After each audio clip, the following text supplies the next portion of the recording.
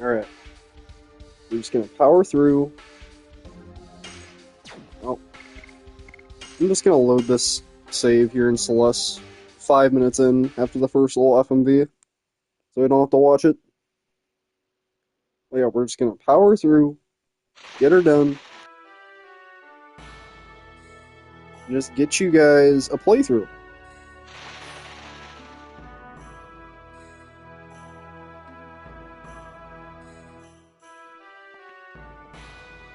This is like a 16-hour game, divided up into 4 parts. Ideally, every part is 4 hours. We'll see if it actually works out like that. So, basically, the first part here will end when we beat Disc 1. I might go a little bit further after, but we'll see. I need to grab all the fucking Stardust. I was trying to do this last night, and something happened where I had to reset the run. I think I ran the Phoenix Downs or Potions or something. Didn't really have a save.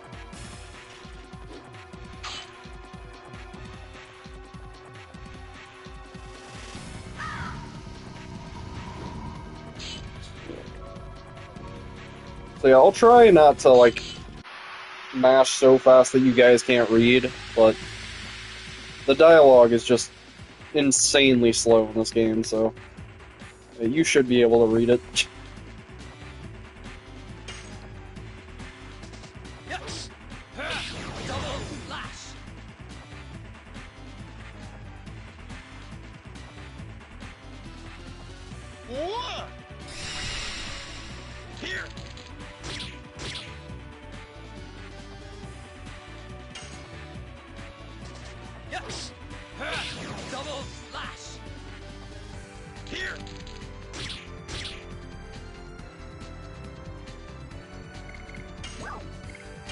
This time will be the last time.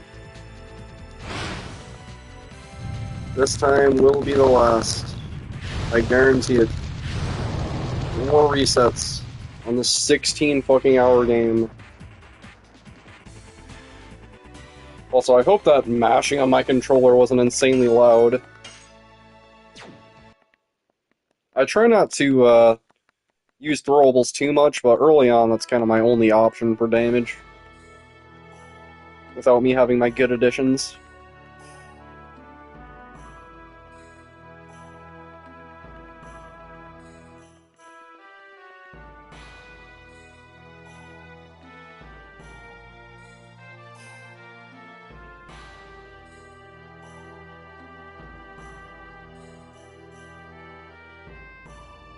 Yeah, we need to grab all 50 Stardust to fight the hardest boss. One right here. There's 6 of them in the town right after Helena.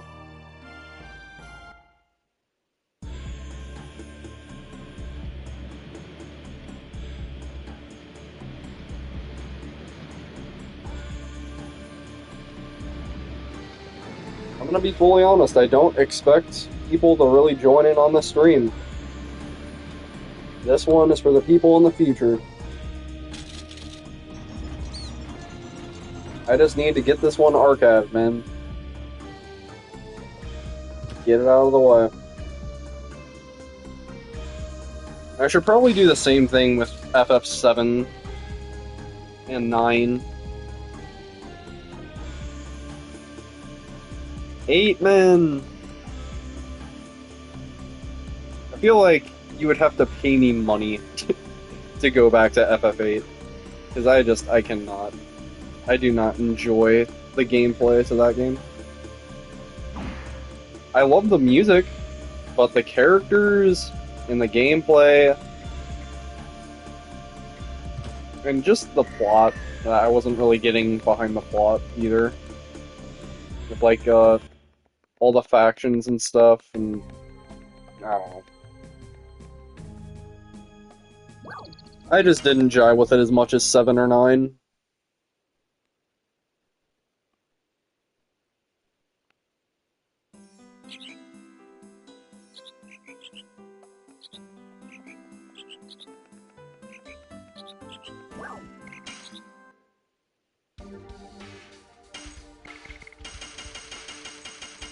buy all the charm potions. All the charm potions.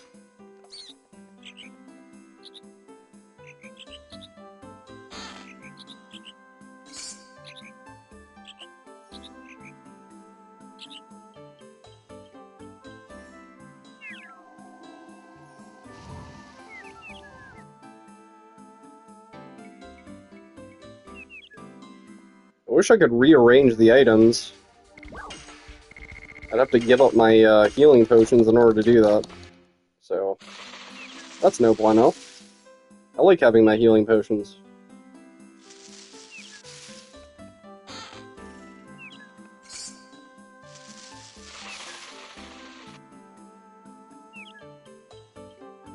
Why am I moving so slowly?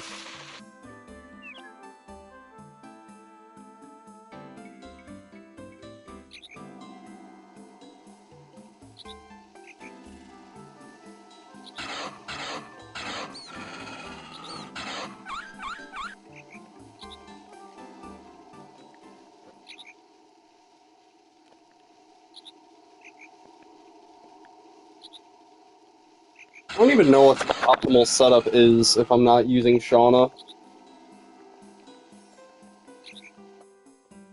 Albert is really good with Gust of Wind Dance, but his magic defense is trash, and he's also really slow.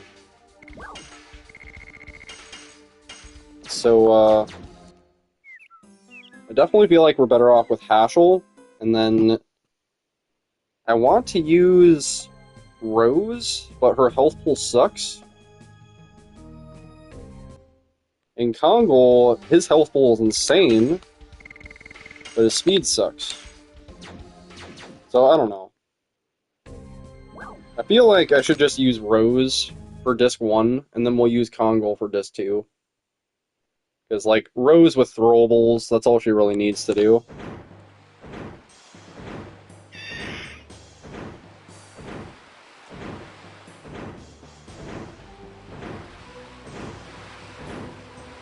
Like, Rose actually does more damage than Shauna with throwables. Without... Like, because she gets in the party at level 8, and Shauna is just going to be, like, level 5 after the cavern.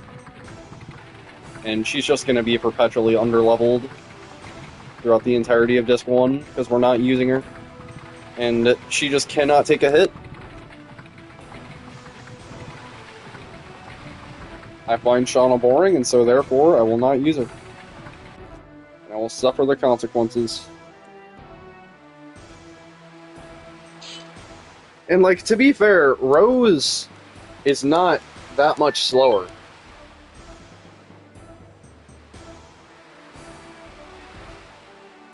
Later on, in, like, Disc 3 and 4, that's where it starts to be noticeable, but for Disc 1 and 2, not really.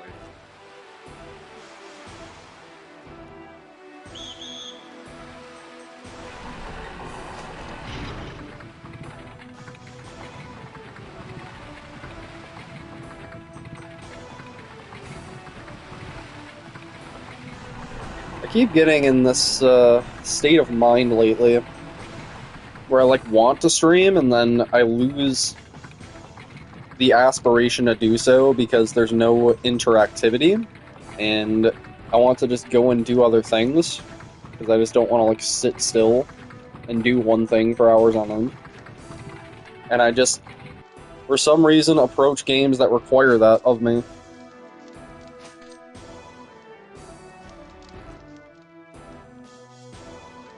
And, like, when I take breaks, I don't want to just, like, take a 5-minute break. I want to just, like, fucking go outside. You know, and, like, live life a little.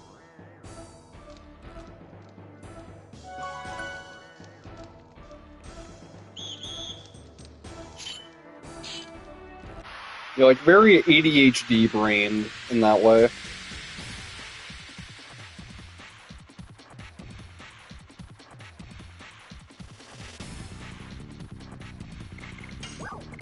I love this strat. I feel like Charm Potion should restore your health in battle. Or whatever. Making minor enemies not care about you for 3 turns is good enough. Double slash.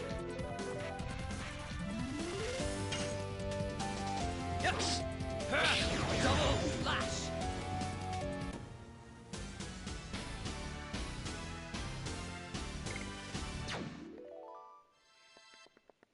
It is definitely a very slow game. That is for sure. Very, very slow.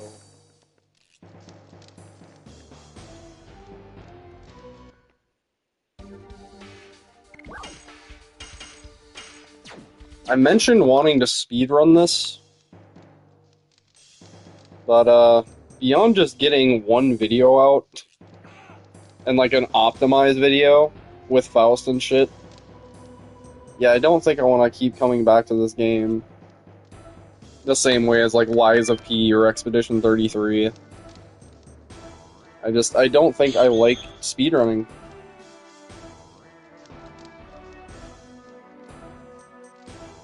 Bitch.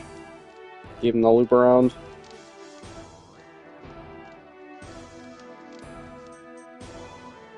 Like, it's ironic, I like no damage a lot more than speedrunning. I was messing around with that with Lies of P earlier. Man, NPCs be the bane of my existence in every Souls game. I've yet to get one run past Donkey.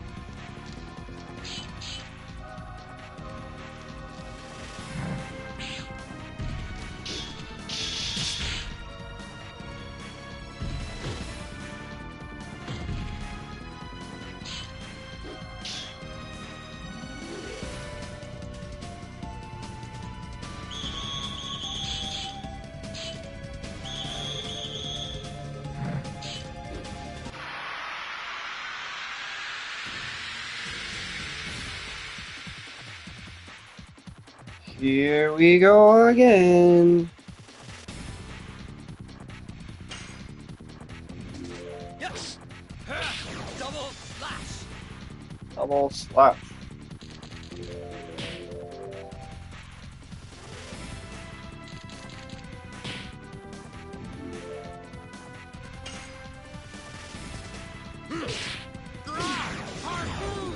I feel like if I was the type of player to still play mobile games, like Marvel Contest of Champions, or Clash of Clans, or Balloons Tower Defense, or something like that, I would actually do that in the middle of this. Like, while just waiting for my fucking turn, I just do my AQ fights. And I actually think that I could do them in, like, under a minute. Waiting for my next fucking turn. That's how slow this shit is. Not really, that's just the way it feels.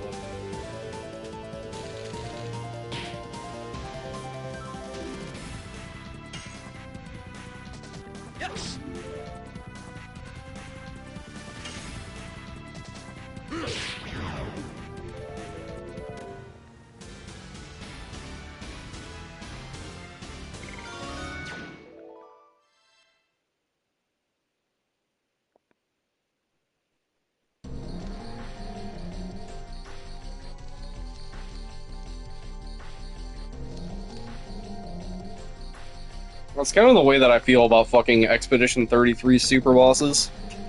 It's just that in a nutshell. Like, the character's already dead and you're just like doing your AQ fight, waiting for your next turn. Don't mind me, I'm just spending my energy. Oh, it's my turn now? Okay. I get to play.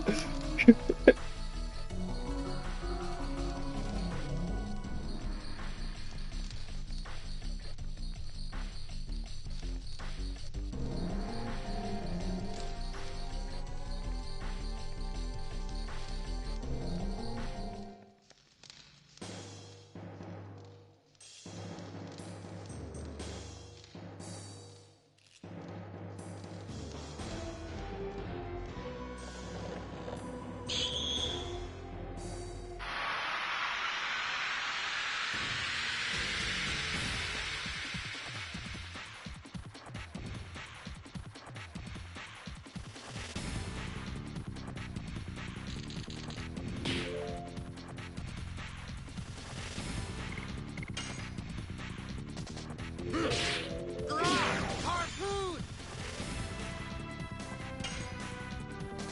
Yes! Double slash!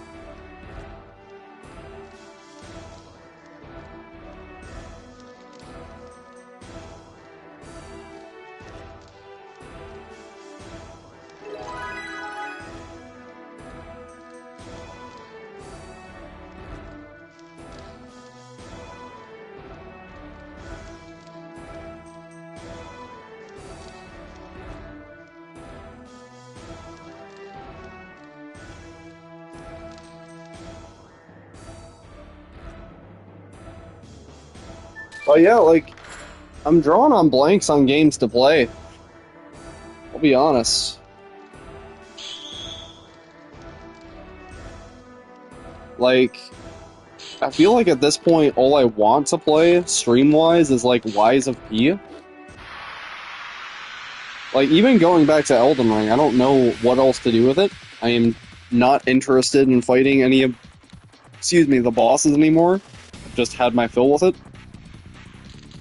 And, like, I feel like the combat itself is just not engaging enough. It's basically just Dark Souls 3, but, yeah, I guess the Ash of Wars are more fleshed out, and, like, you have more tools, and, I don't know, like, magic is more fleshed out. Like, I don't want to say, like, it's exactly the same as Dark Souls 3, but I do feel like it's a little bit too similar to Dark Souls, and I'm just bored of FromSoft's stagnation, I guess you could call it. You know, like, compared to, like, Bloodborne and Sekiro, that's why Wise of P is kind of my favorite one, is it combines both of those in a way that feels very awesome and unique. And it also never gets old, it stays engaging every time. Double slash! But yeah, like, I just don't know.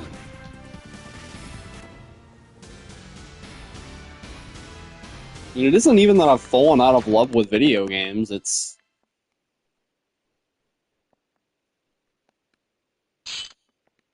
What is it?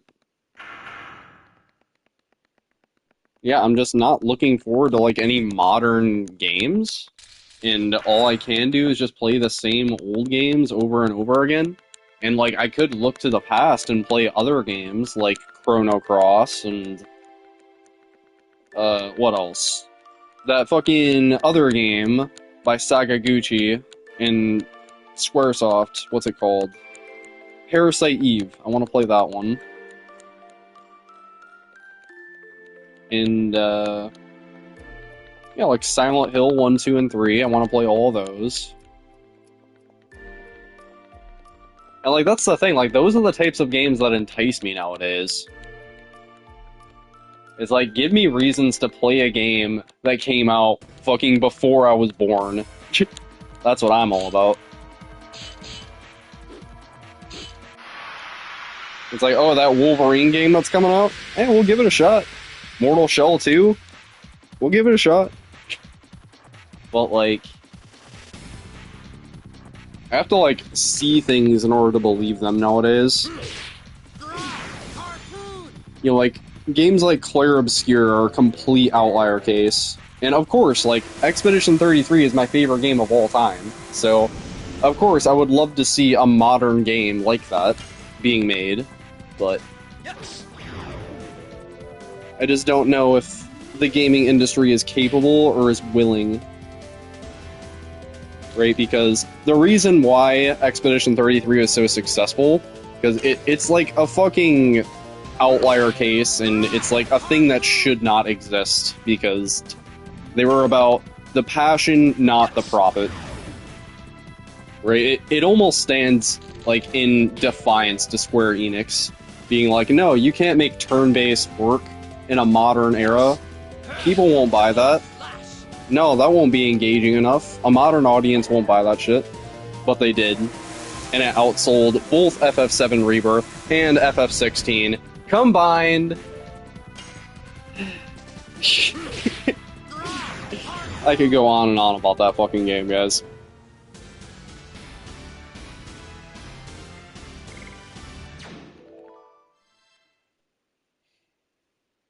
But, yeah, I think it's rare for that to actually happen.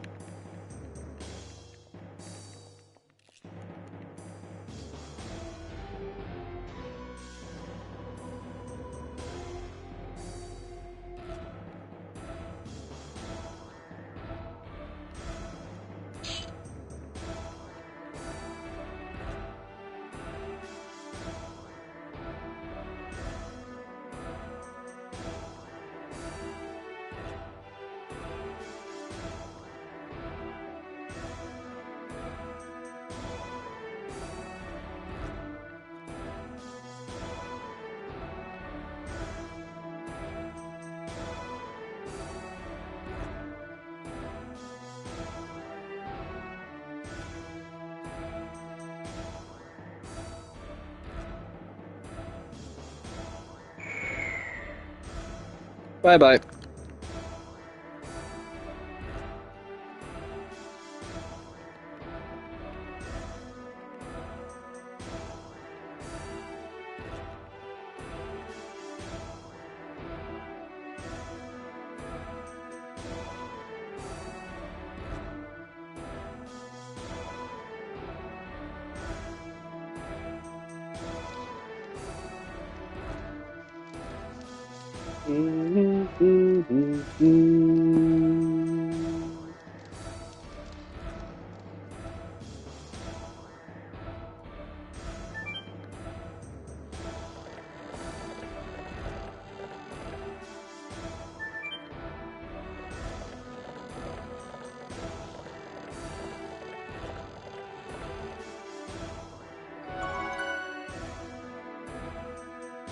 I'm gonna grab this money right down here.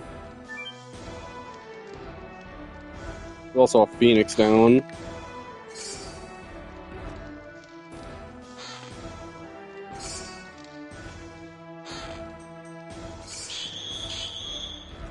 Don't care. Fuck you.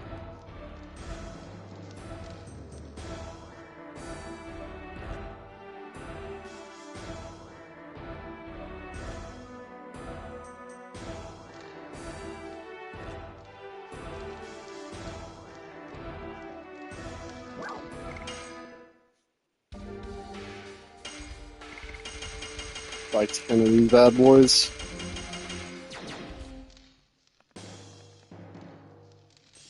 As we'll give Shauna that armor.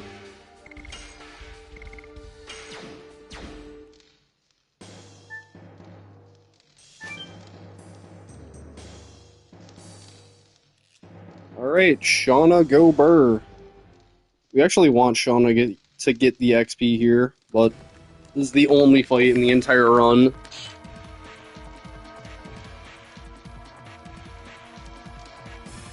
She speeds up the next fight exponentially if she has this next level.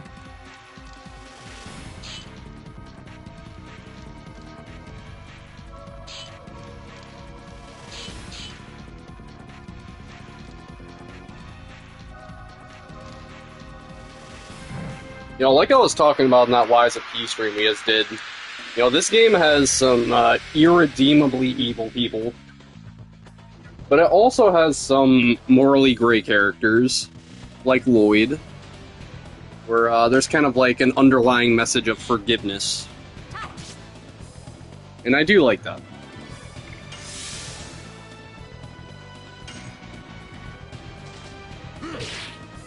Because, like, when you really think about Lloyd's intentions and how he was kind of just manipulated,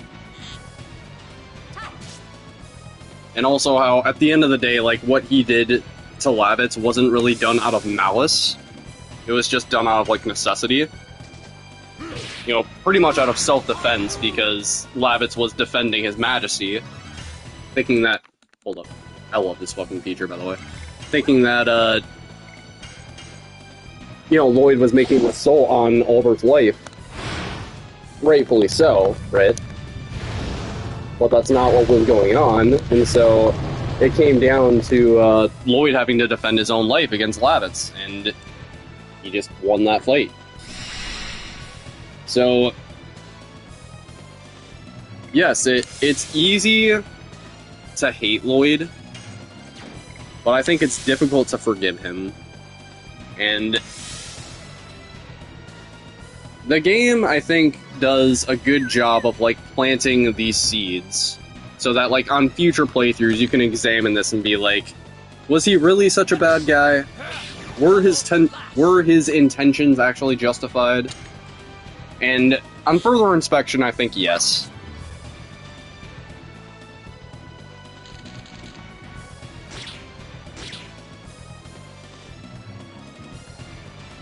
You know, compared to, like, Renoir from Expedition 33, I still don't feel that way about. Again, you can feel the inspiration there, but I do not feel that way about Renoir. Because, again, like, the only version of Renoir that we see is a father that willingly inflicted trauma onto his own daughter by killing a brother figure to her.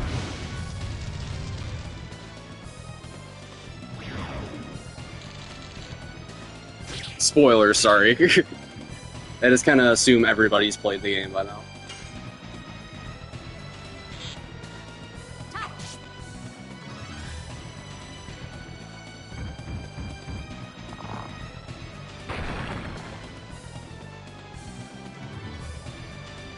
But, I don't know. I need more information on Renoir to really forgive him. Because on all these playthroughs, I still have not seen those seeds that I'm talking about.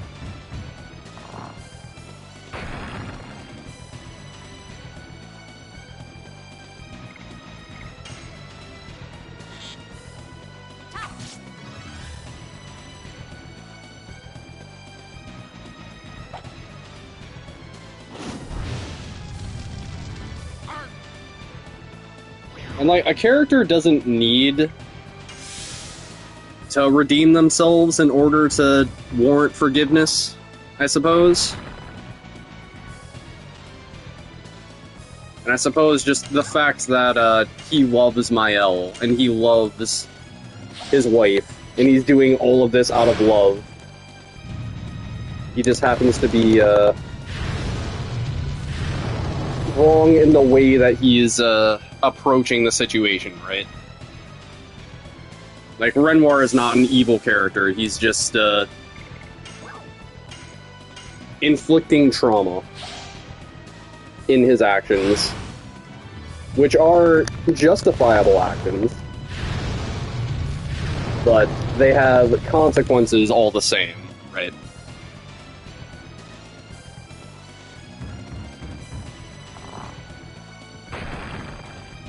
So I don't know. Maybe when analyzing all of that aloud, it is not incredibly difficult to forgive Renoir.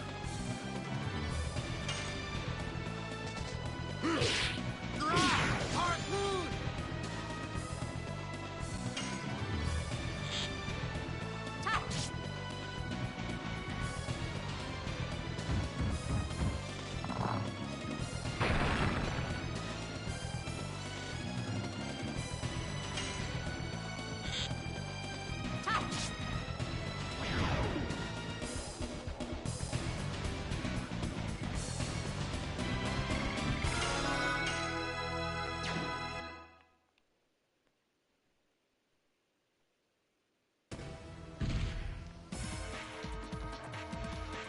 I'm just saying, like,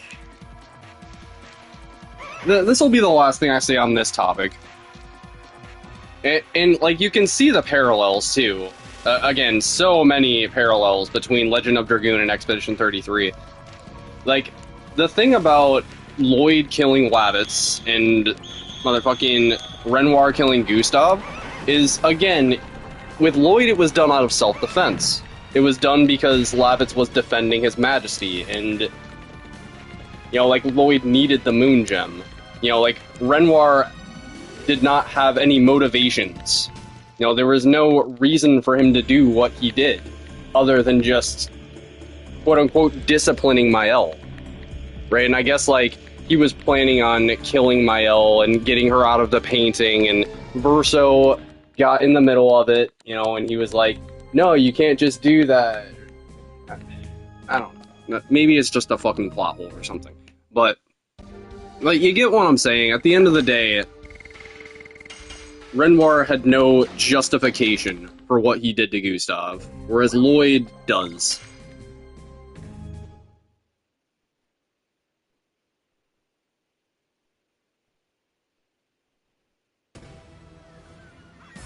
That's the difference.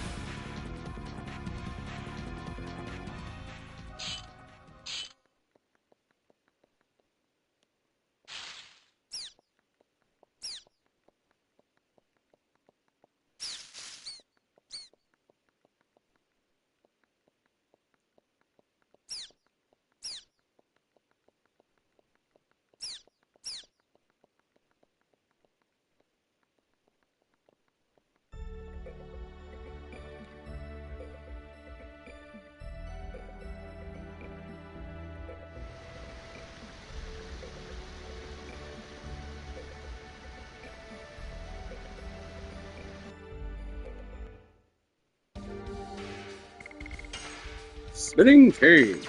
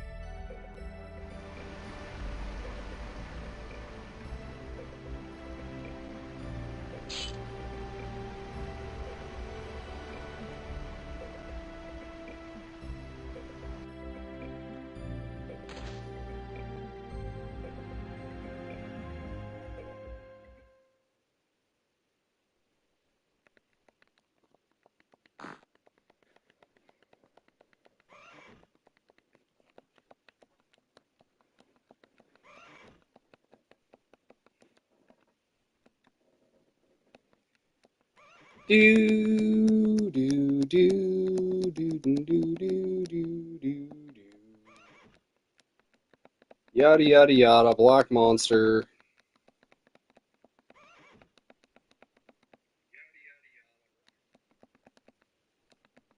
Anyway, how's it going, YouTube? Sorry that I've had to do this stream over like 5 million times, but this time for sure, I'm just going to do a no reset run and just take all of the knowledge that I've accrued up to this point and just put a video out, finally. And, yeah, the idea here is to set up for Faust. I don't know exactly what party I want to use, but, we need to grab all the Stardust, and definitely want to set up my additions.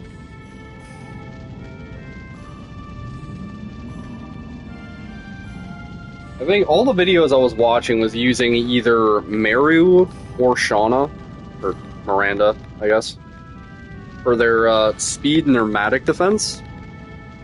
But we can work around the speed with the Bandit's Ring, and we can work around the magic defense with the legendary cask armor.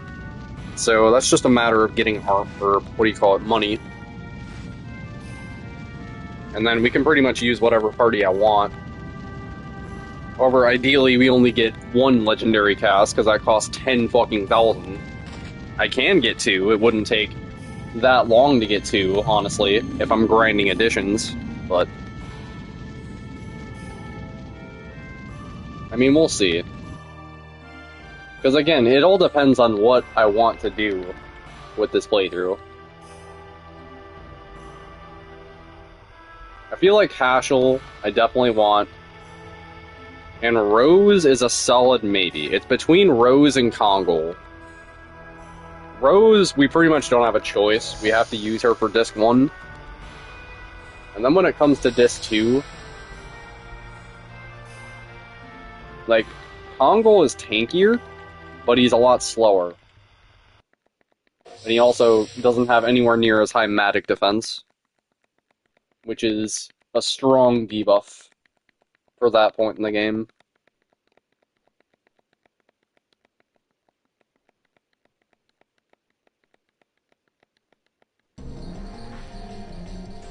However, Kongol doesn't take very long to get his max addition, so... yeah, maybe that's the play, honestly. We just go Haschel Kongol.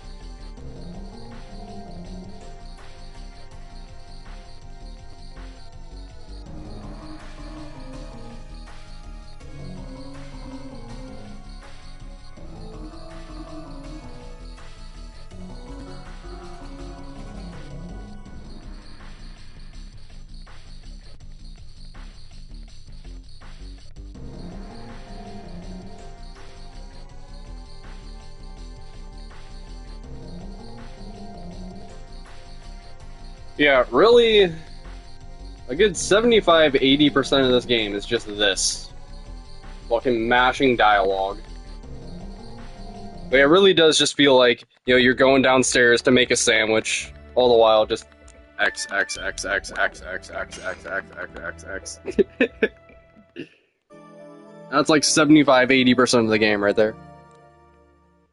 That's not just like this game, that's JRPGs in general, right?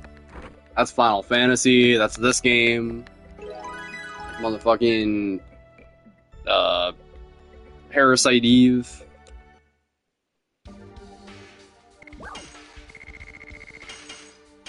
And still, I would much rather do this than be stuck with unskippable cutscenes like Final Fantasy X.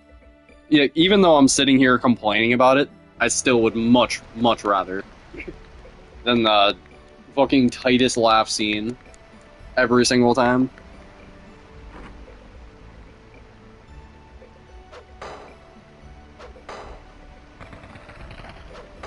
You know, like, I kind of like having to make up their voices in my own head, especially with Rose. You know, like Rose has like a kind of like deep, seductive kind of milfy voice, I guess you could say, in my head. And like I feel like that's kind of the vibe they're going for, but you know, like they could try to do it in some kind of different way that I wouldn't be about. And I like having that image in my head, you know? So that's the beauty about old games like this. Same deal with like Final Fantasy IX. I have no idea how Quina sounds, but I like leaving that up to interpretation. Unfortunately, because of Kingdom Hearts 2, they kind of spoiled how Vivi sounds. But I can kind of just not count that as canon, I guess.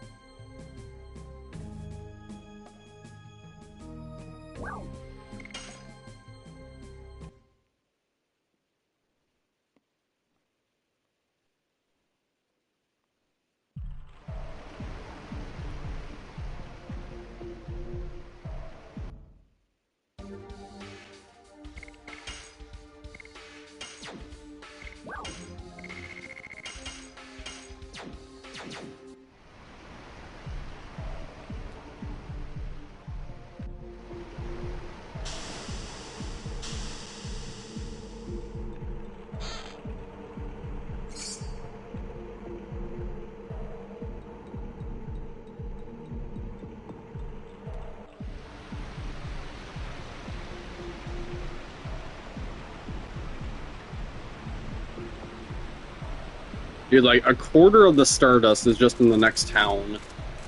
It's insane. There's, I believe, 6 out of 50 in the next town. Okay, that's not a quarter, but... That's insane.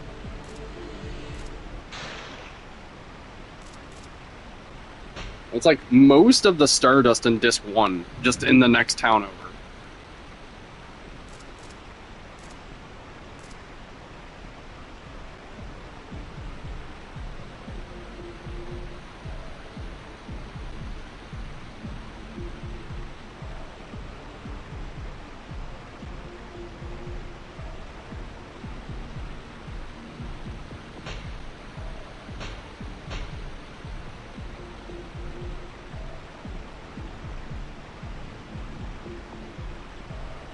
You know, like, I'm imagining a remake of that exact scene right there between Dart and Lavitz. You know, and, like, it especially hitting harder after knowing what happens. You know, it's like, it'll be a long relationship we'll have. And then they kind of just, like, hug like bros. You know, establish that deeper bond. And then it hits even harder when Lavitz goes back to his house. And he explains all the reasons why he became a knight. Again, this game gets so much better on a second playthrough. Those are my favorite types of games. And movies and stories. Ones where you just notice more things about it.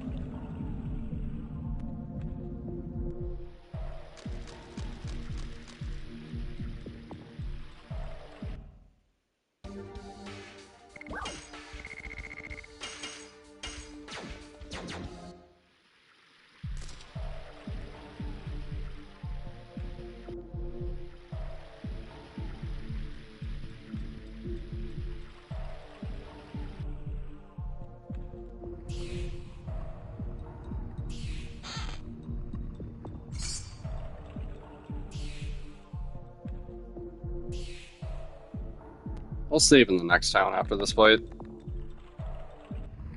We need to go to that inn anyway.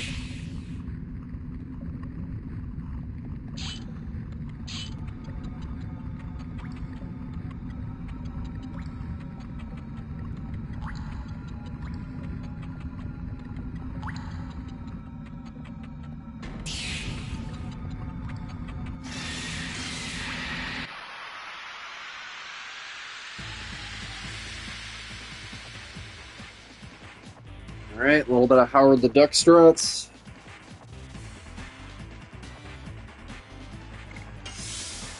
It's the second Marvel Contest of Champions reference that I made this stream. Remember when that game used to be good, guys? You guys probably don't even know the game I'm talking about.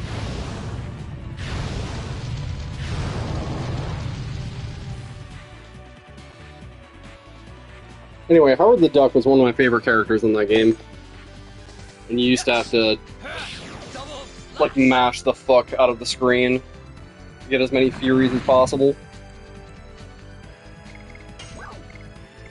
And all my friends thought I was insane, because I would just mash the fuck out of the phone screen. But it was optimal. There's some fucking carryover for that useless skill using Howard the Duck in Marvel Contest of Champions. Love to see it.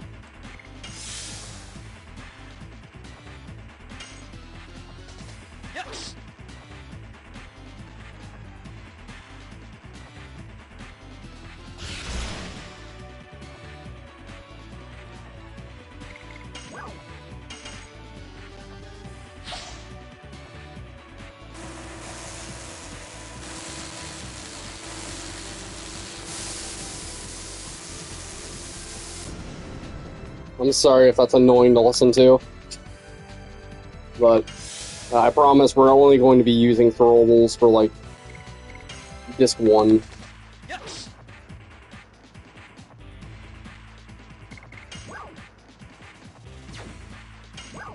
I used one more.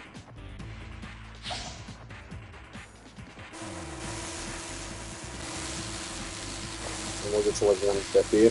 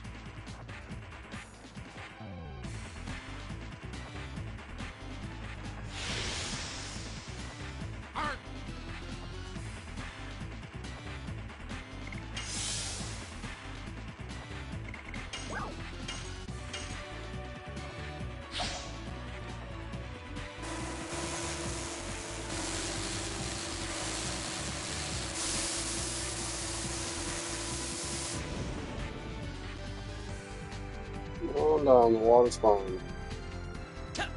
Ah, fuck.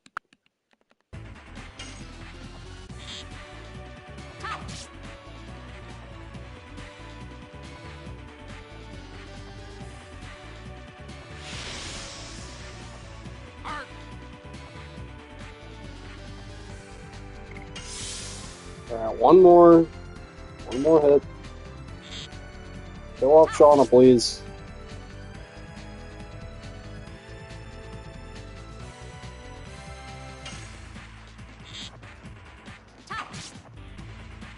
Shauna is very fast.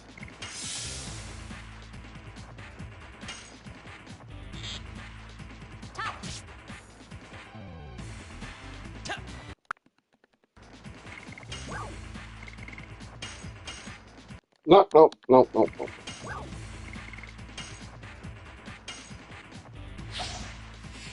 Wait, what the fuck? That was Lavitz's turn. I thought that was Shauna's turn.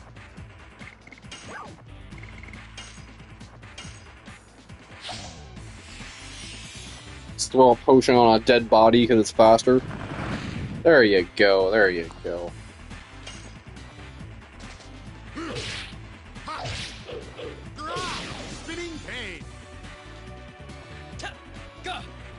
Yeah, honestly, the hard part in a lot of these fights is killing off characters in an optimal way. Sometimes bosses just will not allow that.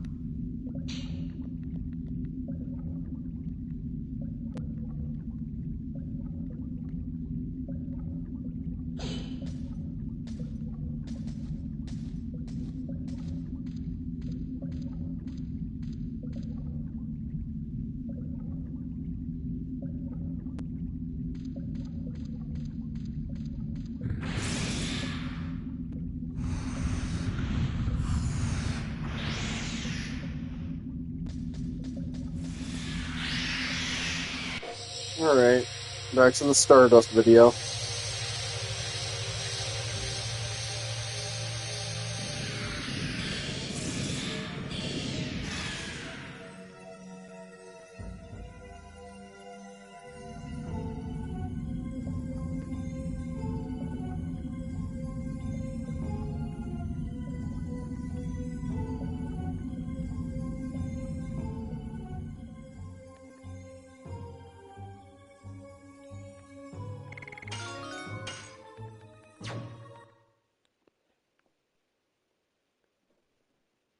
So yeah, this next town is gonna take a while, because there's a lot of shit to do here.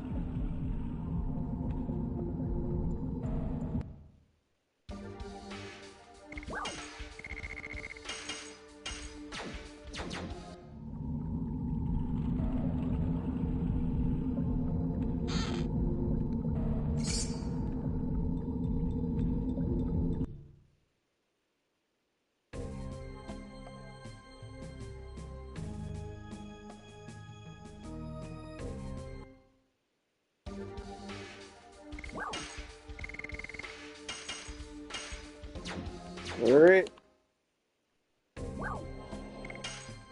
Strap in, folks.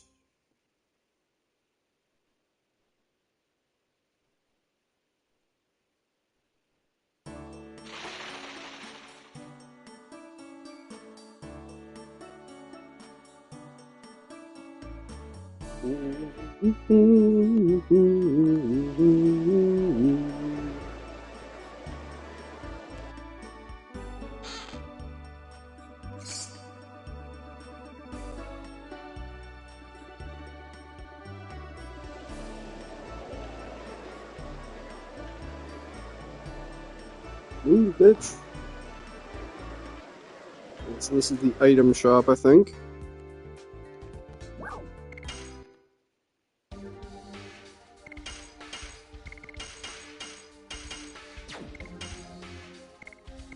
Got enough potions.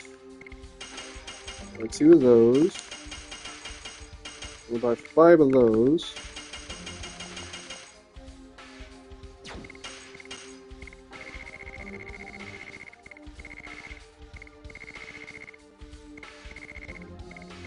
I definitely need more churn pots. Too many spark nets. I don't need that many. I only need, what is it, 3?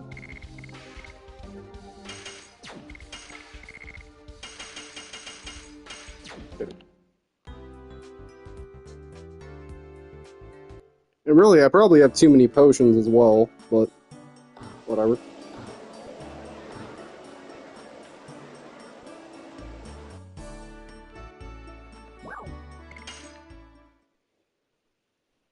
We'll make the first save right here. Just in case something happens to the stream. Or, I don't know. Something comes up. I will commit to this playthrough. Boom.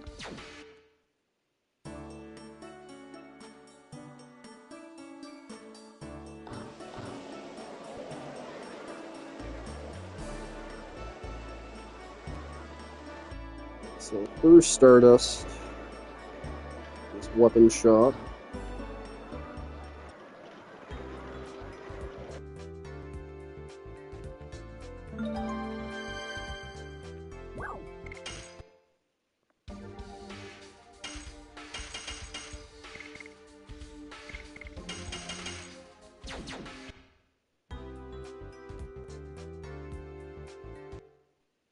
We got one in this well. I believe we're going the wrong way for the well.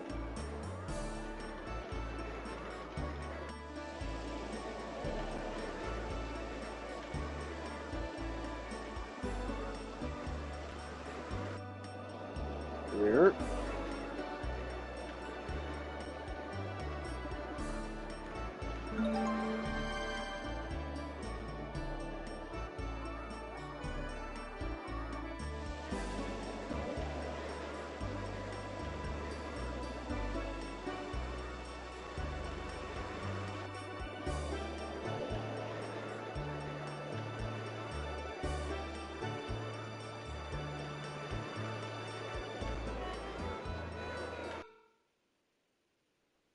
Gotta love the music for this game, man.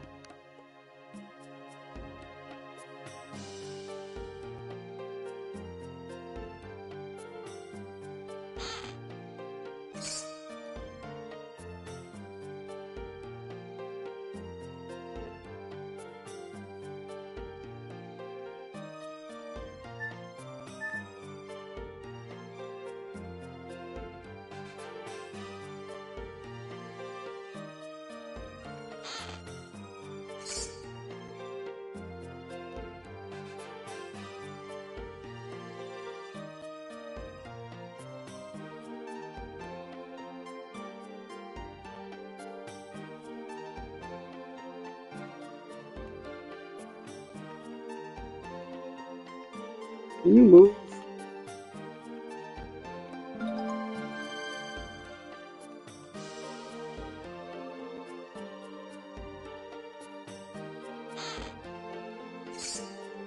Oh shit, that's a lot of money. That is a lot of money.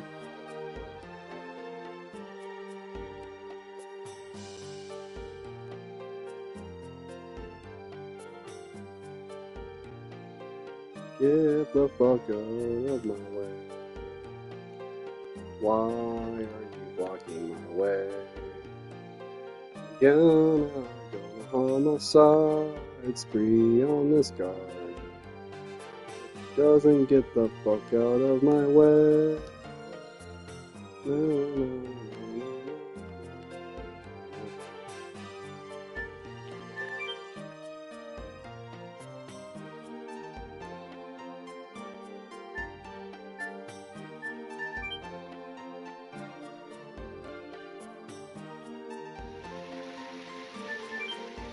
Here, we had to do that.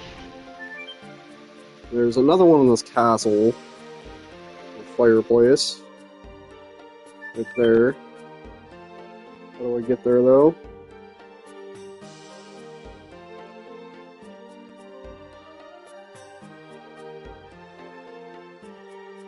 There we are.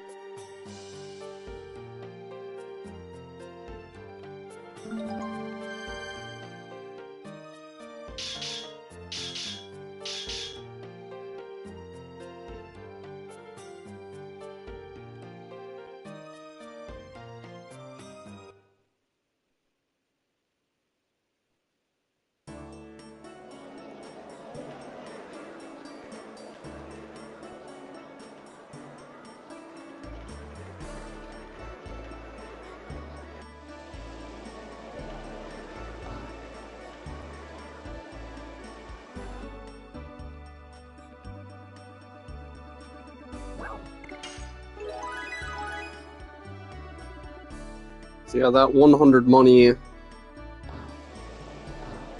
really want to pick that up for that. Gonna break even by doing that.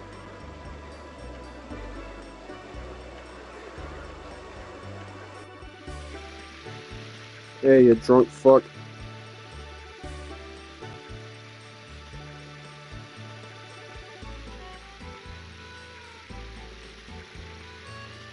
Dude, this is the dumbest. It's the longest boat ride ever. Just for one Stardust. Like, I could probably go and make a sandwich, unironically, in the time it takes this boat ride to happen. And I might just fucking do that. Low-key. I'm not even joking, it's like 2 minutes.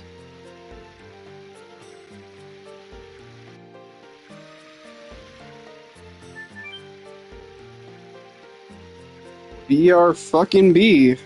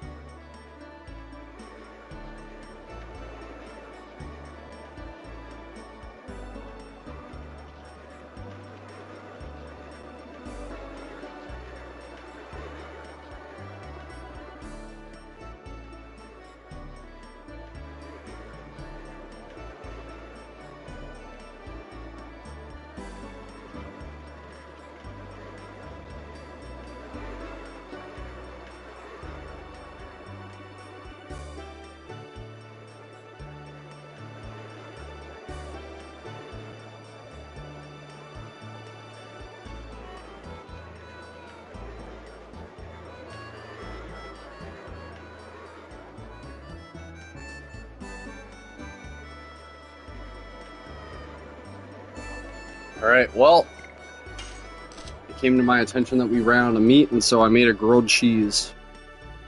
Sorry.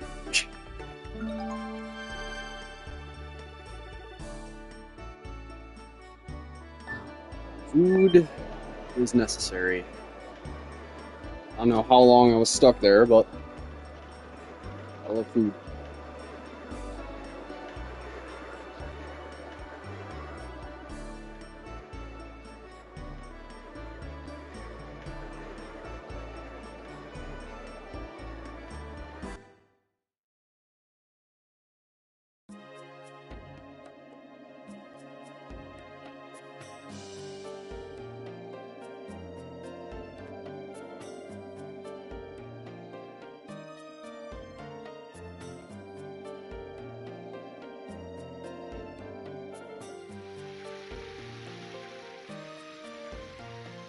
Now, why couldn't we just take that away the first time? God damn it.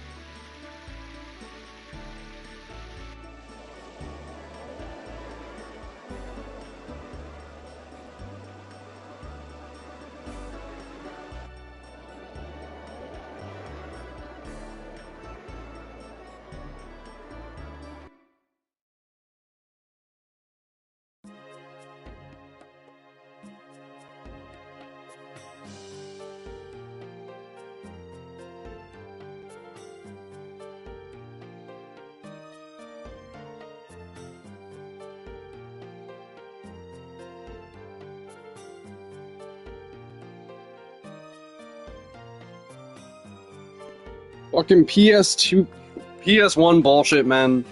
I see the green arrow and I'm like, oh, so it's from this angle. Nope. Just PS1 bullshit, man.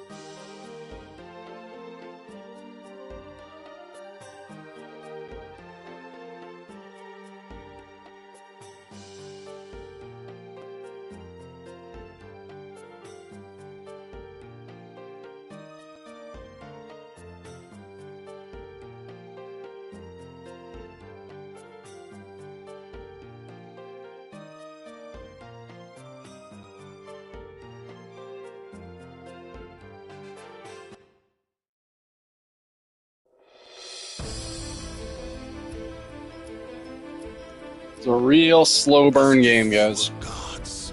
Winglies ruled over all living creatures and used them as slaves. The enslaved suffered a terrible domination and injustice. Their anger turned to a flame of fury. Then a gust of wind blew throughout the lands, spreading the flame to a blazing fire. The wind was Emperor Diaz.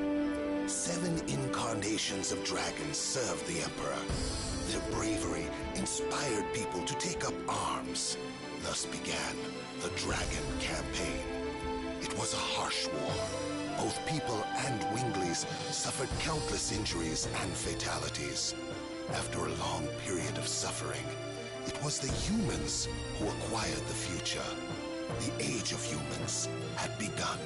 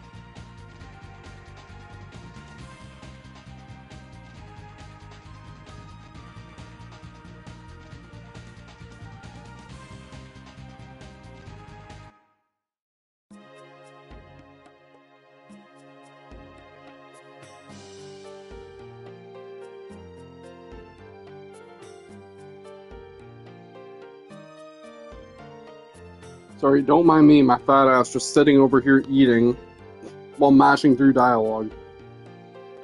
Sorry, I figured you guys weren't missing much, just story shit.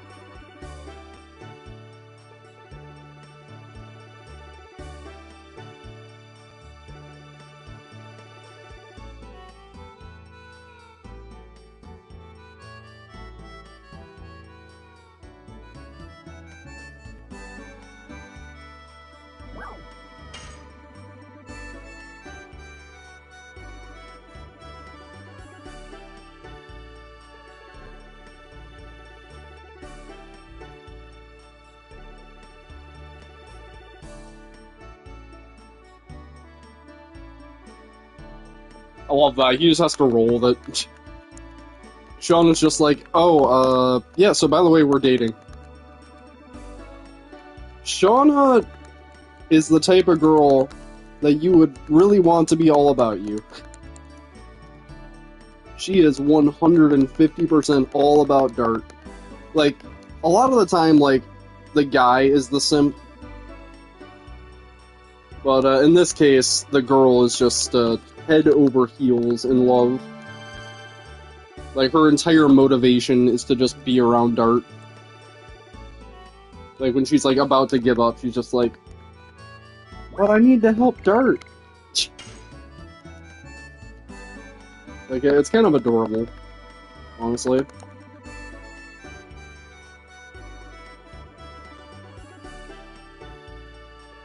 And, like, I can't explain why it's adorable when it's a girl, whereas, like, if it's a guy, it's like, you need to get your shit together. Because it's like, you can tell that she's just kind of, like, they show you how their relationship evolves over time, right? And, like, Dart is just this, like, protector for her. And she kind of, like, develops this, like, Florence Nightingale syndrome, or, that's the wrong word. Well, what's the word for when you, like, fall for somebody who's, like, protected you?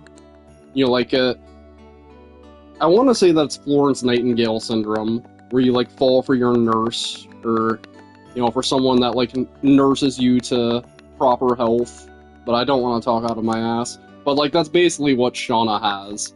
Because, like, Dart's always been there for her, to protect her. Except for, like, what just happened in Celeste. But here he is. Like, better late than never, right? So, you know, like, in Dart's eyes, that's just his baby sister, but in Shauna's eyes, that's her fucking Prince Charming. So it is really adorable. Because, like, eventually Dart learns to, love her as well. And, like, that's not to say he doesn't love her, it's just he loves her like a sister. Until eventually he realizes how much she loves him. And that awakening moment is, it's really nice to see. It's the kind of love story that evolves naturally and it feels genuine. Not, like, forced at all. Anyway, do a double check on the star, whatever you call it. 7, I think that's it. I need to go to the bathroom. BRB.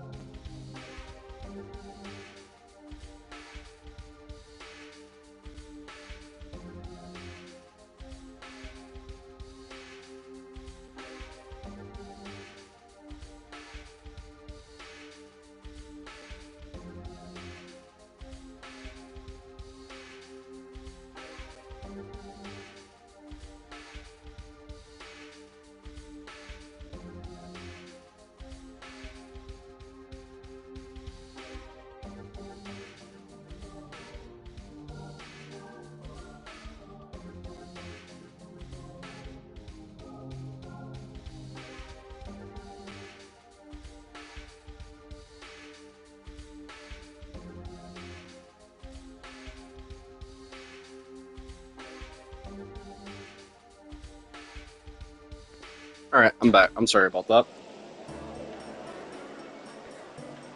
We got 7 Stardust.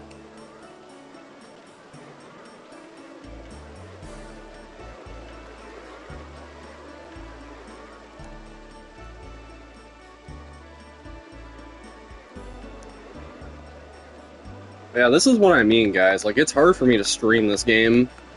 Because I always gotta go and, like, do other shit.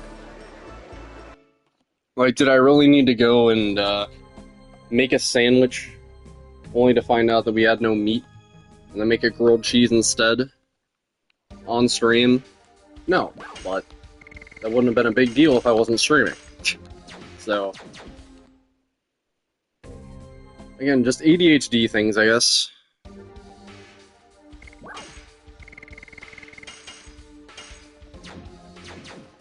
I'll try to keep those,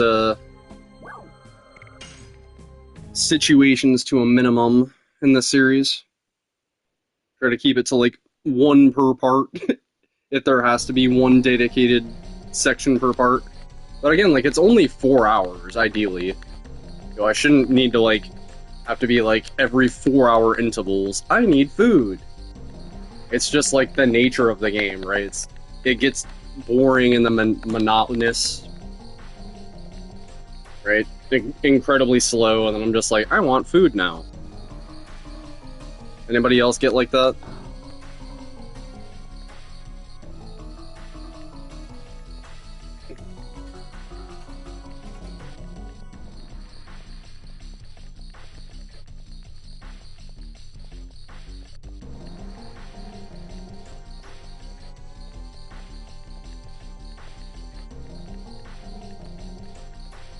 And it's like, on the one hand, I like that there's a game like that I can just kind of chill and just fucking have a day. You know, kind of like having a Lord of the Rings marathon or a Star Wars marathon. Aw, I accidentally told Shauna that her cooking sucks. Oh well. But yeah, like, it's kind of like that, you know, just sitting down and just watching, like, a great series of movies over the course of an entire day. Only, like, in the form of a video game. This is definitely my favorite one. Like, out of that whole PS1 era of Final Fantasy games. It's really hard to say, though, between this one and FF9. Gameplay-wise, this. Story-wise, character-wise, music-wise, 9. And, like, those really are all the aspects that I care about the most in this type of game. But the addition system is just so fucking cutting edge. Like, even aside from the fact that it's a turn-based game, it's incredibly immersive. And so, in that way, you know, this game is light years ahead of every Final Fantasy. I feel like.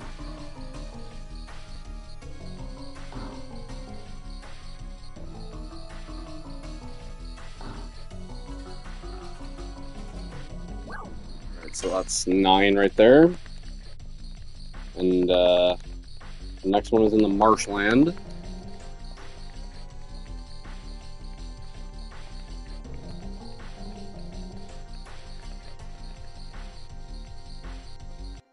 Alright, so everybody's got...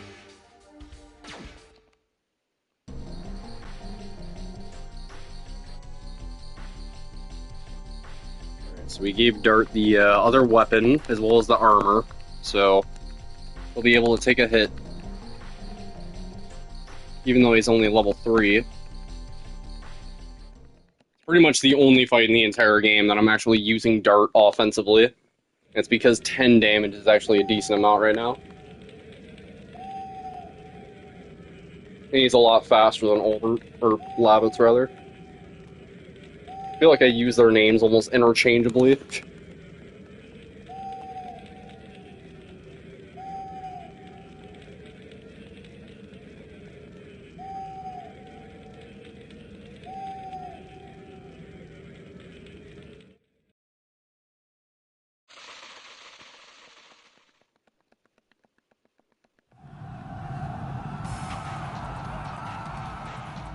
The enemy is coming! The enemy is coming!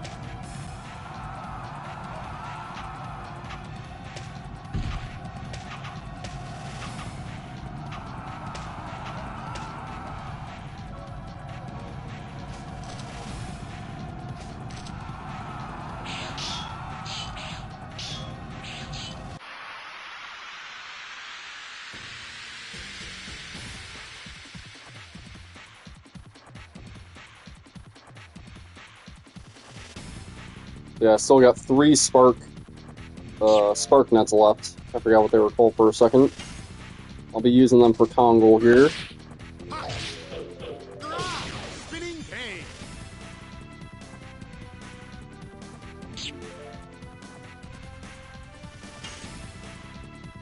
I did not get, Double slash. what do you call it? Rod Typhoon. That's a problem.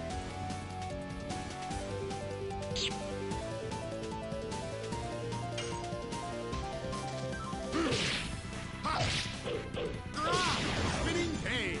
Spinning Cane does like half the amount of Rod Typhoon. Double slash. At least we have Dart.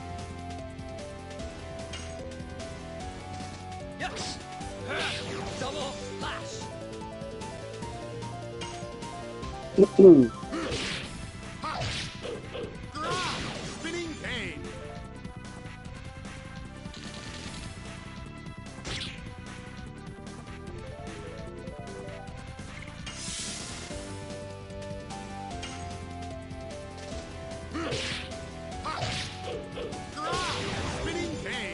Spinning Cane.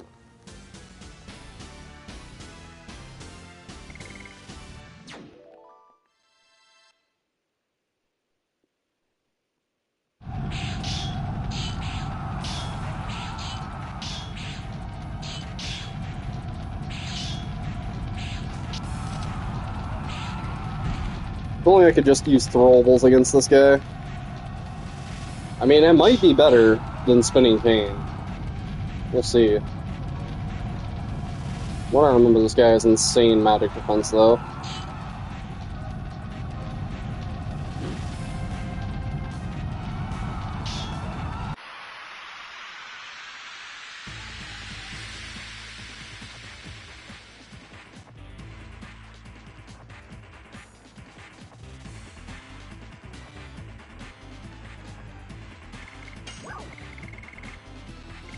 Spear Frost.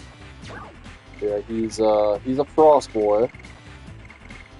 We'll try Spark Nuts.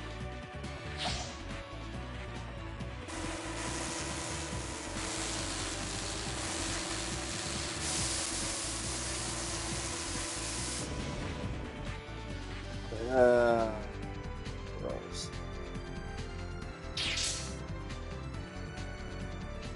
It does like ever so slightly more than Rod Typhoon. And like, unfortunately, it is enough to warrant going for right now, for that reason. I can just use Spear Frost for Kongol.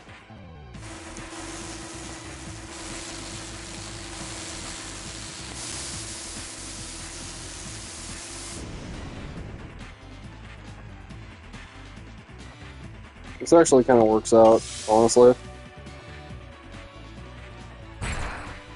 Like, we are doing more than Rod Typhoon. I think. Or maybe we do 30 with Rod Typhoon, I forget.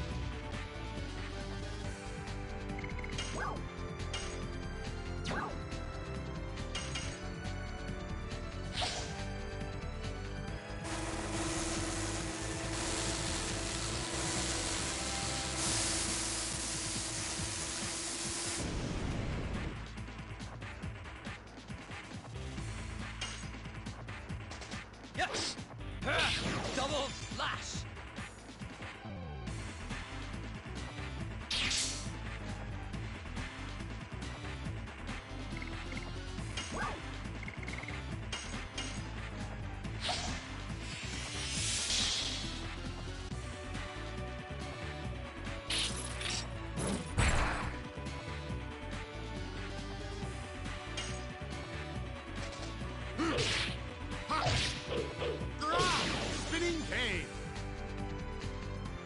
all of those throwables that I used. And that's the damage. You're doing like 5 fucking more. That is how weak Lavitz's magic stat is. Spinning cane.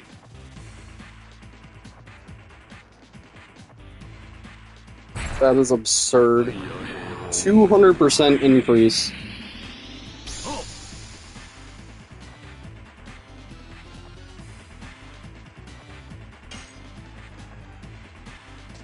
Yes. Yes. Rewind sound, motherfucker. Double slash.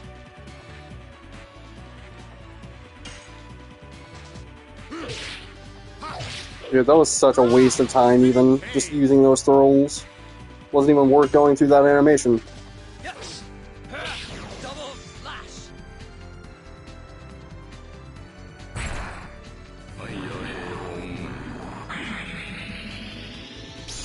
And it's also a fact of he just has insane magic defense. Pongal is not the case. He actually takes like 60, 70 damage to throwables.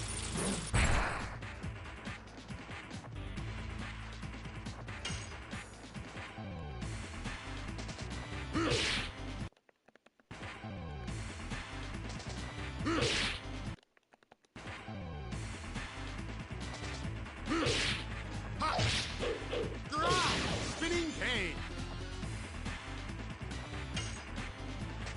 Yes. Double slash.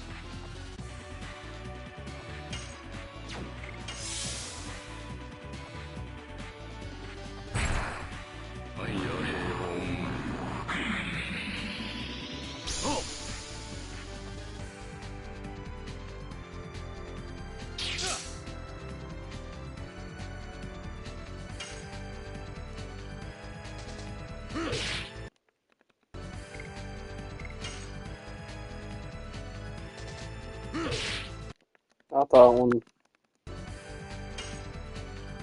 Okay. Spinning cane. Yes. Double slash. Alright, all turned out alright. Spinning cane. G fucking G. How are you alive?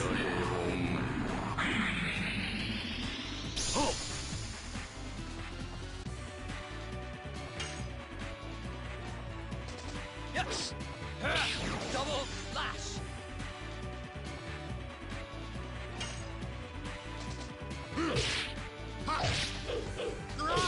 Spinning cane. There you go.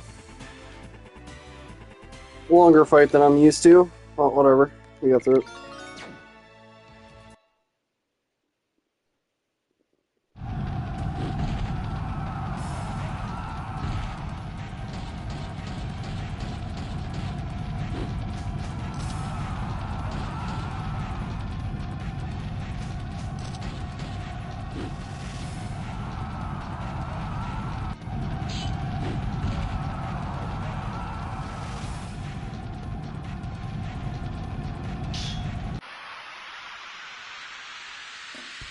Alright, is Dart gonna get turn 1 fucked?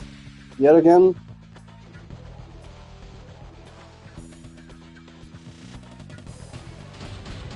Yep, he always does. He always does.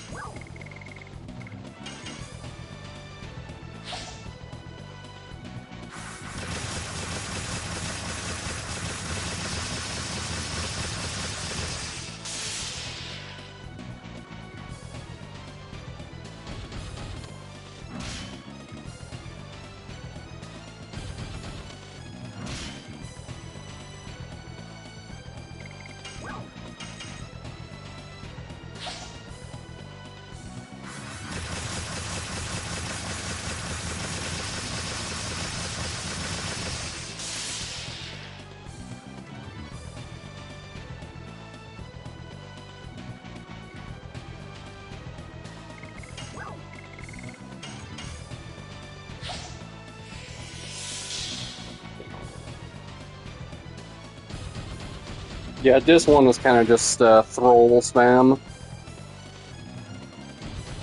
Run gets a lot more interesting in this too, because we get Hashel.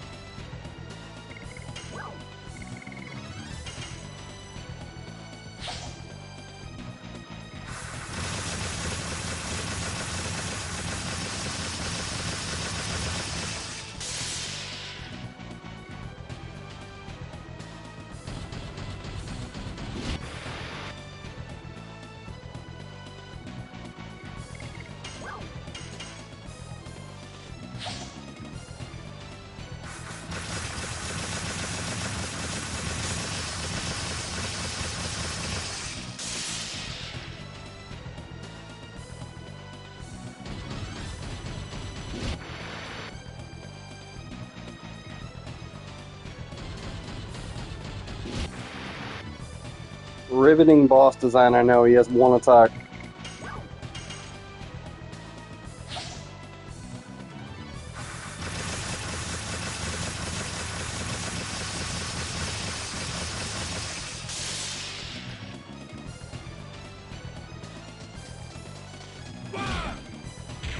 Easy peasy.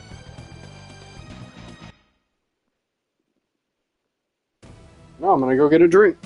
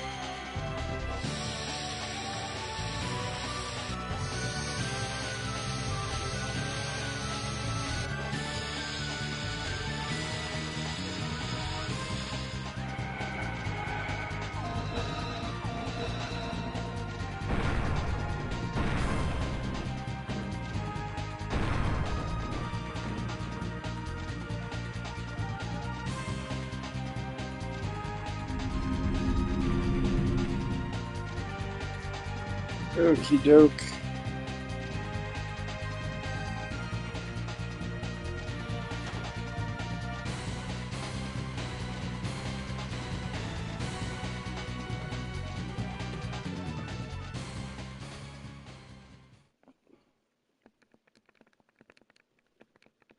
So, what is the limit to how long you can stream?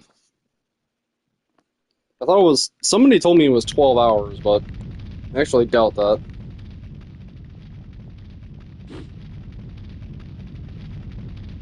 I mean, to be fair, around the 9-hour mark is Disc 3, so we don't need to get that far. But I am wondering if I want to go a little bit far into Disc 2 today on the stream.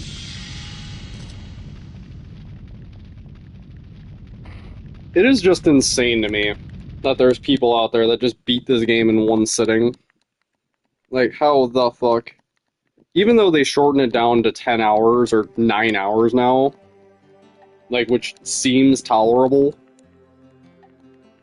like, this game is just a juggernaut of a video game. It was not intended to be beaten in one sitting. That is for sure.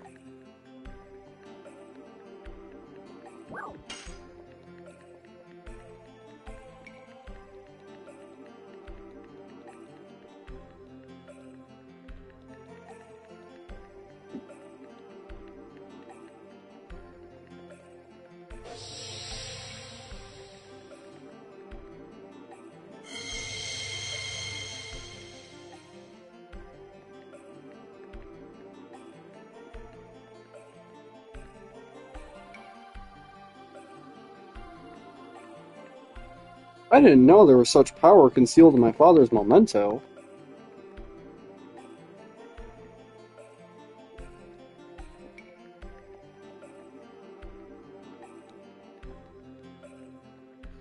I feel bad that I'm not even trying to voice act this shit. And, I don't know, maybe if I was somebody with no shame, I would use AI to voice act this shit. You know, add some kind of third-party app, or like run some kind of mod to do it. Run text-to-speech or some shit, but... Again, like I was talking about, a big part of this game to me, and like the charm to it, is that you have to make up how the characters sound in your own head.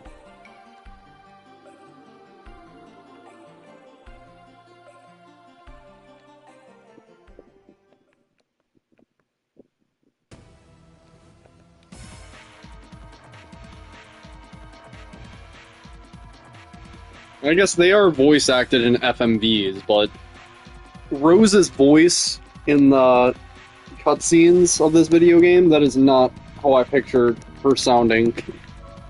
You know, like, just based on her body language and the words that she says and her demeanor.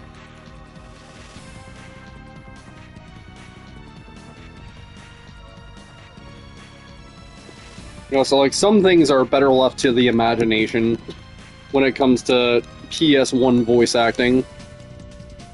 I don't want to say that it's bad on purpose, but like it was a common thing. You know, like you see it in like Silent Hill and Resident Evil 1 and 2. You know, like if voice acting existed in games that old, they generally were not very good. And they weren't even like especially bad either, or like bad on purpose. It was technological limitations.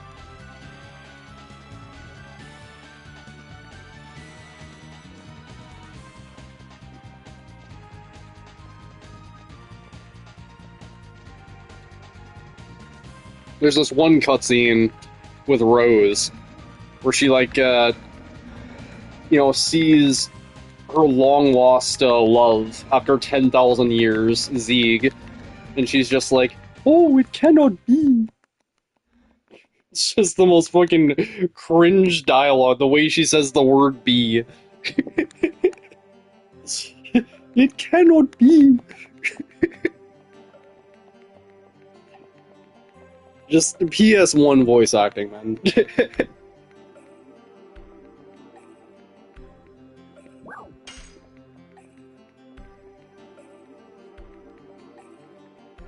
Okay, let me go save right here.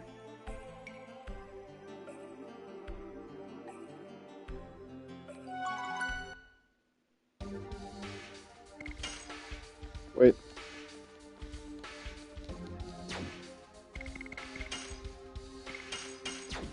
Rose. Rod Typhoon. Power Wisp. Night Shield.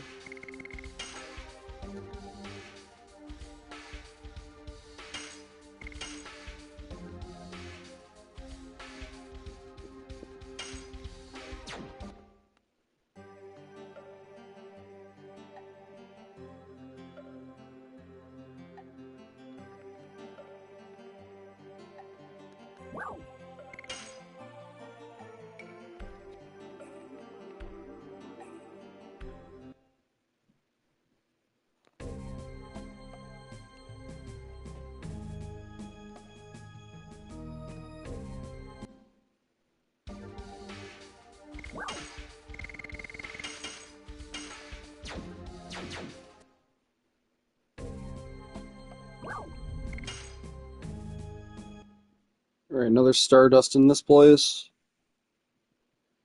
This is gonna take a while, though. Got a lot of these knights to kill.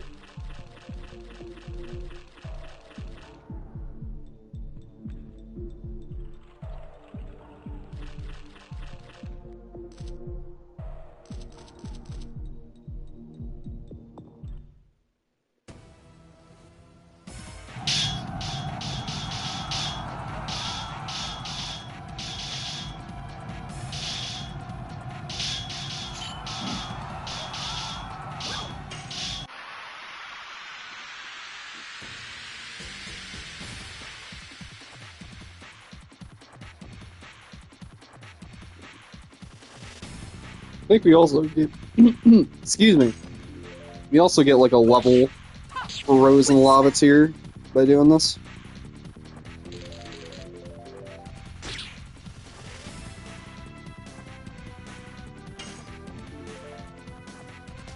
Yes. Double slash.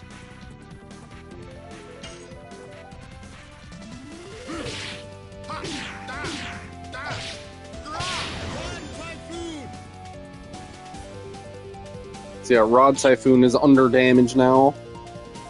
Because we didn't use it 20 times like we were supposed to. But that's okay, because Lavitz is going to get another weapon. Yes. So that'll make up for it. Double slash.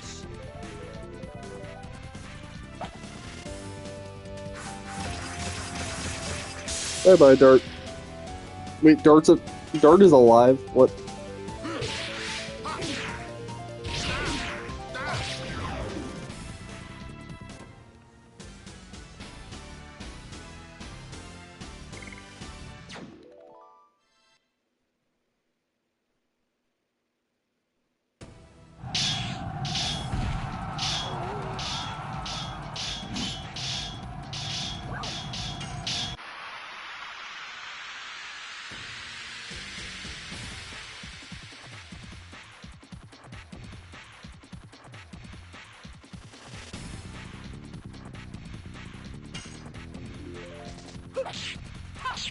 Whip smack.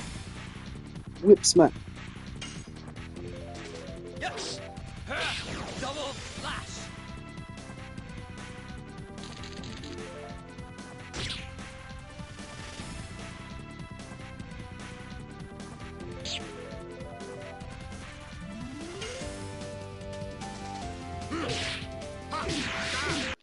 God damn it, I hate this counterattack bullshit. You never know which one's gonna be.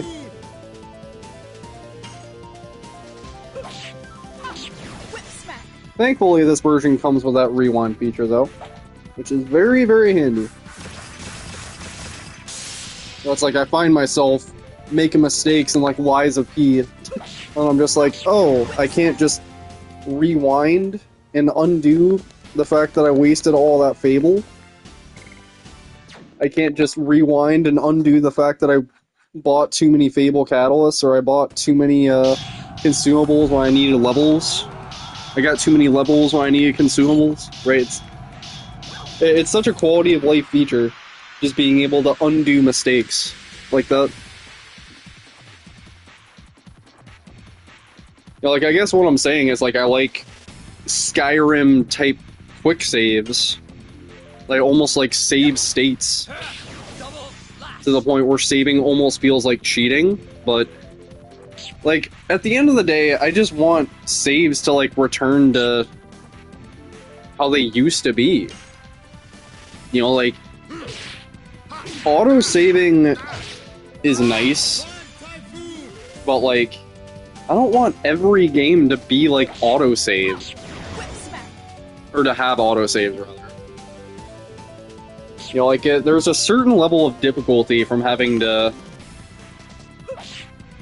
you know, lose a level of progress and having to, like, you know, give a shit about the attempts. Because you know that you're back 40 minutes or an hour, however long it is. Because, like, that's just how long the story takes, right? Or how long that section of the game takes. It's like, people complain about the runbacks in, like, Dark Souls and Bloodborne and stuff like that, but... like, that's the type of shit that I'm asking for, is, like... consequences for fucking dying. For making mistakes and making you have to give a shit, I guess. The way that video games used to be, you know?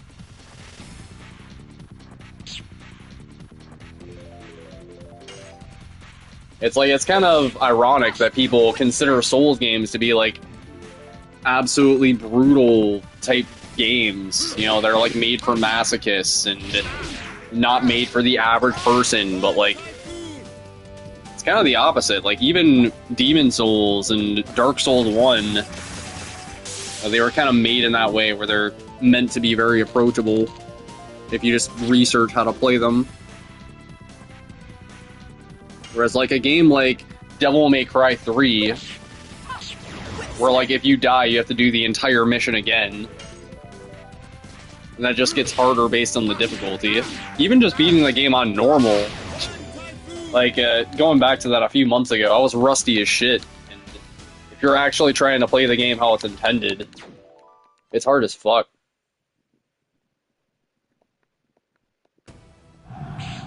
You know, on like Mortal Kombat, yeah, any of you guys ever play like Mortal Kombat 3? You know, trying to beat the Centaur Boy and Shao Kahn.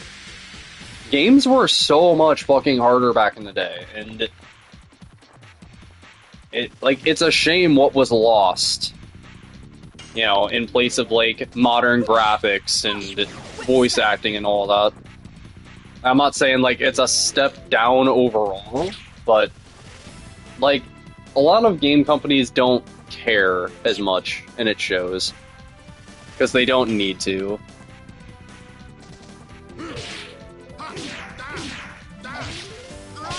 Like, honestly, take Lords of the Fallen as an example. I hate to throw those guys under the bus, because again, I know that they're trying really hard, but, you know, they can kind of just get away with whatever the fuck, just as long as they make their characters look good. You know, as long as they make, like, a good world building, I guess. They make like coherent lore and, you know, like they just make a good Souls game. Because what they advertised was you get to play as a hot female in our Souls game. And so, like, okay, cool, whatever. But like, is that the most enticing thing that you have to say about your game? Like, what about gameplay wise? Do you have anything to say about the bosses or the mechanics or? Because, like, Mortal Shell, you know, like, the whole fucking appeal to that game is the, like, you get rock solid and then you're immune to damage for a while. And, you know, it's like, it's unique in that way. So, yeah, it's just... I really do feel like a lot of companies just cannot be bothered to make games like this anymore. You know what I'm saying? True masterpieces done with passion and love. Because, like, they had to be better back in the day. I feel like. The technological limitations kind of worked to, like, video games' favor. If that makes any sense.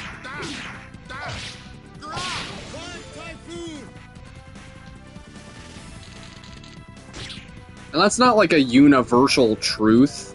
Like, there's... Like, I wouldn't say, like, overall, like, all older games are better. Like, it sounds like such a boomer take, like, hearing that out loud, but... Like, if you grew up in my era, with, like, PS2 and PS3 games, you know, like, before PS4 and PS5, I think you would find it hard to make an argument against it.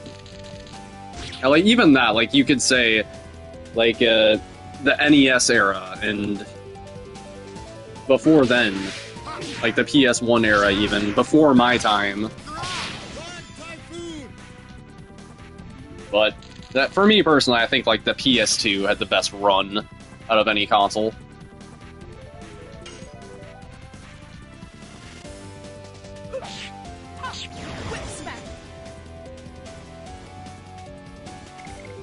Here I am fucking ranting about retro games.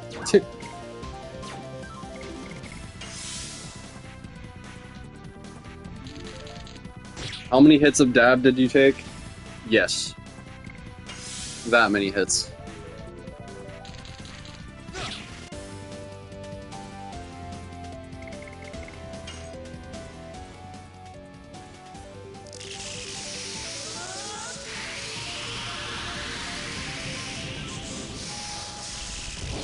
But again, like, we were talking about what games that I'm looking forward to, and even, like, Grand Theft Auto 6, it's like, I don't think it's going to be better than San Andreas.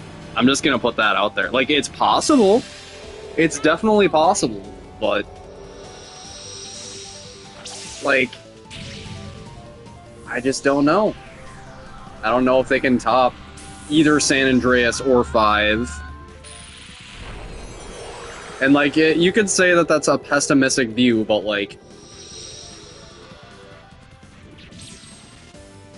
a lot of people are, like, expecting it to revolutionize the gaming industry or to, like, be this masterpiece or something, and, like, I'm expecting a good game, but I'm also not expecting even their best one. You know, because, like, it's living up to such high expectations and so much hype that it can't possibly ever live up to it.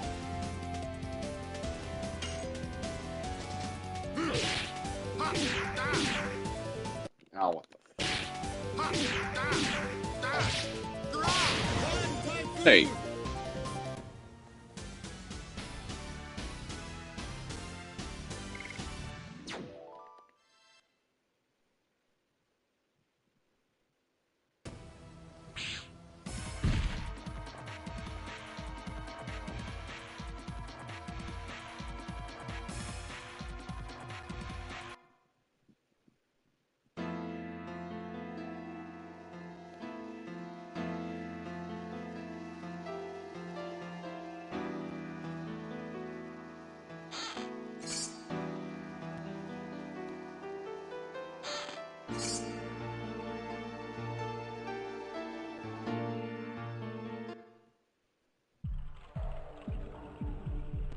Well, that was a time sink.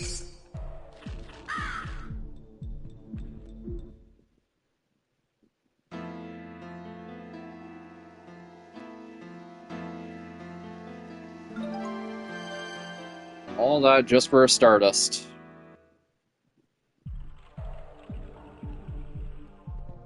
We can just buy this weapon in Lohan. But, like, I guess it's nice for the Dragoon fight.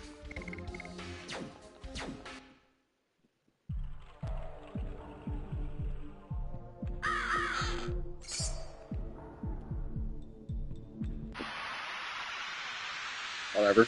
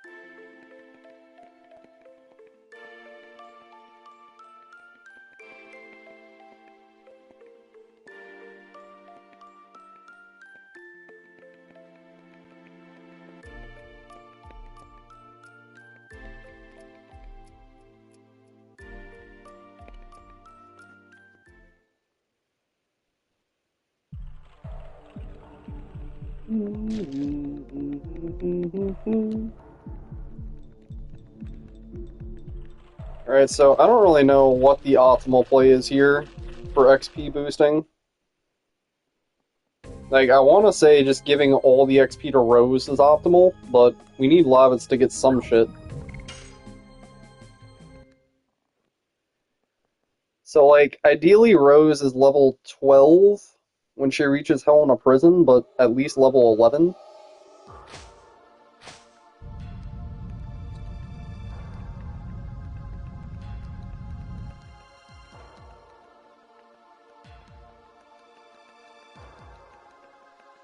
The main thing is just killing off Lavitz. It's really hard to kill off Lavitz with that HP pool.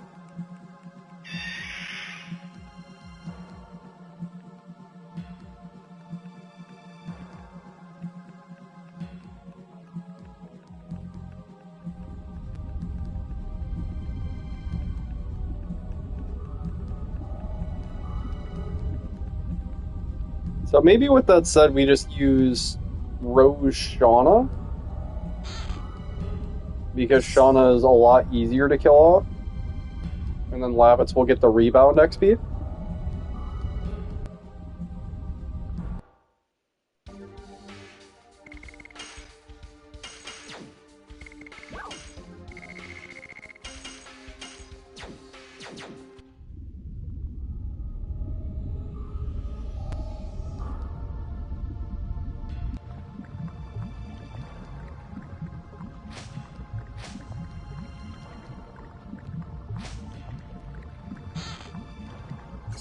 I'm gonna grab that to sell it later.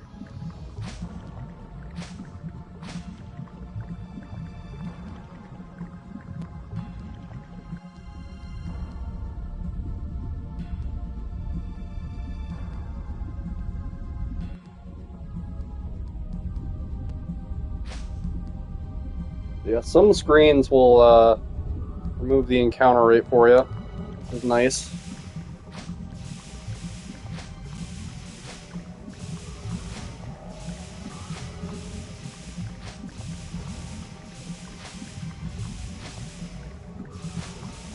This fight might be a little bit scoffed with Shauna, but I think it should be fine. We should have enough thralls.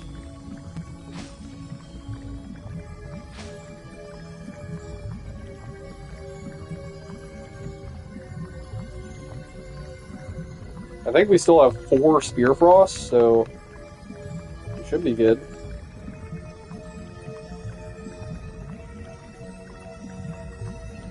We also picked up a couple of those Sun Rhapsodies, so Rose can just straight up spam her Astral Drain.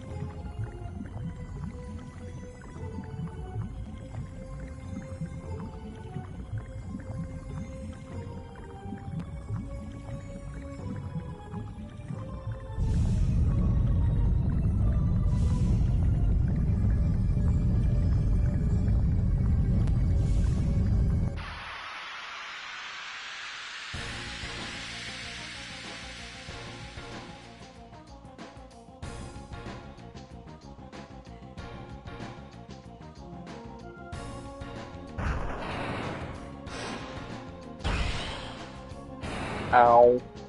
Fucking ow.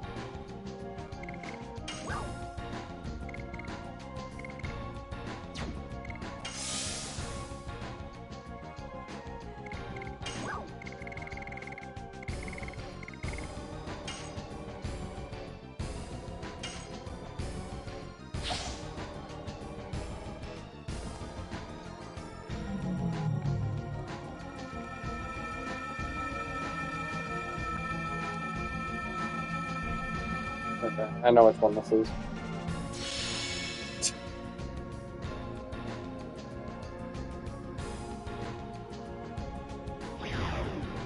Nice.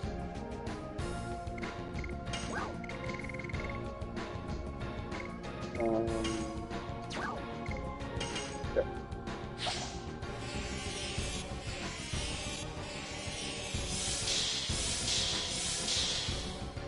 That was kind of a waste of a healing breeze, though, honestly, because I can just enter Dragoon form with Rose, and then we're chilling.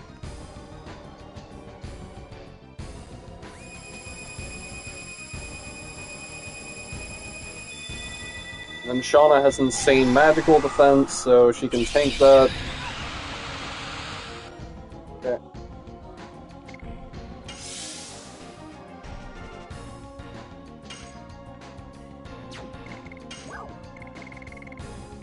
I only have one Spear Frost.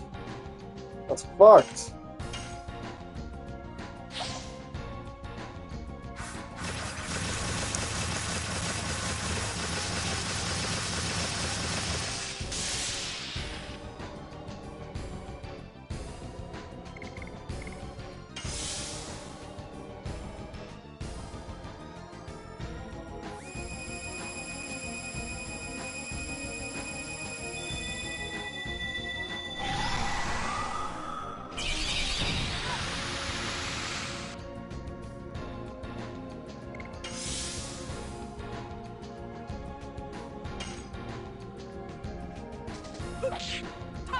Whip smack.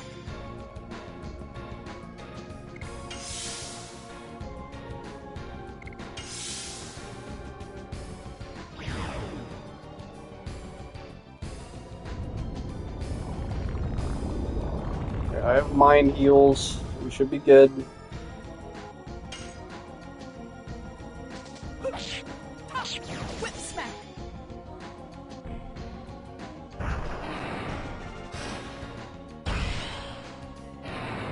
That's fine.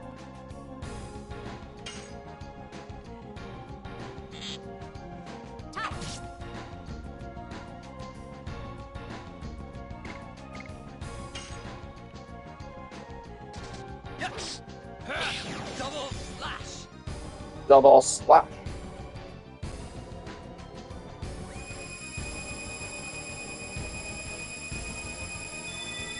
You wanted Dart to die anyway.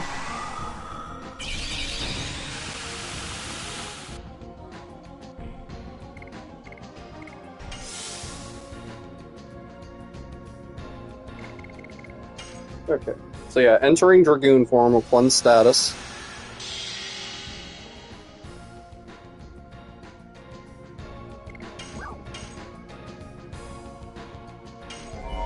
Start pushing damage on the head. I can push damage on the body later. Astral drain.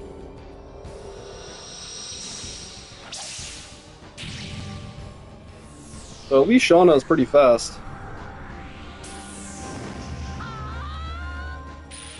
She has no amount of throwables. I wasted way too many on that fucking stupid knight. The clone guy in Hoax. That was a blunder.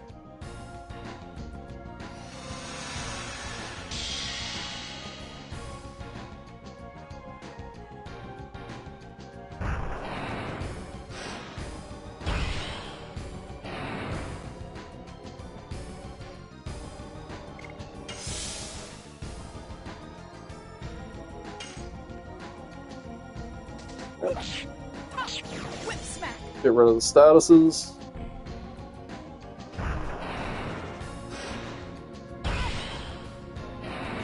Yeah, he hurt Shauna badly with physical attacks.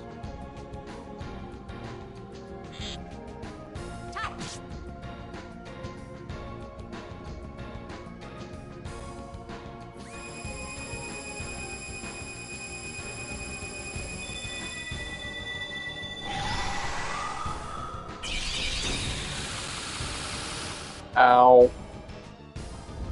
Fucking ow.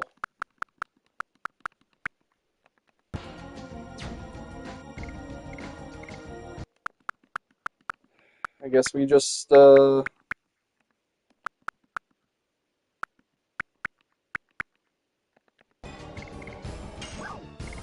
to here, and then we don't even have any fucking throwables to use, goddammit.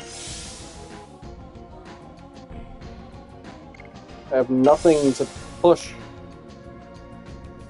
I just have to hope he doesn't do bullshit.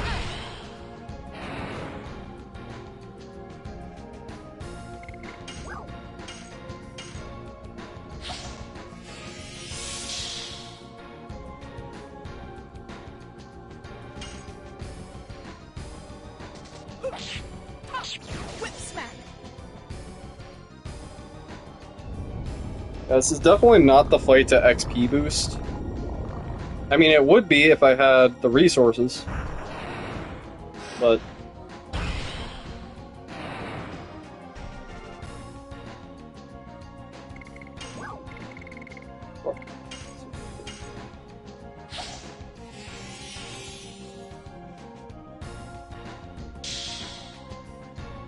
Come on.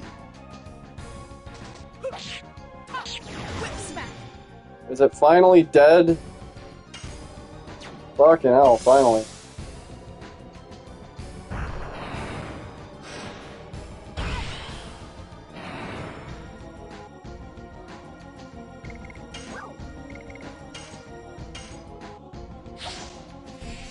Actually might be worth reviving Dart as well for a little while. Just to take aggro away. But then, I don't know.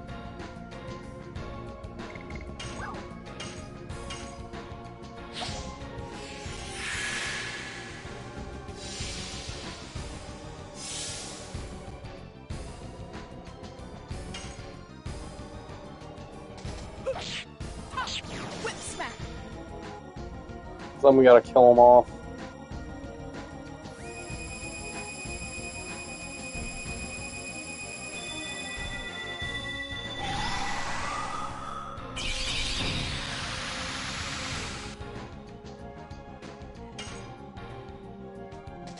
Yes. Double slash. Is it dead? Yay!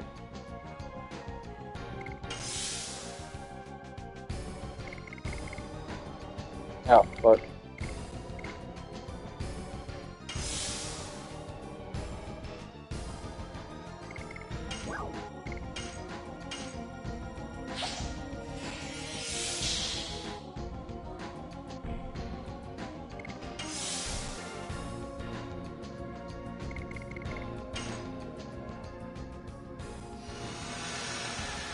So it shouldn't be too super difficult to kill off Dart. The only hard part now is just like trying to kill off that damn hand. Astral I Grade. don't want Rose to be the only one out. We have enough resources, it's just a difficult struggle between the turn order.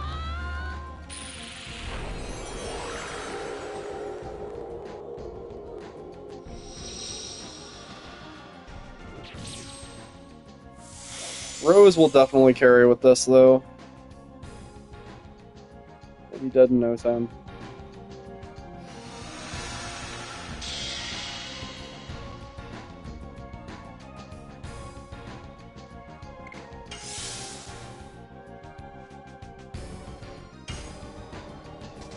Yes. Double slash.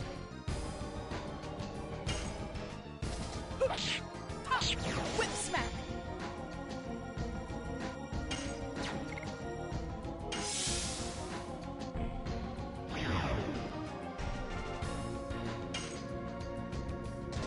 Yes. Double slash.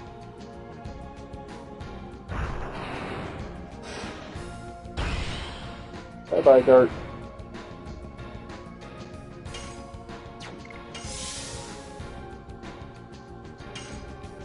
I guess we could use Dart's Dragoon form. Whip Can't smack. imagine it's gonna do too much damage, though.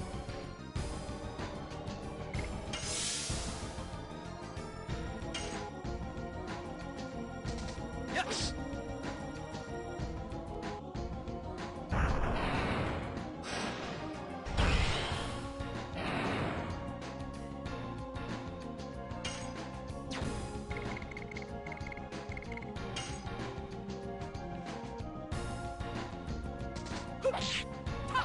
Whip We'll leave smack. the hand out for right now.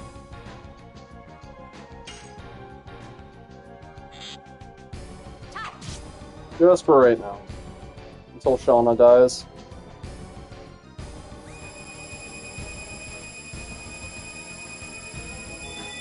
He should die in one more instance of Astral Drain.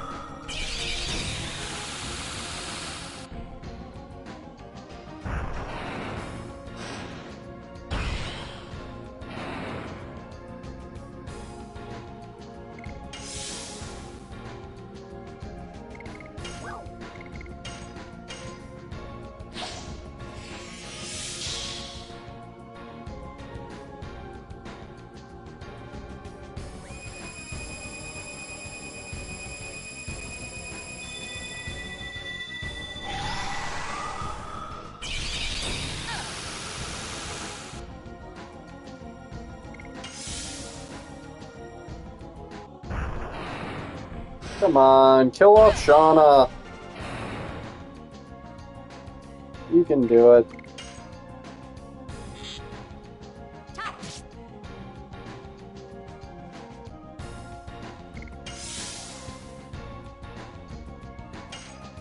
You can do it.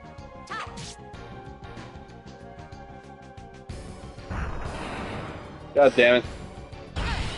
You piece of shit.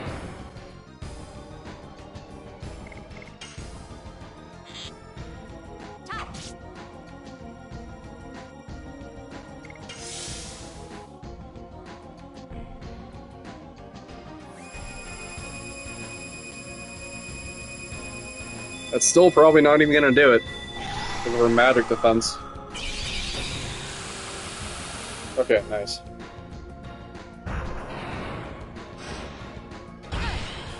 Alright, let's send it. That took way too long. For no fucking reason. But I mean, good strats. Good recovery strats, just that took way too fucking long.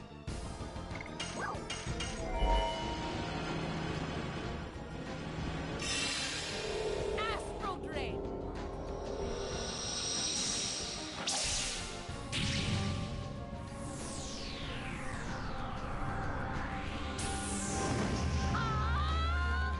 I mean, at least Lavitz is gonna get a lot of XP now. And Rose is gonna get a fuck ton of XP. So, it's gonna pay off a lot for the one Dragoon fight up next. I'm gonna XP boost on the Firebird as well.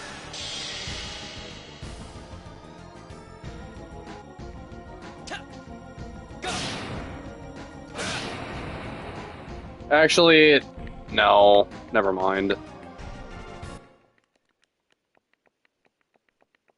Because we only get throwables after the Firebird, so I guess we can just XP boost the Dragoon fight with Shauna. Should be pretty easy.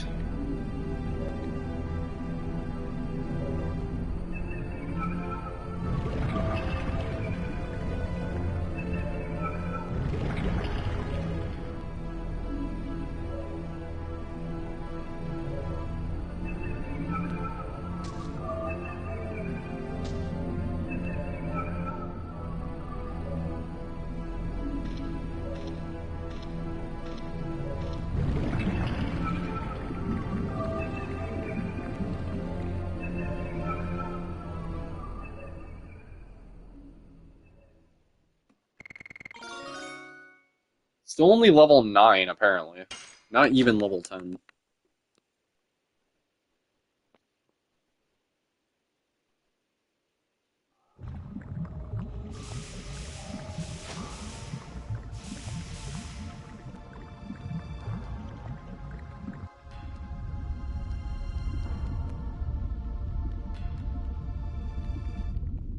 If only this guy would just let me buy from him right now. No, it has to be after the Firebird fight for some reason.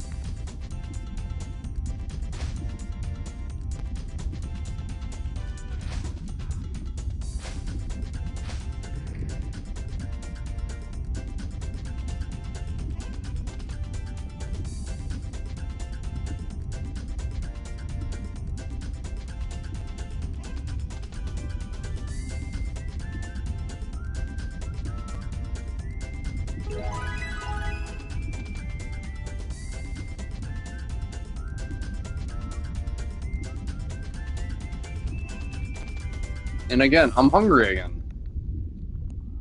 I want food again.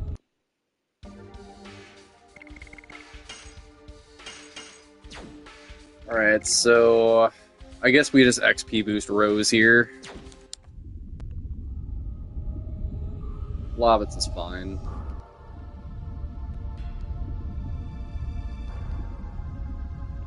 Here, I guess we give her an ether. Sorry, Sun Rhapsody. You'll never get me to call that a Sun Rhapsody. That is a fucking ether. That is a Phoenix down. And the Healing Rains are Mega Elixirs.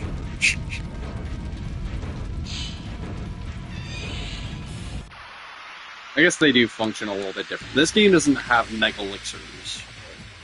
Anything that completely restores your health, I'm going to call an elixir. And you can just straight up buy them at the end of the game. X potions.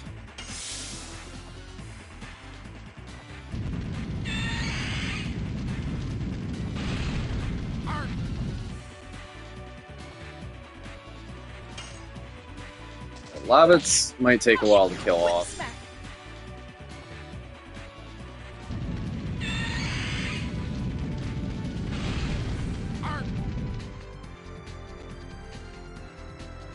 Maybe we actually don't even kill him off. Like, they're both probably good to get the XP from this.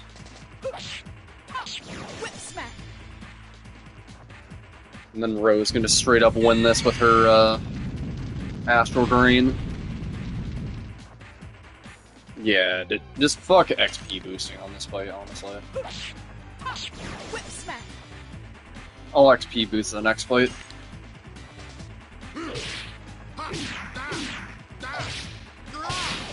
It wouldn't be anywhere near as bad if you had some control over who gets targeted.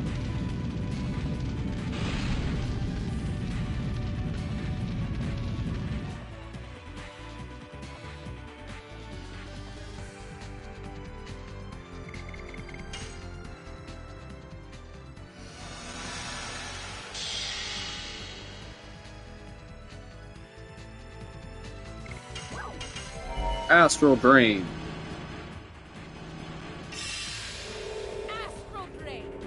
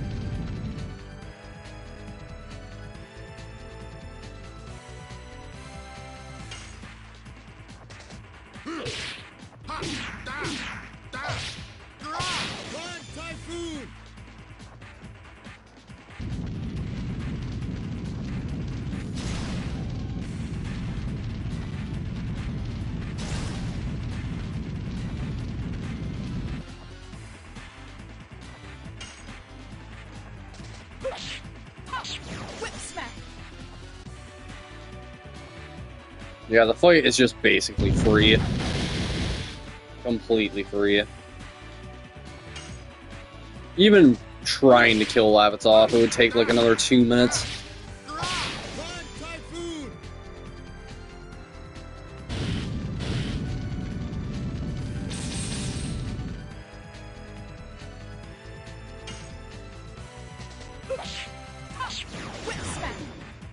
GG.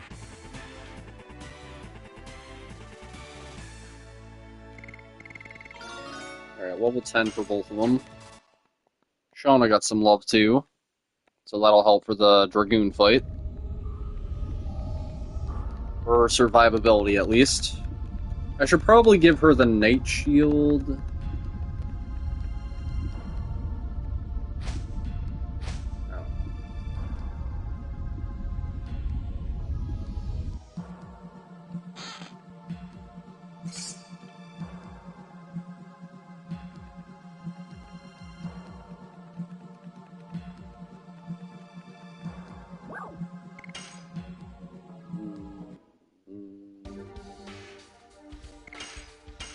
Alright, so sell all this shit.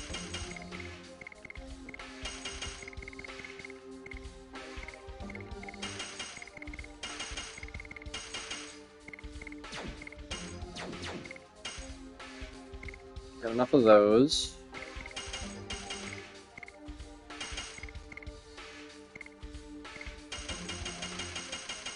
Got like 10 of these.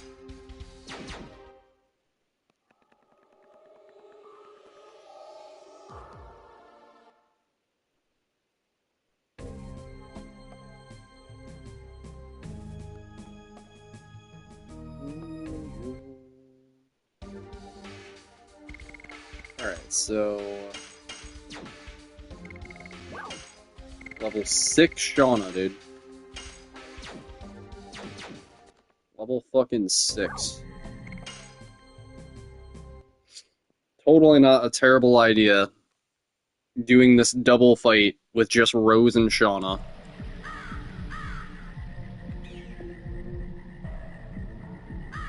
Really want to XP boost Rose, though. She's gonna be the main damage dealer if I'm not using Shauna. And also, like, just going into Dis 2 before I get Haschel's, like, good shit, Rose is just going to be the best damage dealer. So, like, while Haschel learns his additions, Rose is going to be the one who's actually hard-carrying boss fights throughout Dis 2. And then it's going to change in Dis 3.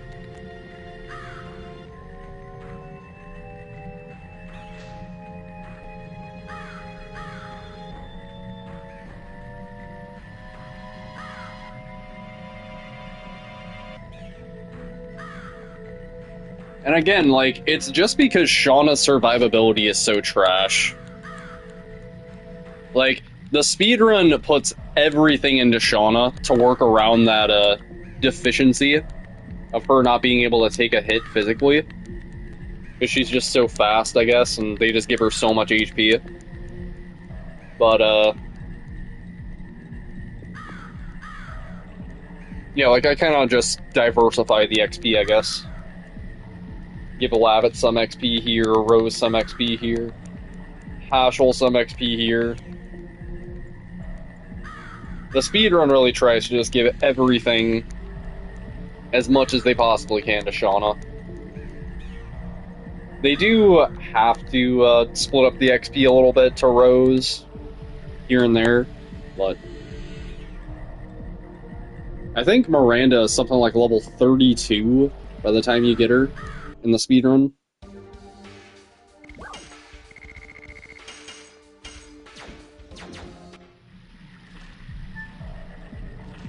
Whereas, like, I'm normally level 28. Like, 28 party average around that point. So, that kind of shows you how many extra levels they're getting on that one character.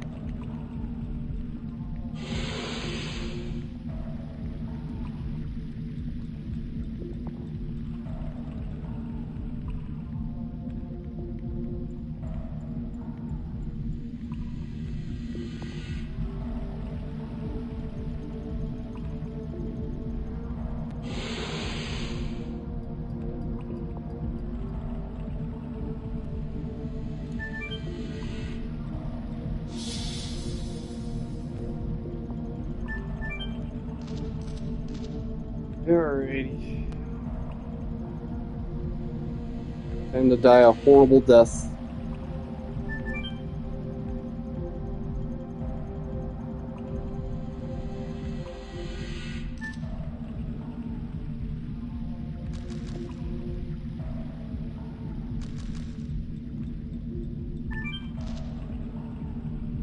Level 6 Shauna with no defense at all. I guess she's got that leather jacket. But she literally cannot do anything other than guard in this fight.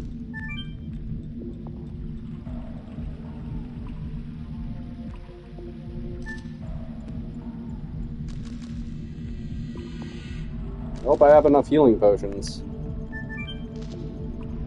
I think I should.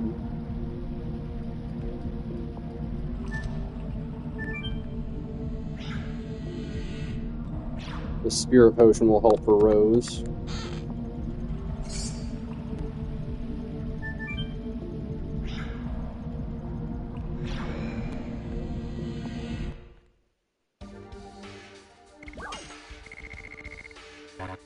Fuck.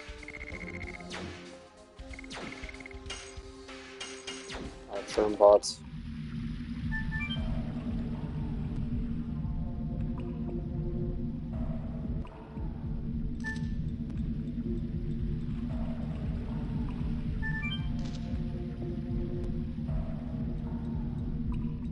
Alright, I want to make a save right here.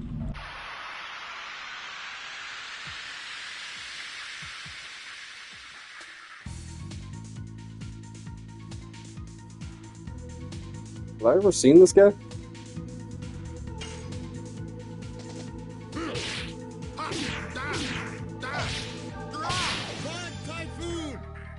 What is this guy? Whip smack.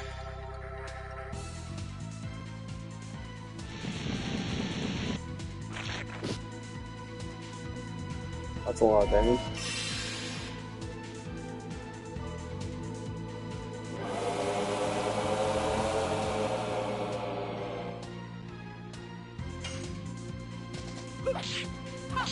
Whip smack. Bye bye.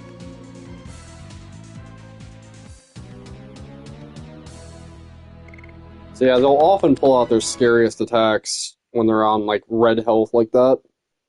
So the game kind of incentivizes you to pull out your nukes and like really master your additions. So that way you just deal with them in one fell swoop.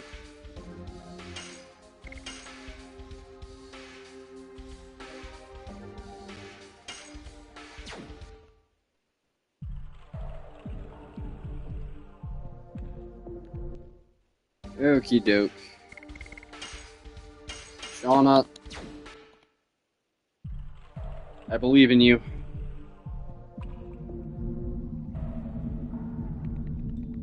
And like the sad thing is she has so much less damage than Rose, being level 6 versus Rose's level 10, that it's not even worth throwing shit. Like, I could be wrong. But also considering that if I decide to use her offensively, then she's not going to be defending, then no. She is only there to help XP boost Rose and Lovitz. Because Lovitz will get a lot more XP that way as opposed to having both him and Rose win the fight. Just how the game works. So unless I, like, really desperately need both Rose and Lovitz, which I'm going to need to a little bit later.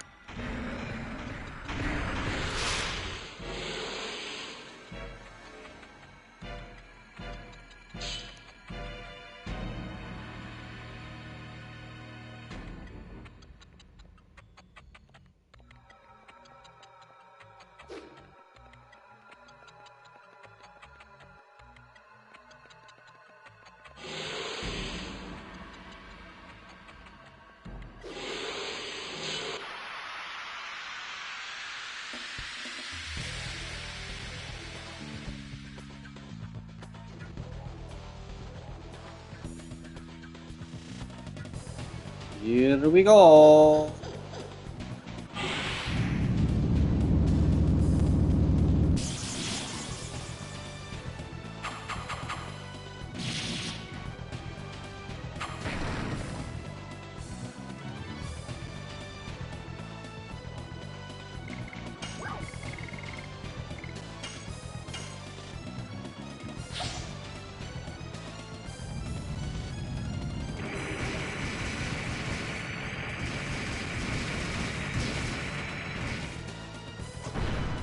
I mean, we can see how much damage Shauna does and then rewind if it's not that much. So 204 with Rose there.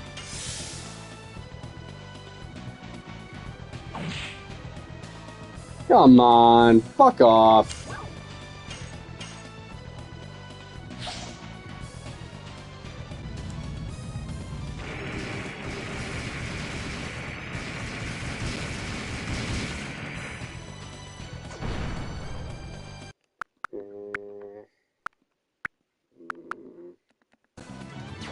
It's good, but it's not. Like, it's half of what Rose does. It feels like a waste for that reason.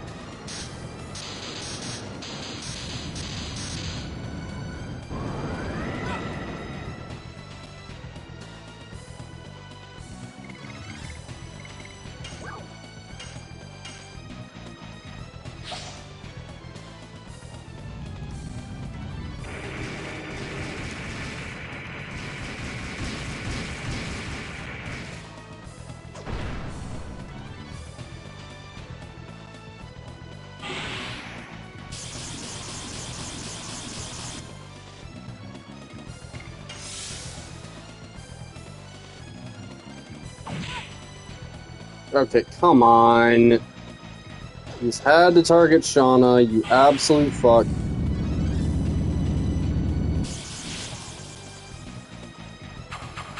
Alright, so hopefully Fairbrand just dies with one more Earth thing, which I think he should.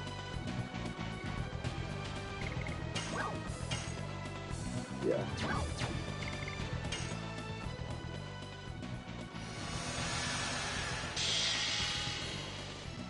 That's honestly fine for Shauna to just be dead right there, because all she would do is just heal bot. Like, I could revive her, you know, just so she can heal bot Rose. It might not be a bad idea.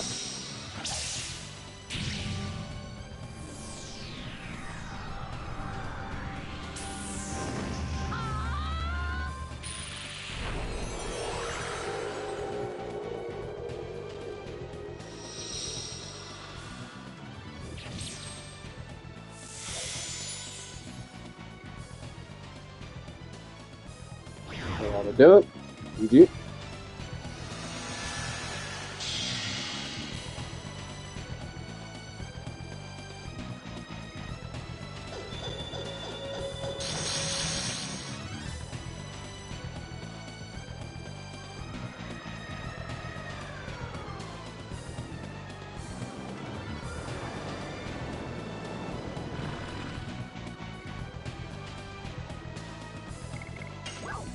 Wow, that was a big heal.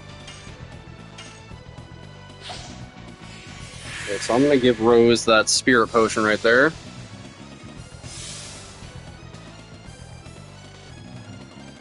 Actually, do we even need to do that? Or can I just sell it for 100 money?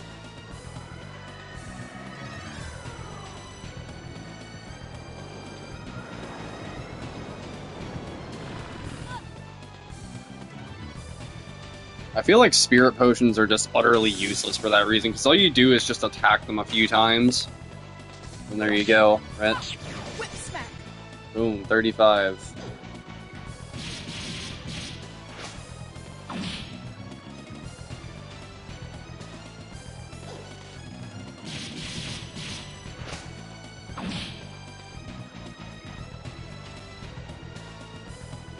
Like, that's already a third. And the more that we use the additions, the faster it fills up. Yeah, I just don't see the point in saving the spirit potions or using the spirit potions. Better off just selling them.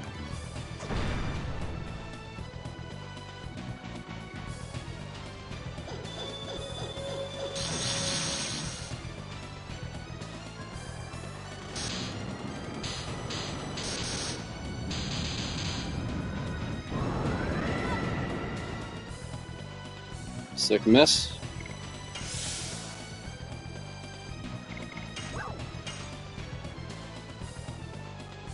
I'm worried it's gonna do too much damage.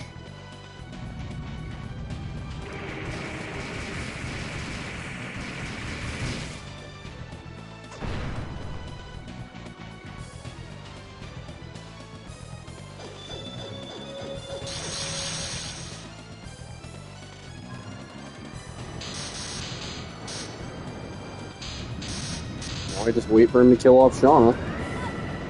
Wouldn't be long now.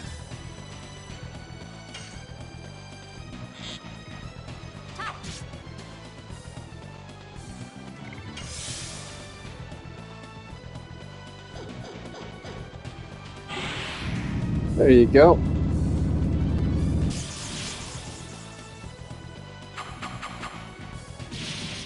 G fucking G.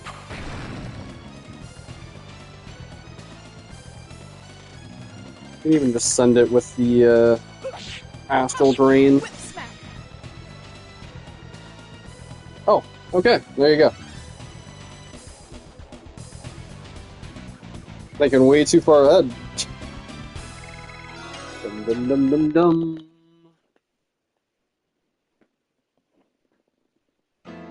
Oh, sick.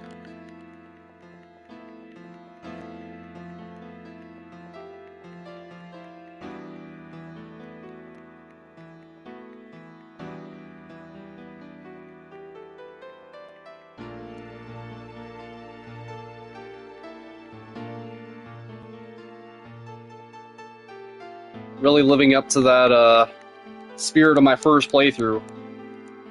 Treating Shauna as the emotional support character that she is. Man, I want to do that again, that run idea. Like, having Shauna there, but just only there as, like, a fucking anchor. Like, fully understanding how overpowered she is, but just never giving her the XP. And so just, like, using Dart and whoever the fuck.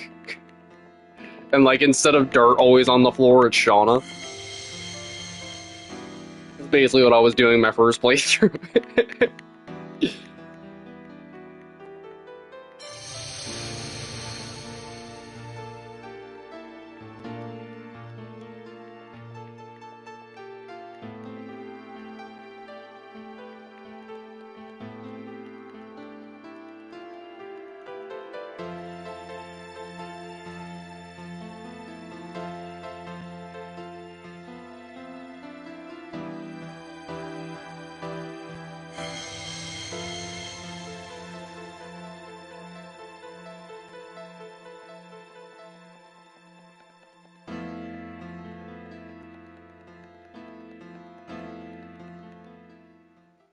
Okie doke.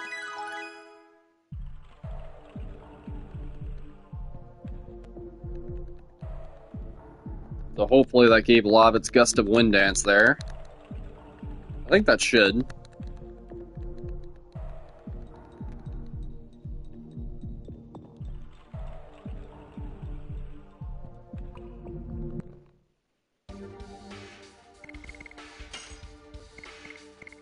There it is.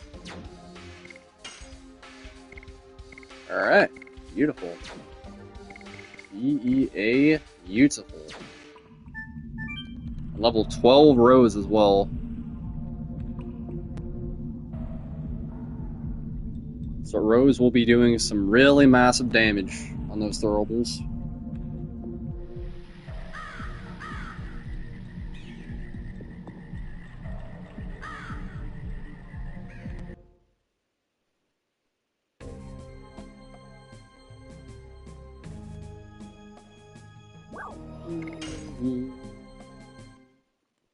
Alright, so apparently there's a lot of Stardust in this place.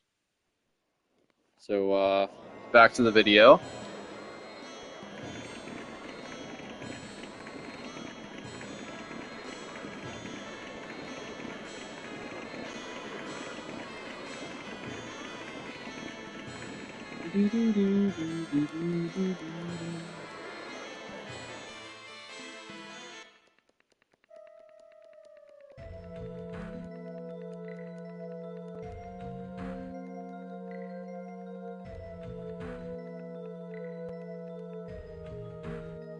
Okay, so he goes up the ladder, and then he moves the bookcase. I remember grabbing this one.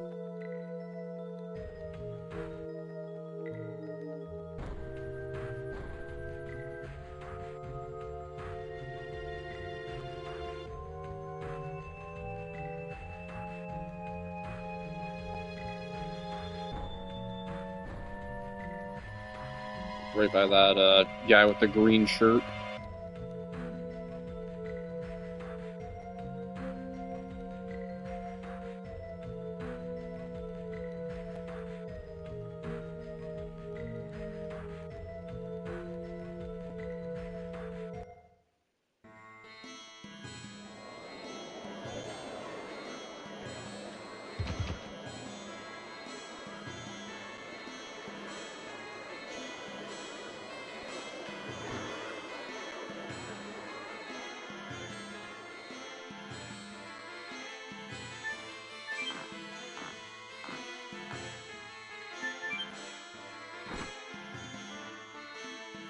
What does this guy have to say?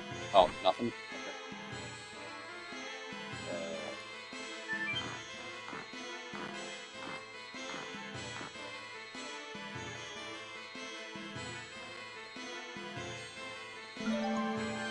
Go.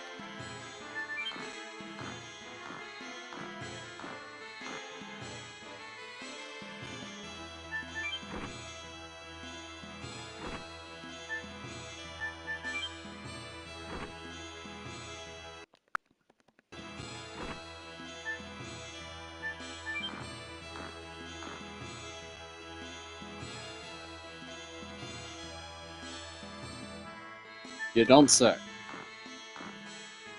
You don't fucking say that they have a dragon, bro. I just killed that thing 2 seconds ago.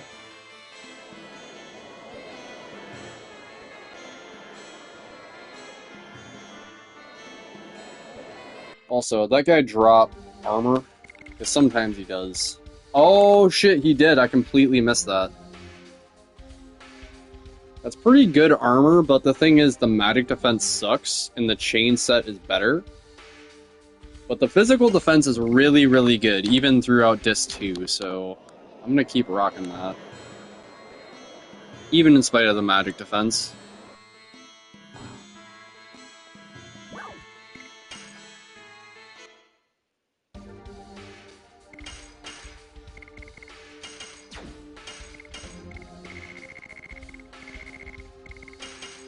That. I feel like I don't need that.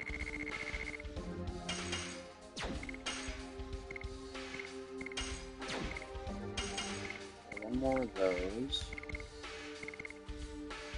Yeah, we'll just buy a bunch of these.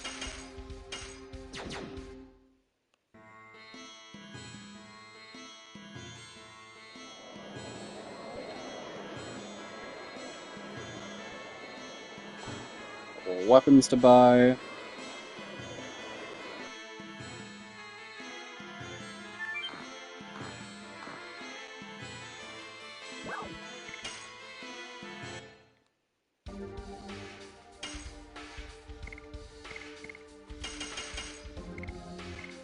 So yeah, we need to come back here before we beat the game, and before we fight Faust to get this thing.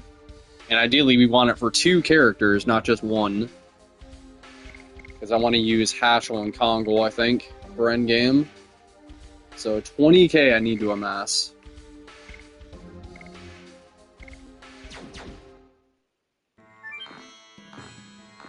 Yeah, I just wanted to pick up that magic attack buff for Rose, so now she's even stronger with throwables.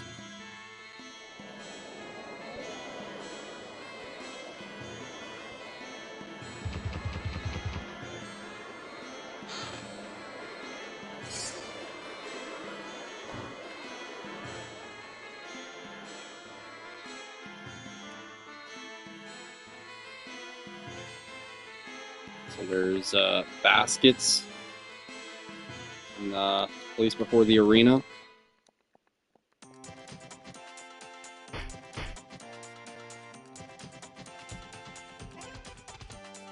Examine the suit of armor at the top of the arena in Dabas's shop.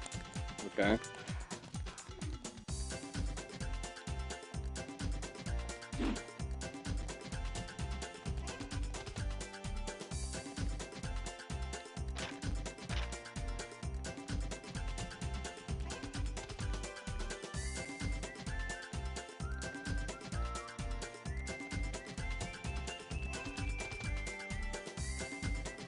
In the entrance screen, examine the pot to the right of the main entrance.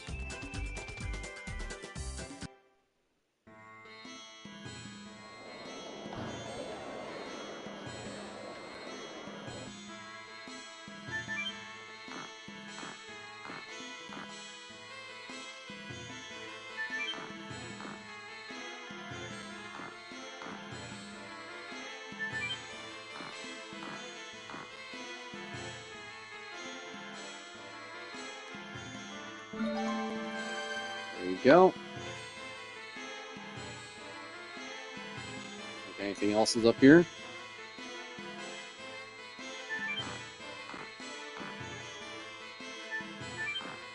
Alright, you saw anything useful?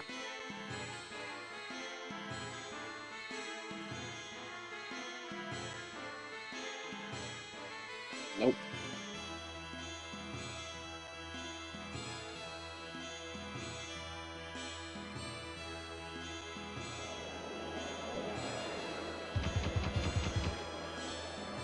I forget. There was one that I missed. Oh yeah, the basket. Right.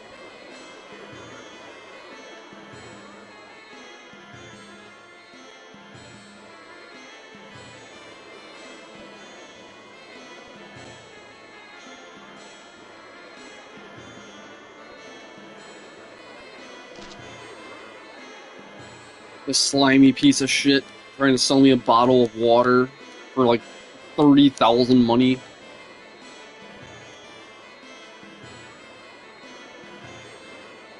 He like lowers his price to 3,000 gold for a bottle of water.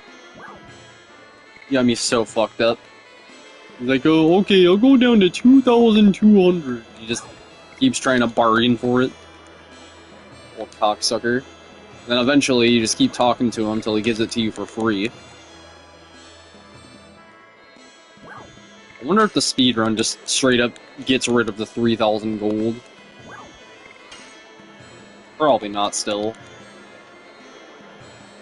Or like, I wonder when the speedrun just decides to cut their losses and just let them stop yapping. Or if they also just would rather keep the money. Still haven't watched the speedrun in full.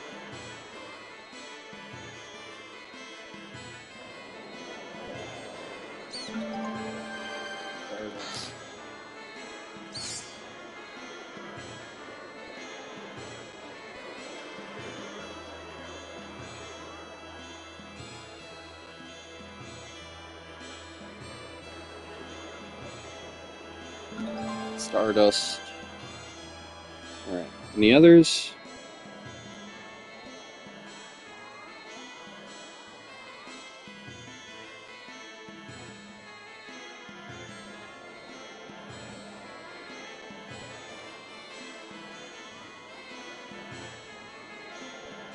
Still waiting. Okay, so I think that's it for Lohan. Whenever it fades out like that, that means it's it.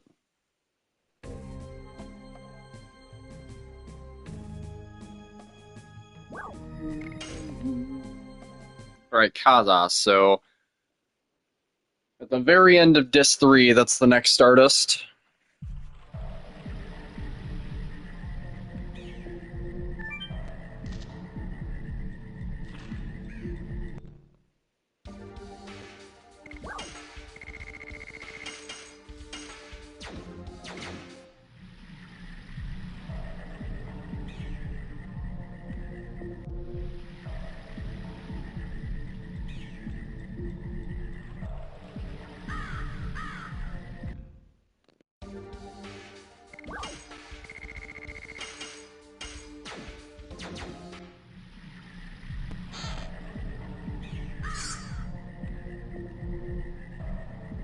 So I guess I can sell that?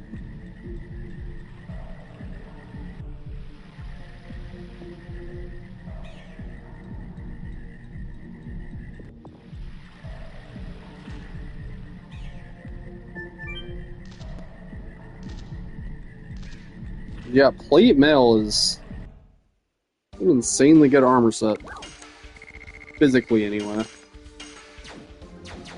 But as a result, it has like no magic defense at all. Whereas the chainmail there, it has a good balance of both. Wait a minute. Fucked up.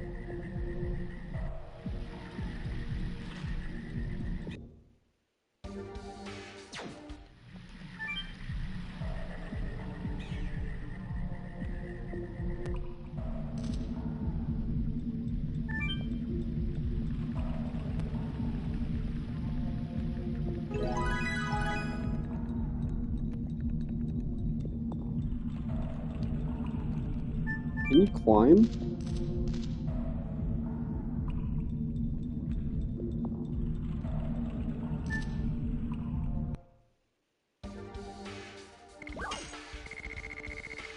I only bought 6 of those. I already feel like I need to go out and buy more. And I really only needed 6, but like, fuck, dude. Whenever you're, like, going down on a screen, it advances the encounter rate so much. So, grabbing that chainmail there made me waste so many fucking charm pots that I otherwise wouldn't. Otherwise, I feel like 6 or 7 would be enough for Shirley's Temple there. I will never not call it Shirley's Temple. Even though it's called Shirley's Shrine.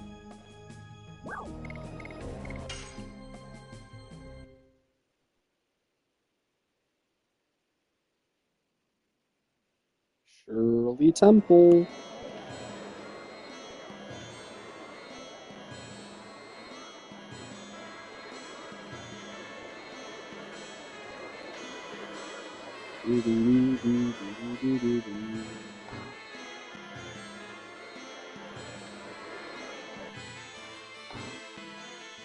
Already gotta buy some more of these.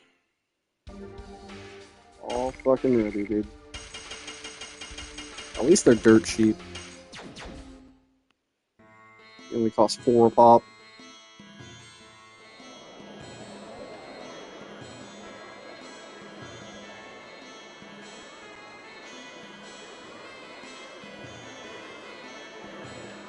You really shouldn't need charm pots for the rest of Disc 1, though.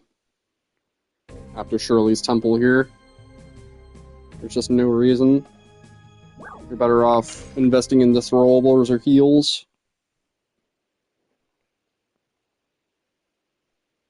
Like, 32 is definitely a little bit too much. But I do like the fact that there's an item cap, because it actually makes you care about, like, resource management. And it's like the same deal in Resident Evil. Right, because, like, Resident Evil 4 rolls around and you just don't care about, picking up every single gun and using every single gun. Whereas, like, the old school Resident Evils, you had to actually, like, plan your route out. Like, if you wanted to use the grenade launcher, you had to give up your pistol or your knife, right? If you had to go to, like, a certain door, then you had to give up heals, or... Right, and it's like, you often have to choose to have backup ammo, or your secondary weapon, or a key item. Right, all these things... It's just, not a thing when games just don't make you care about inventory management. And that was, like, one thing that I really appreciated about Resident Evil 9. You know, just, like, a modern approach to that. But then, like, I say that, but, like, half the game was Grace and half the game was Leon. So, I love the Grace. Leon was okay. I didn't hate Leon, I wanted to see more Grace, you know.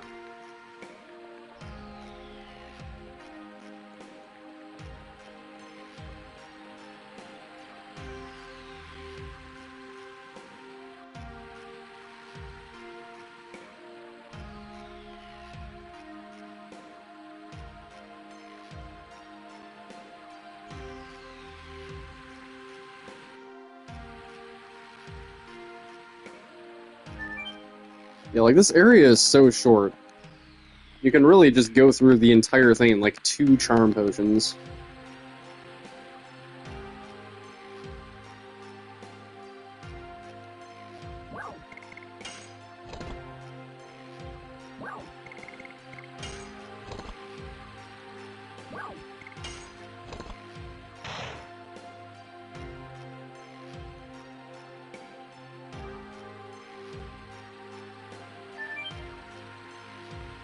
This screen doesn't even have any encounters, so...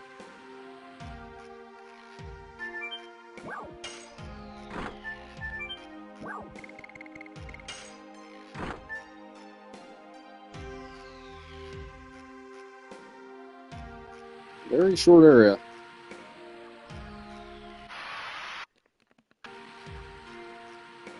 Only because I got stuck on bullshit, dude.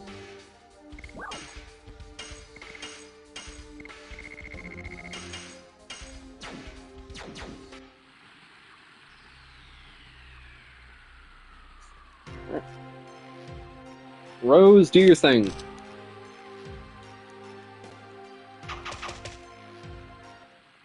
So yeah, I'm gonna let both Rose and Lavitz win this fight.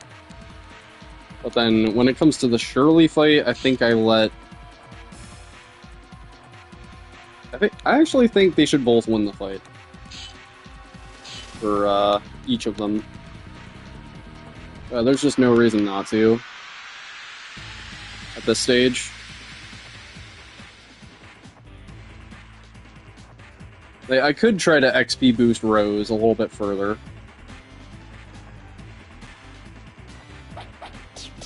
And, like, we are gonna get Haschel up next, so... Yeah. Yeah, I guess we kill off Lavitz. Disregard my yapping. Yes. Double slash.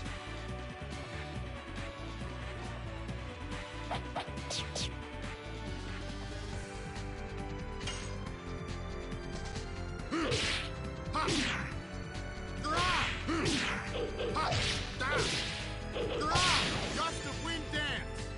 132.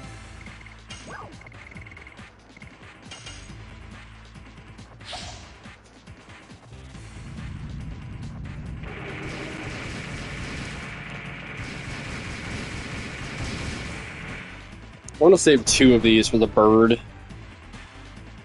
in the frugal fight. Yes. Double slash. So 4 of them should be enough, honestly. 4 of them should be more than enough.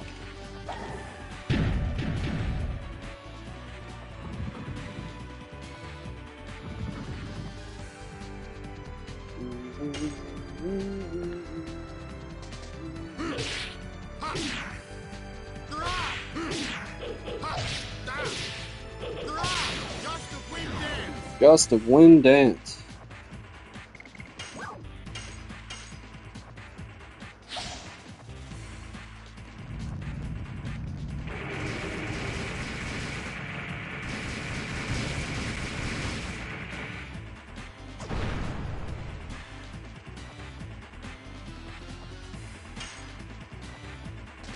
Yes.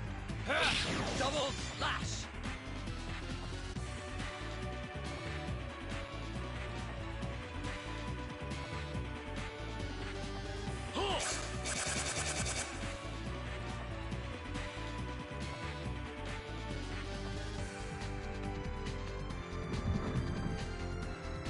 Come on.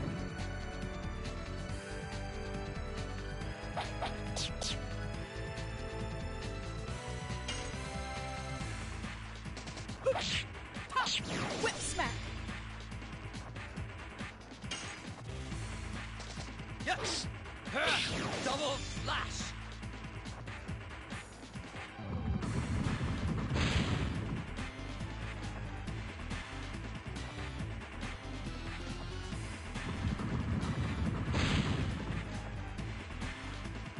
Bye bye, Dart. Come on.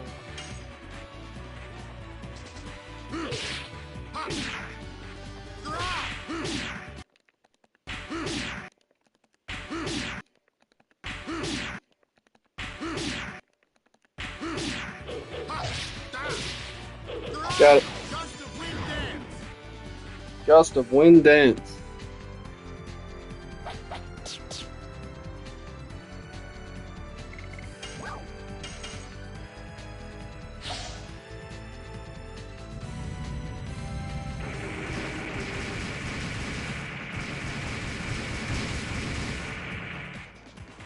And so he is gonna heal.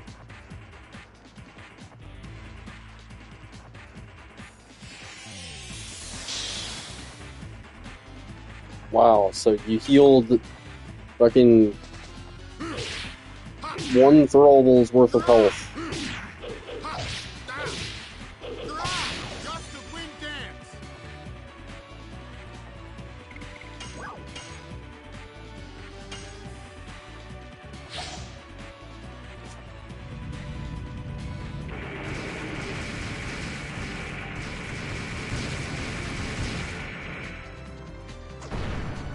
A lot of it should die to like 1 more bot. Holy fuck!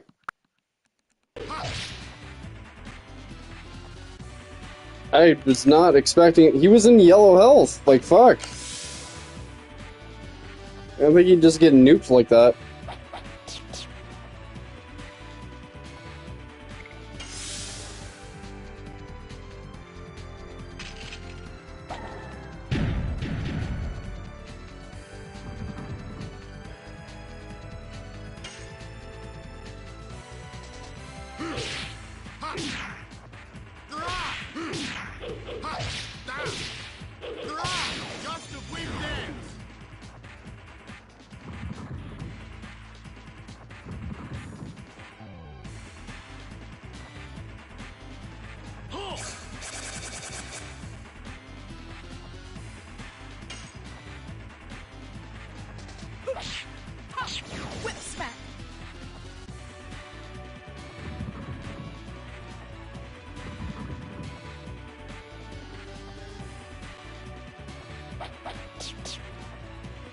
You should die to the bomb, I think.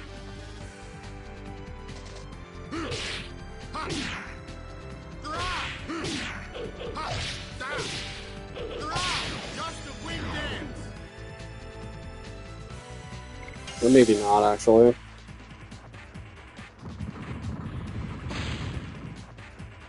I'll have to bait out a few more attacks.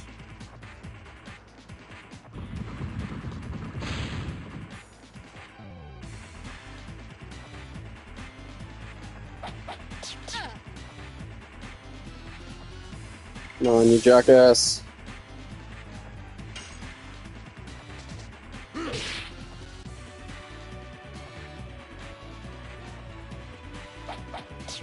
There you go. Wait, what?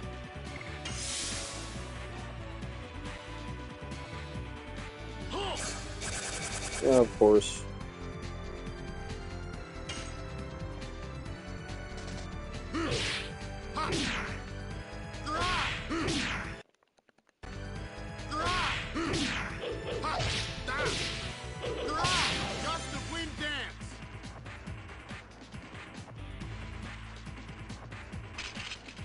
Alright, come on, just kill off Lavitz, man. Just kill them off. You can do it.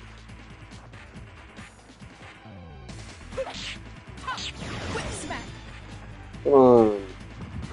Just throw some darts at Lavitz. Yay!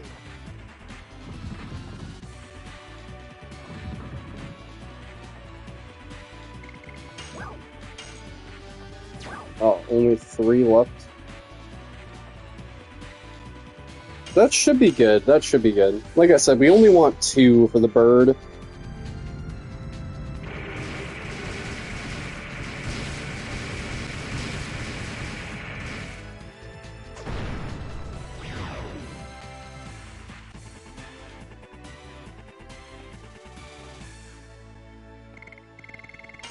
There you go.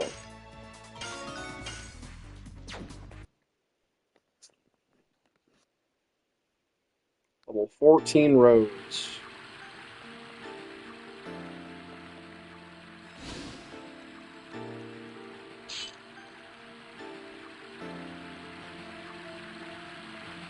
You know, so we're gonna XP boost Rose for this fight as well.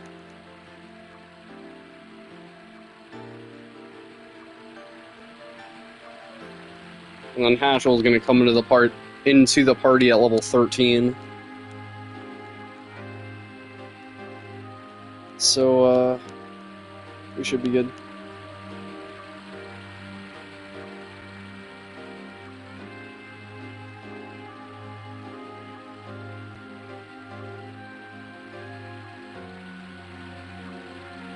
Yeah, Rose is, basically Shauna 2.0 right now. Shauna, if she could take a hit.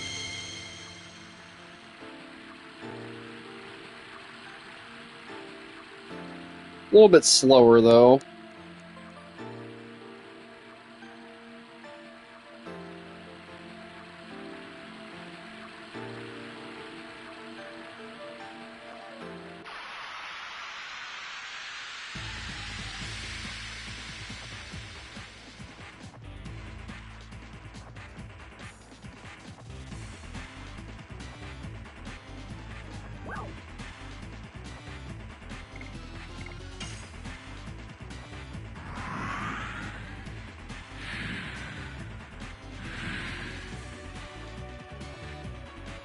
What's up, Neurotic Gaming?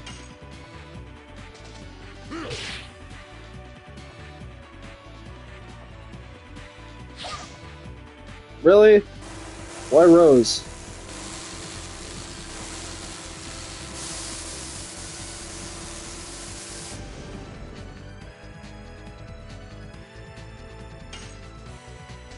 Yes.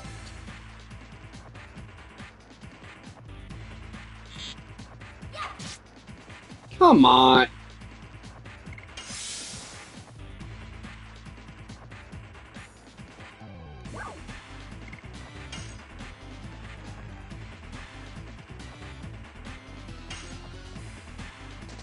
Yes.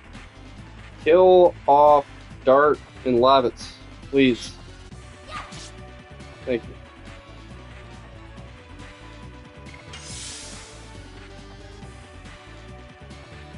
One down, one to go.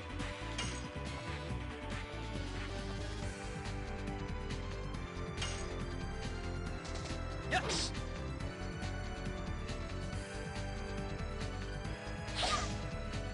God damn it.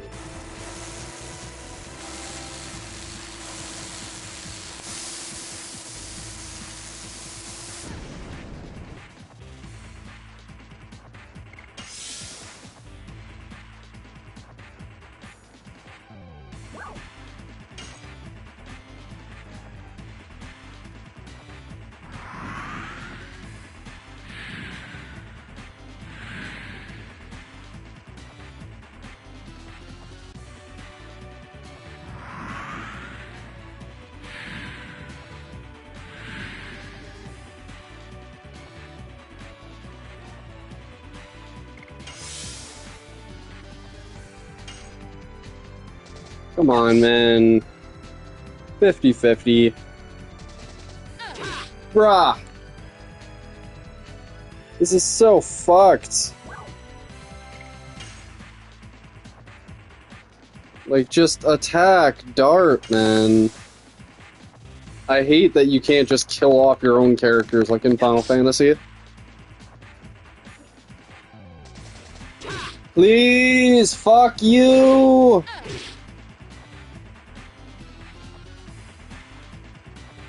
Why the fuck, man? Can you not just kill Dart? Holy shit, I actually need to fail the prompt.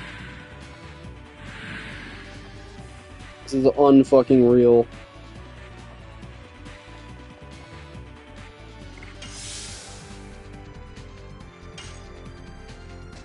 Yes.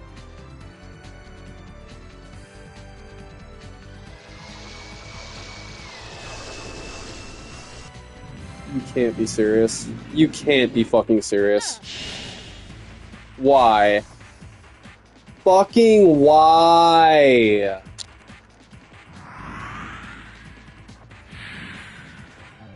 She's guarding, man. Fuck, dude.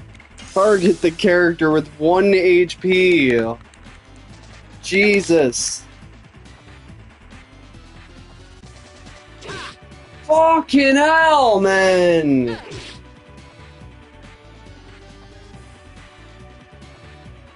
This is absurd.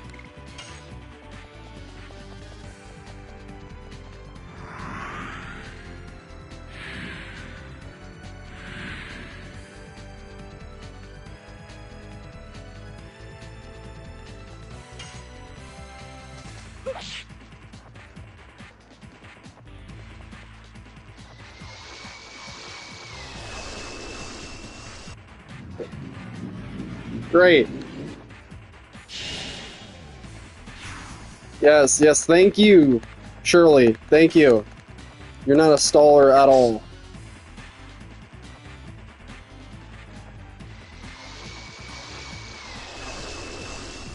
Fucking finally.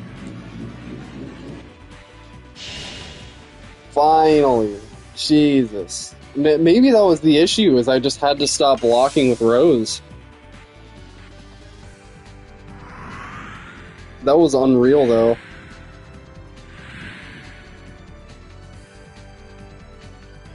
I have no idea. Like, at a certain point, that stopped being RNG, and that felt like the AI just straight up was biased for some reason.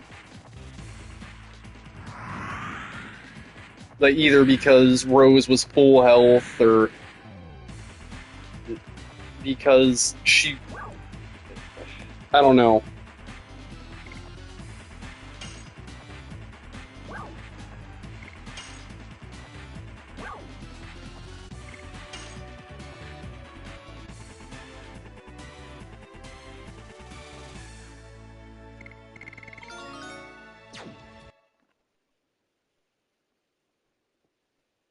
Killing off characters can sometimes just be a bitch and a half for that reason. later on, most bosses have AoEs, so it's not annoying, for those fights, but there's quite a few fights where you're just waiting for them to individually target the characters. And it's mainly just annoying early on in Disc 1.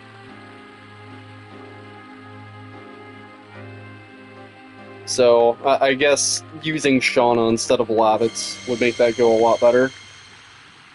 Scarier, but better.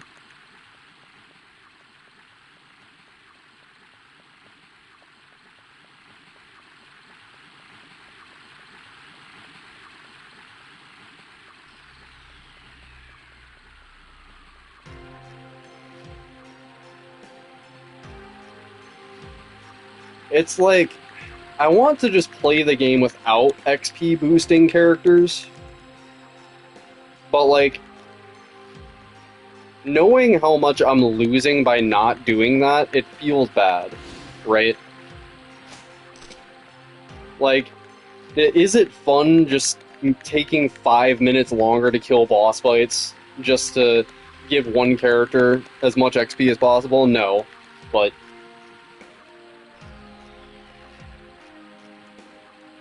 it just feels bad not doing that for me, knowing that that's how the game mechanics work.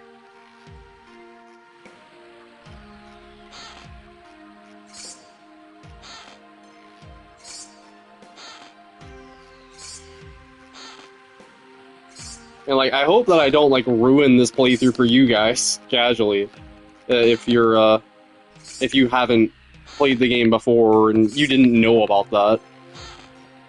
But like, once you know, it's pretty easy to make your characters overleveled as fuck. It's a similar deal in the older Final Fantasies, like 1 through 6. I think 7 was the first one where it stopped being like that. You could just kill off certain characters to XP boost others.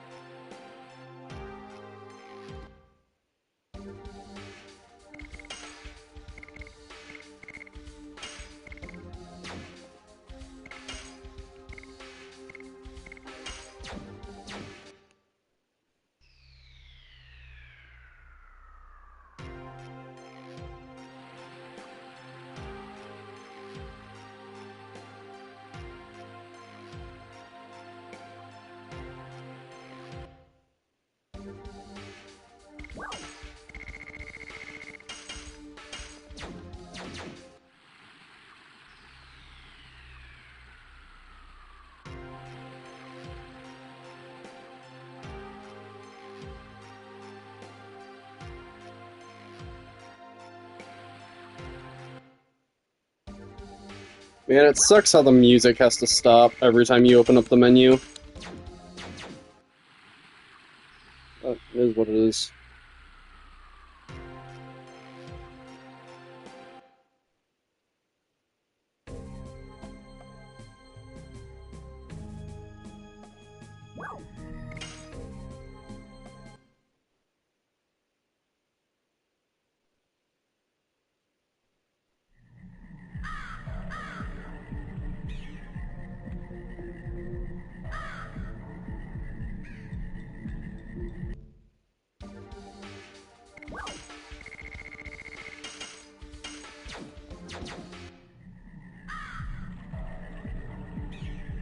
Lavitz is going to be severely underleveled for that Frugal fight.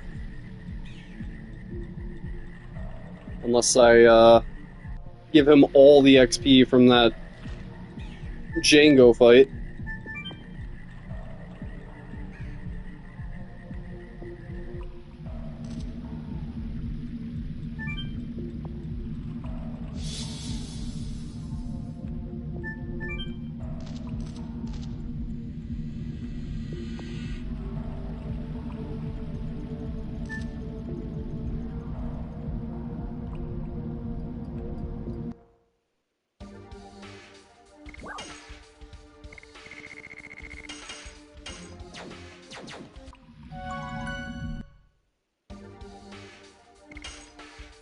I'll be right back. Bathroom.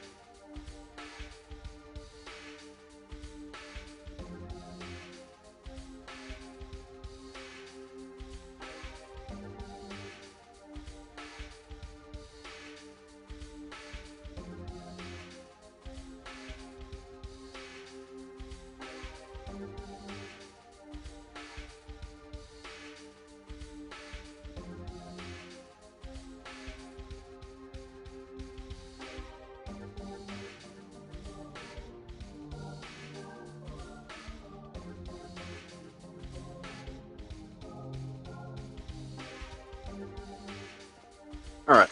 Sorry about that.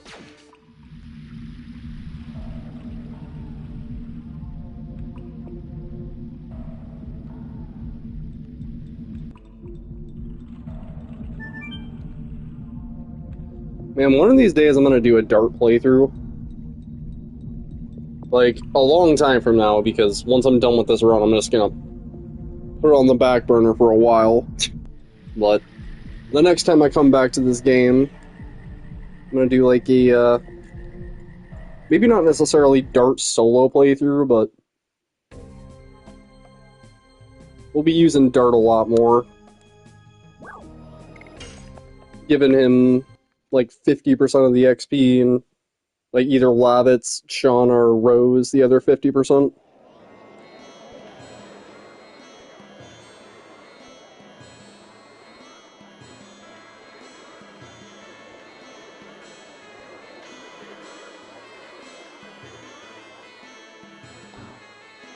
Alright, so we should still have, what do you call it?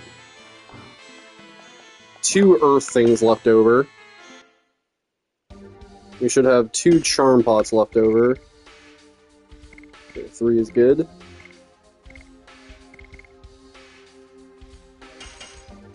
I'll buy 8 of those.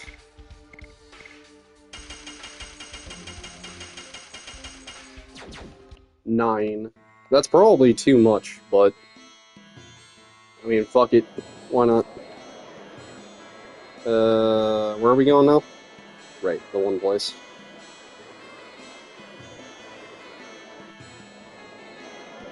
Oh yeah, and then we got the arena coming up. Fucking hell.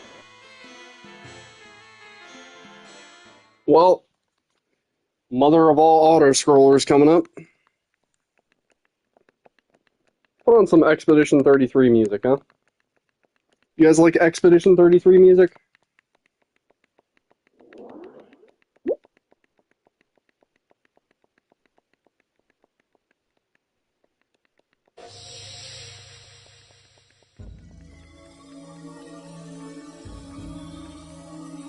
Shout out to my man Lorian Testard.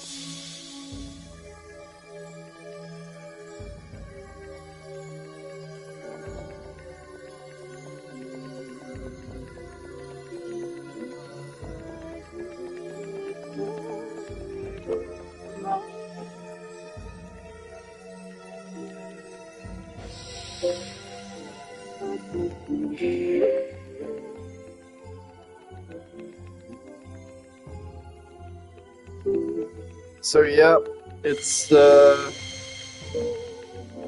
gonna be a long fucking section.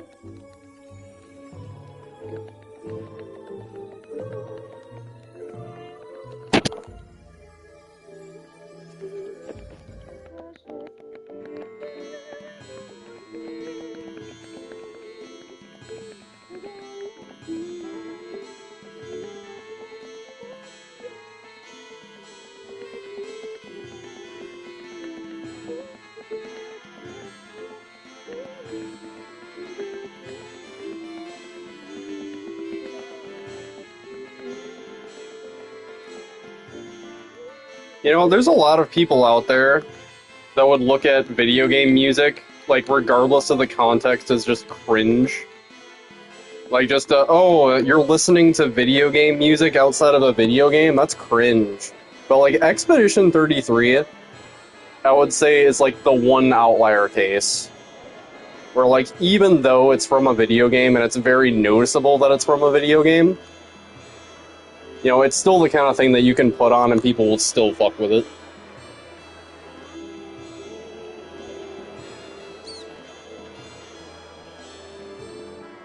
Again, even though it's in French, but like, you know, Rammstein, people still fuck with Rammstein even though they're in German. So, I don't think like the language barrier is really much of a turn-off.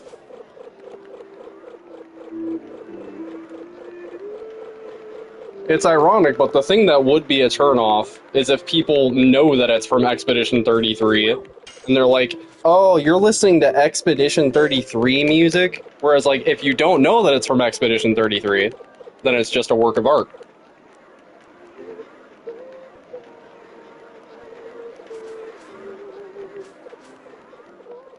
That's the entire OST, man, summarized.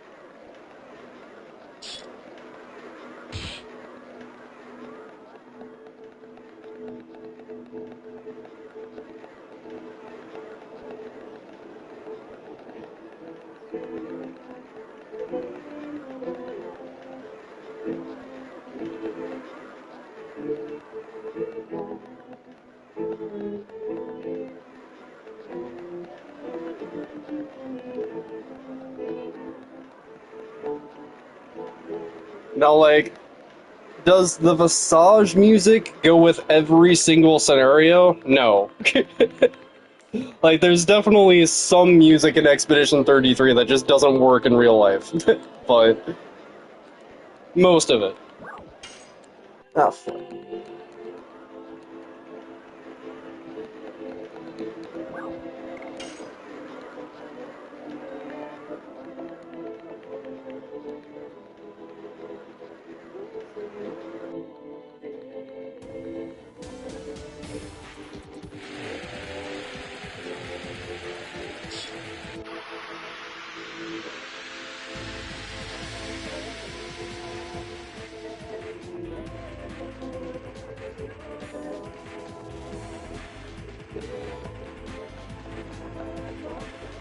Eat this.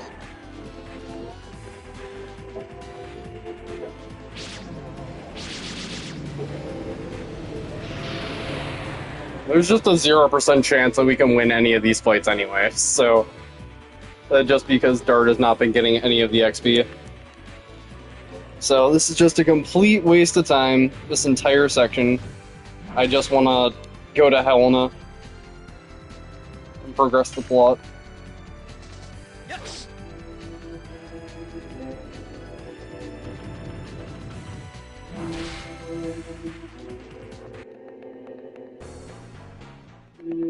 This part is so nonsensical too, like, I lose every single match, but I still make it to the finals. Just based on technicalities.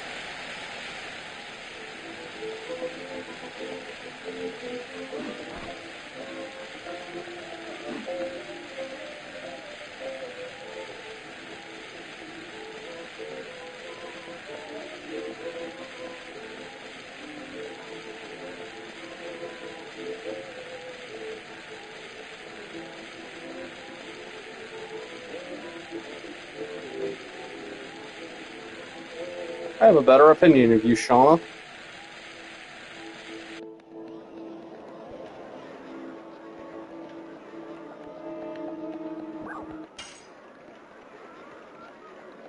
What the fuck?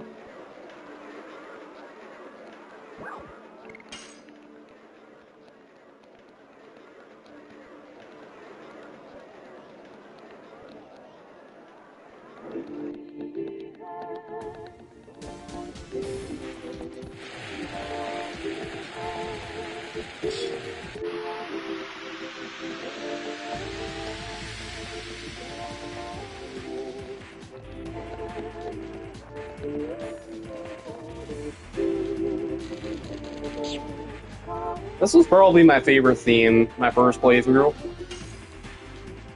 Soren's boss theme.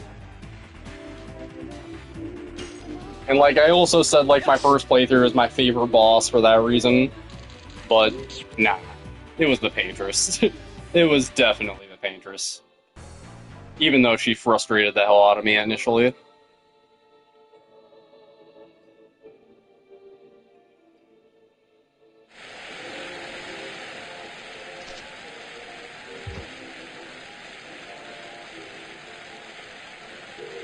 Nowadays, would I still say the Paintress is my favorite fight? I would say the Paintress is a great final boss for that game, like a true final boss. I know that Renoir 3 is, but she's the gatekeeper of the damage cap being lifted, and she's like the perfect boss for like balance, I think. She's difficult enough, and also there's plenty of ways to approach her. So she is as hard as you want her to be. I love that. So like for that reason, I kind of feel like I have to say the Paintress is my favorite boss, just overall.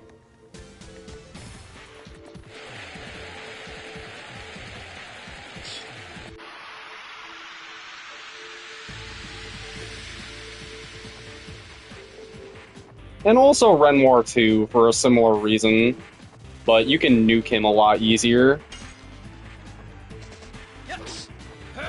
Double slash.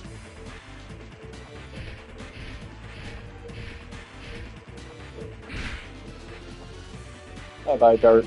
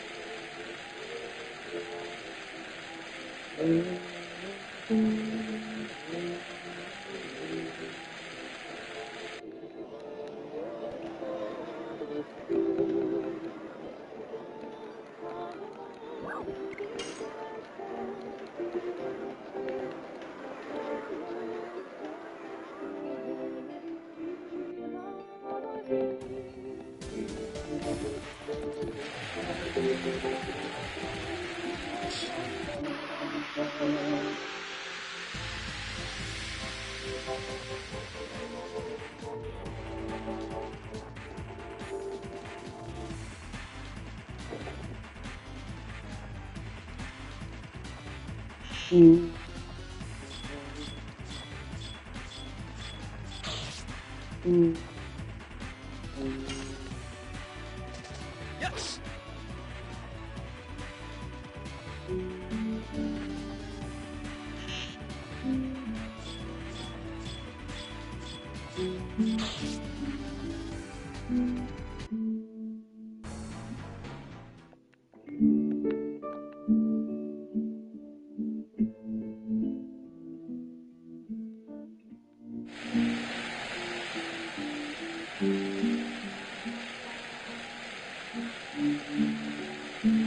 It's weird.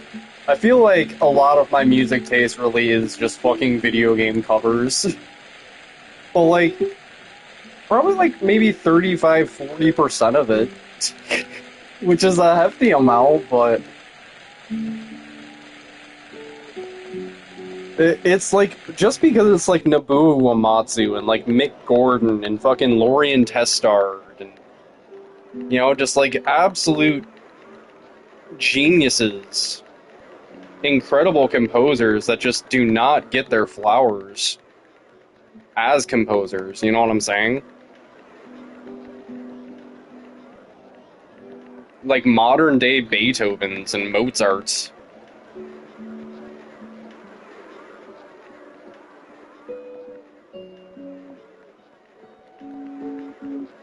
The fact that Nobuo Uematsu is still alive right now and still like doing works on modern Final Fantasy games is crazy. Like, even though I'm not the biggest fan of Rebirth, like, I do love that song that he put in Rebirth. What is it called? No Promises to Keep. It's definitely, the shining star that almost makes that game worth playing. Almost.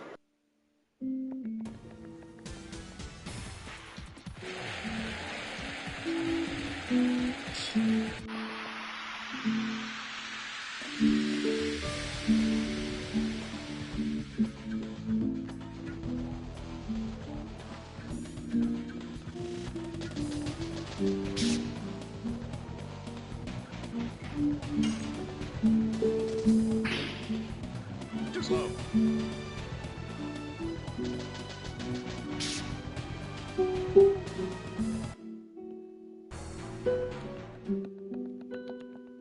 Oh, Lloyd, you troll.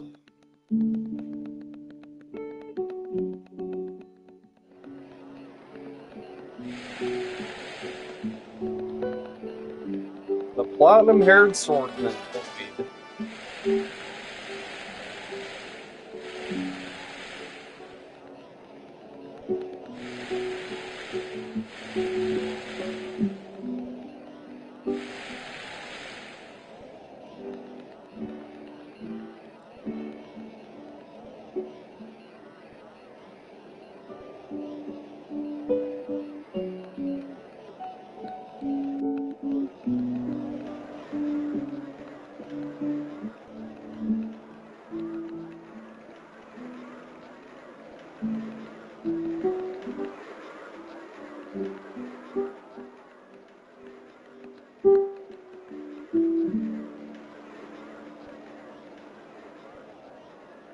Now, I will say, does he have to just straight up be a dick to Lavitz?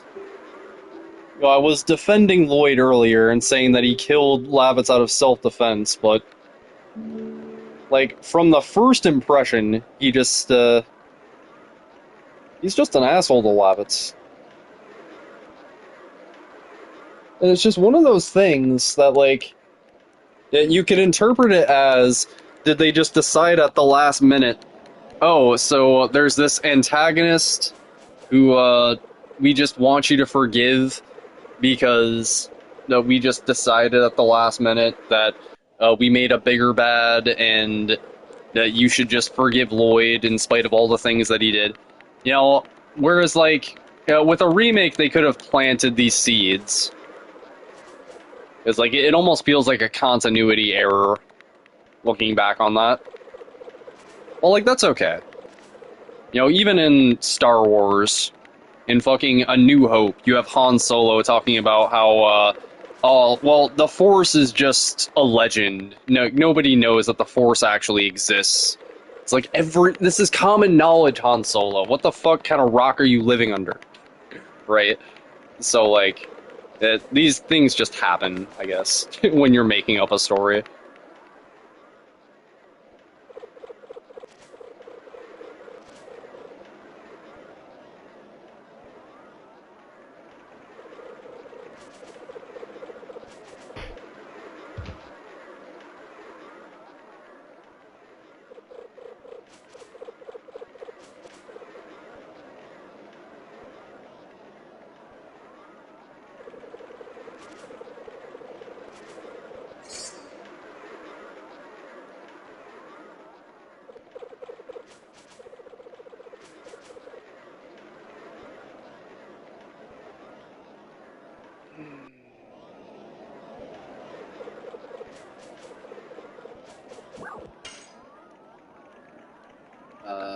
I changed my mind. I want to do the thing.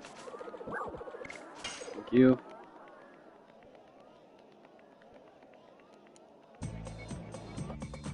You just, check on the mic audio.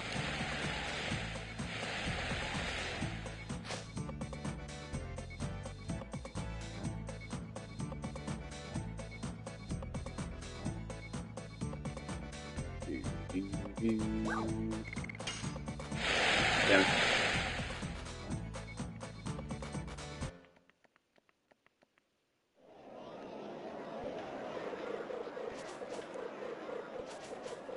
What a pointless part of the video game, dude. Absolutely pointless. If I designed a remake... Sorry, I had to cough. Obviously, I would implement cutscene skips. But also, I would make it so you could just go immediately to Helena if you wanted, and that this entire section was optional, and that you only instigated it by entering through that door. So this entire part can be missable unless you go out of your way to do it immediately, is how I would do it.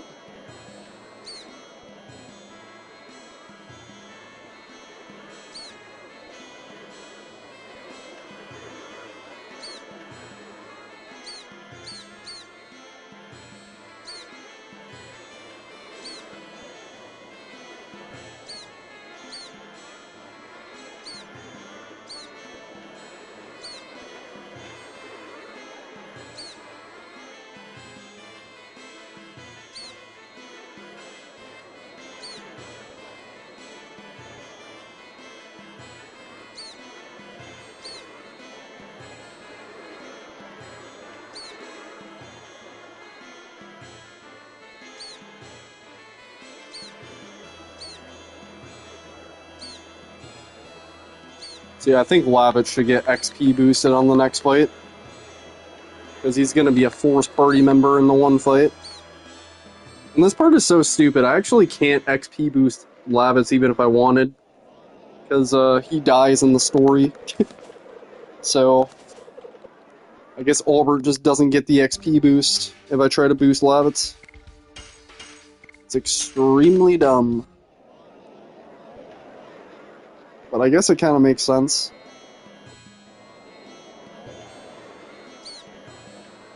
Can you move? Please move.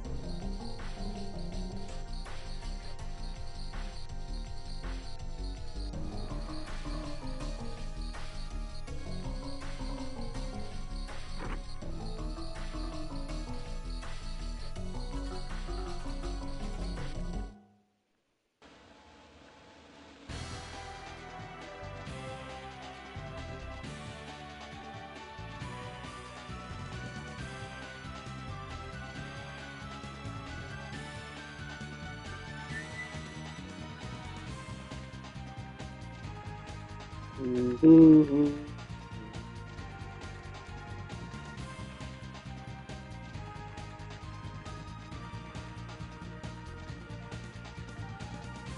Alright, let's go.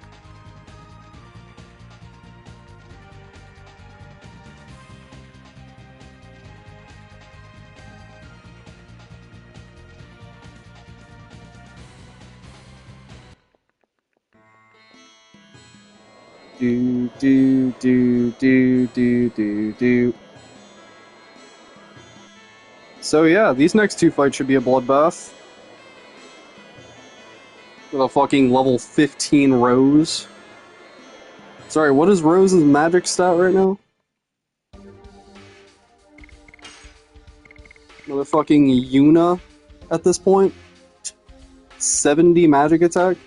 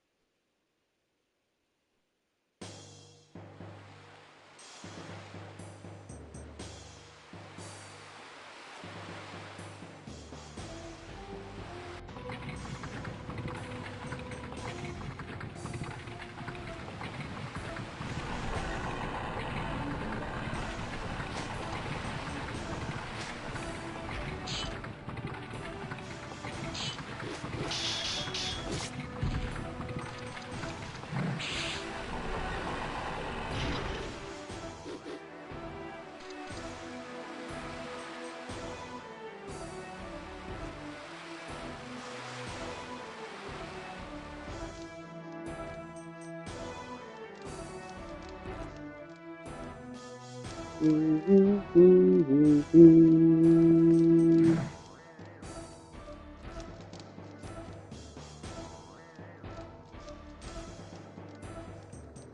the sun rises, this guy will be mine from that moment.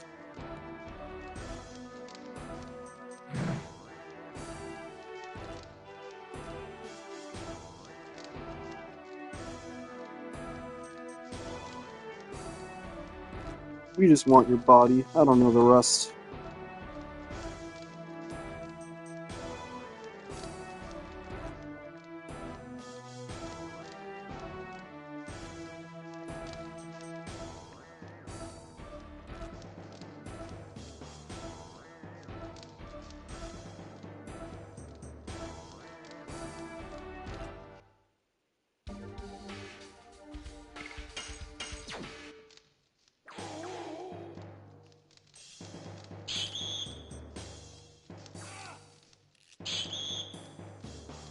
There's a lot of forced encounters in this place. Unfortunately, Lavitz will just be forced to take damage in these forced encounters. So that sucks. But oh well.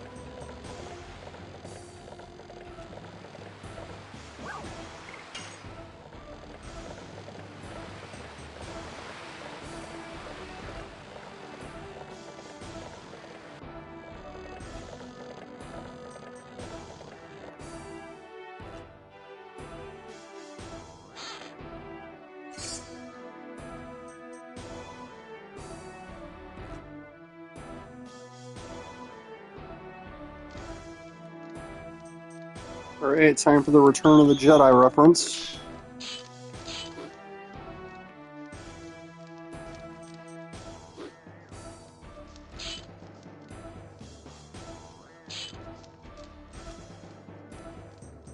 I saw Return of the Jedi, like, once.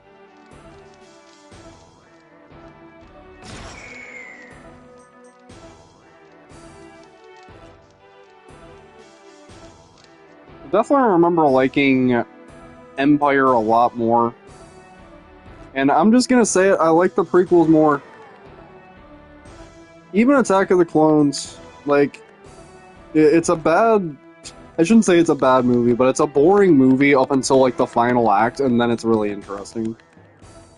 You know, Yoda actually, takes the gloves off, starts going apeshit. And Christopher Lee kind of kills it. I will defend the fucking prequels, man. I do not care. I love the prequels. Maybe it's because I have nostalgic memories of the prequels and I watched the original ones after the fact, but... Alright, I'm just gonna say it, Revenge of the Sith is the best one. Because it just is.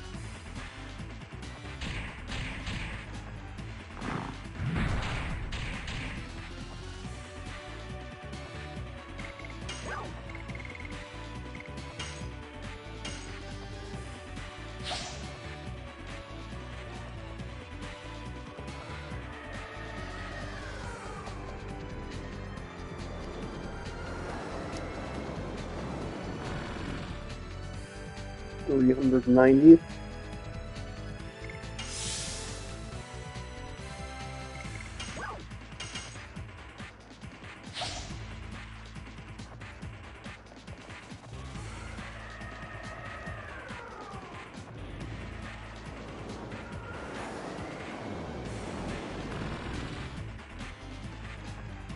Feels so good after my first playthrough, man. This guy has so much fucking health.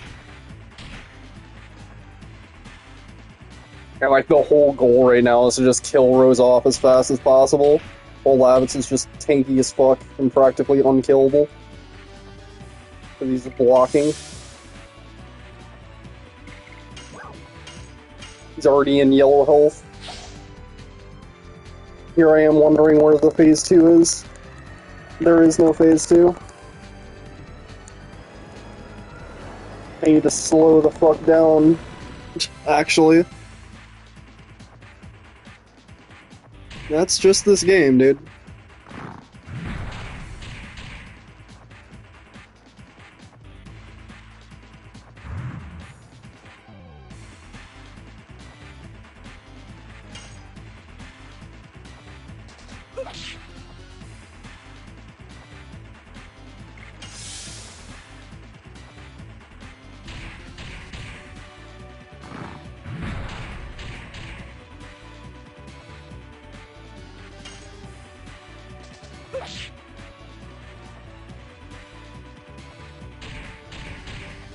Alright, come on, you douche.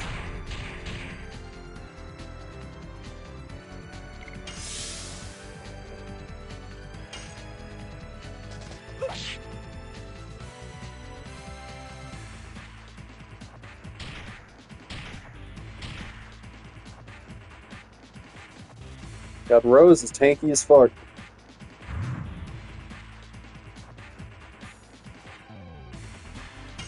With her glass cannon ass health pool, she is fucking unkillable herself.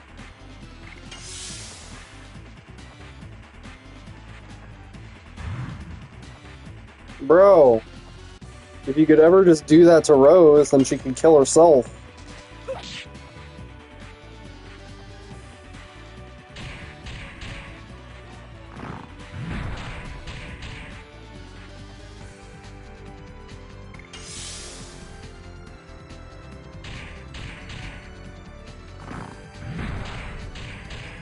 Ay, ay, ay. Fuck.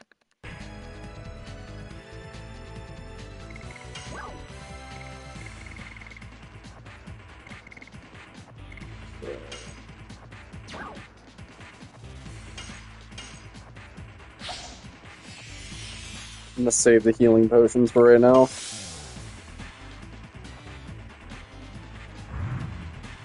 Come on, man. It's like the 50th time that you've fucking done that. Still have it.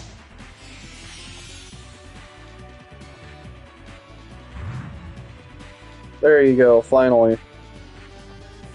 Now Rose can just kill herself.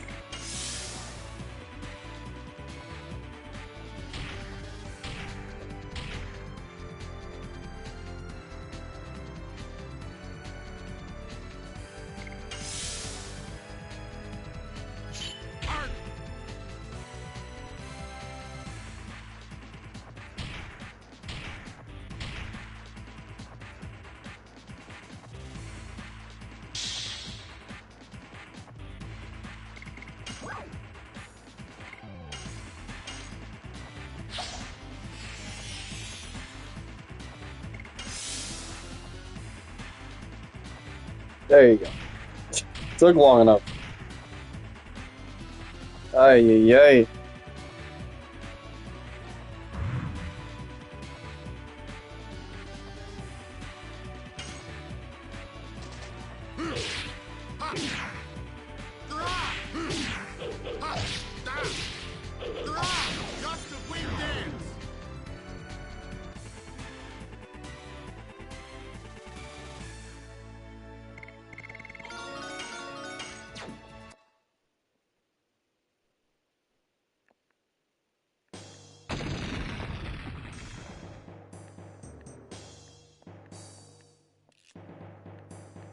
Alright, so I'm gonna save that sachet as well as this one right here. Gonna use that on these birds on the way to the Black Castle. They give 300 gold a pop.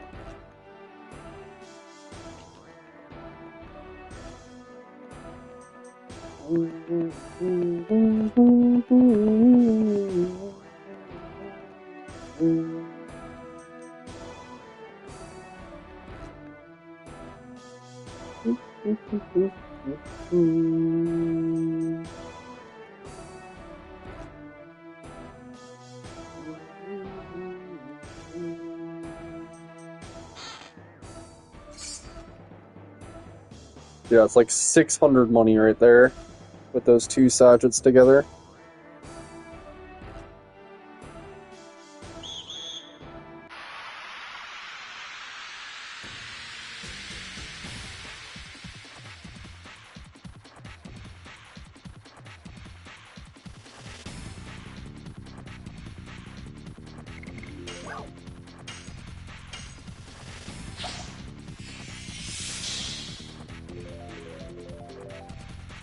Yeah, Labbit's got a lot of fucking XP from that.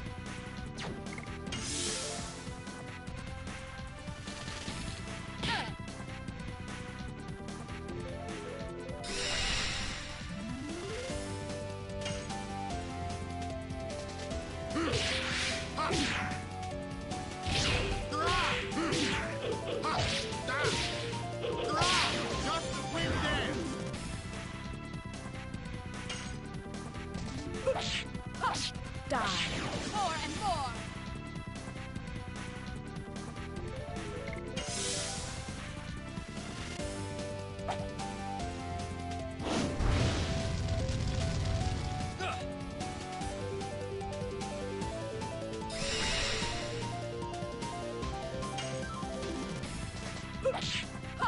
Die.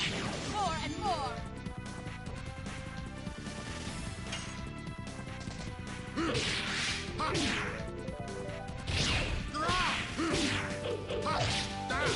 Might as well do that for Albert. There might be a few sections where I want to use Albert.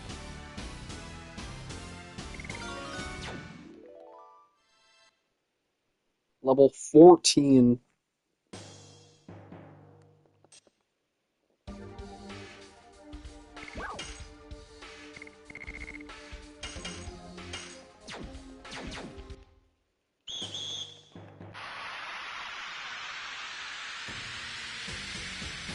Went from level 11 to level 14, just like that, with that one fight.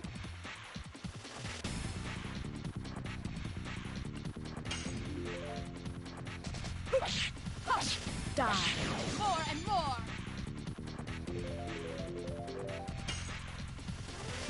Yes! Double slash! Of course, that doesn't even kill.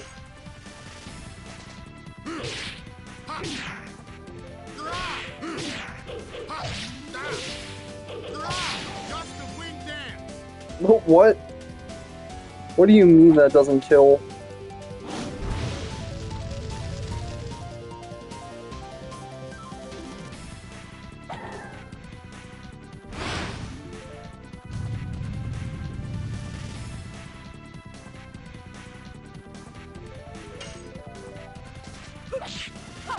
Die.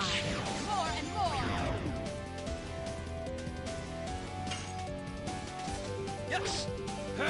Double slash!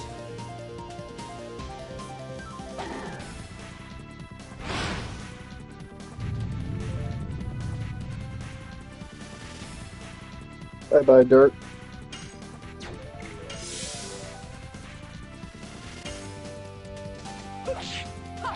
Die.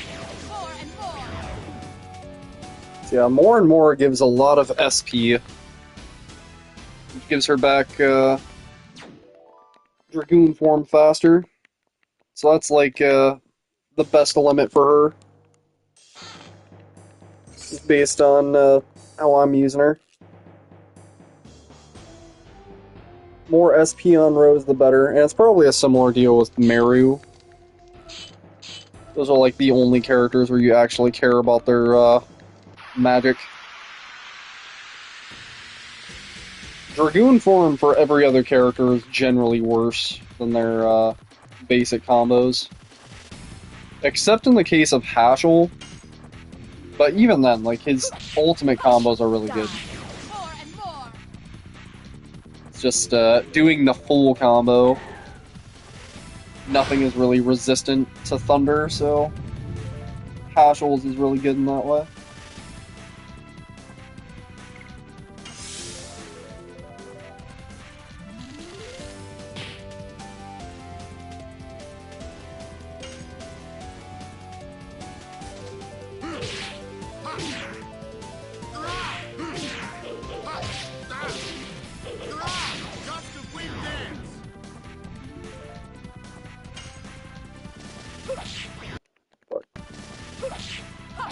Die. More and more.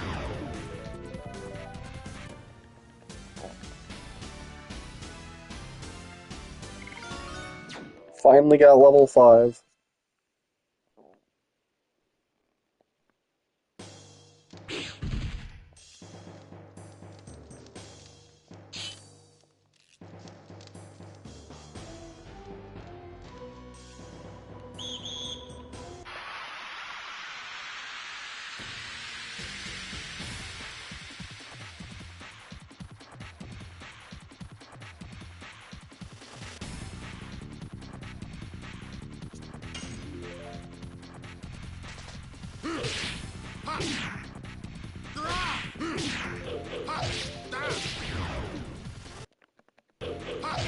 Gotta get the goddamn XP.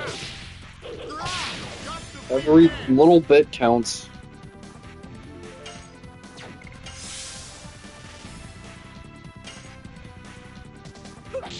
God damn it.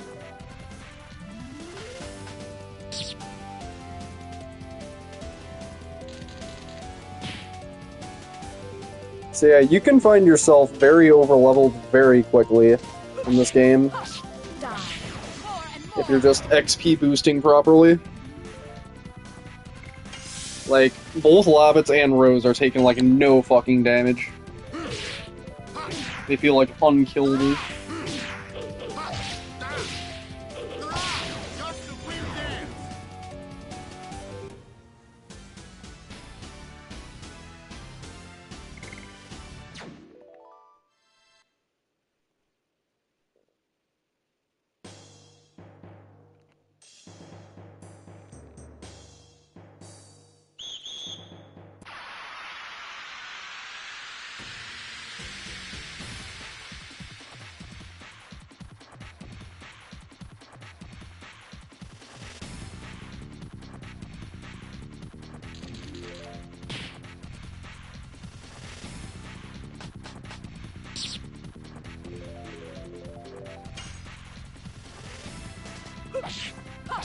Die. More and more.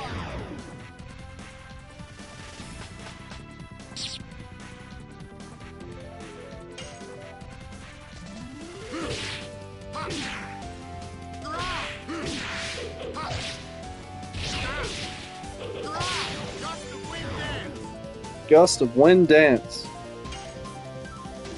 Yes! Double slash!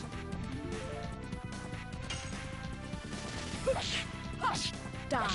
More and more. So if all three of your characters have max Dragoon, then, or max SP, whatever you call it, then, you can use special, and that'll allow you to get, like, a guaranteed, fully charged, basic Dragoon attack.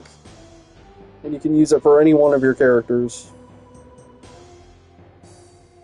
So that's really the only reason to build up SP on Dart.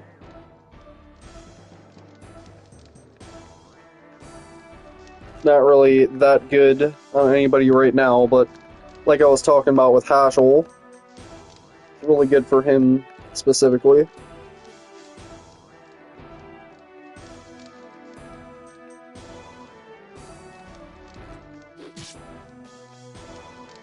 It's kind of weird that Dragoon is actually worse than just doing your basic additions. That's another thing that I would change if I remade the game. Dragoon should be like at least 20% stronger than your additions. Because like you can't use your items, you can't heal yourself. Like there's a big trade-off for doing it. And so for it to be worse, that's egregious. Where is it? Oh, it's...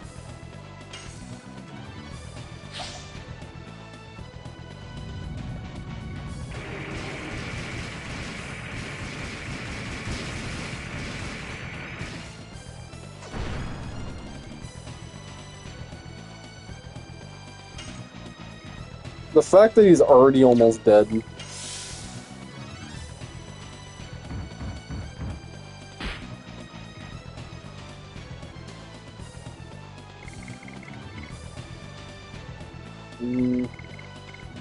Yeah, I'll save it for Rose, I guess.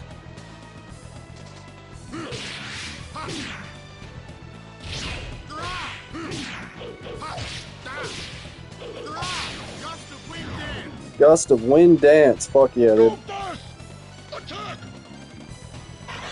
I only needed one. Didn't even need to. How dare you confuse my Labbits.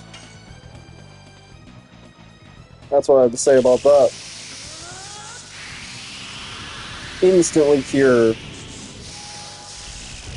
That's another benefit to using special, I guess, is you can cure allies. cure them of their statuses, rather. It also changes the environment based on which character you do it with.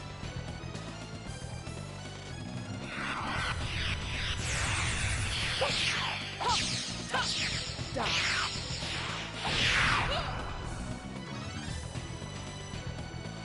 160, yeah. Rose is all about the magic.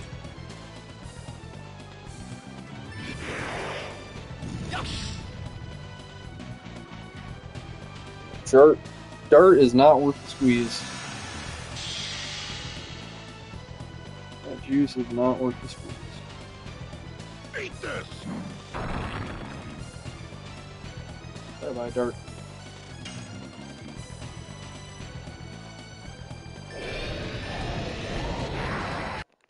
One more time.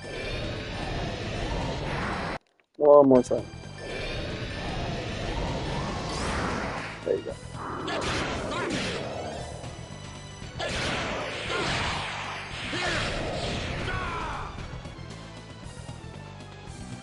$219. Oh.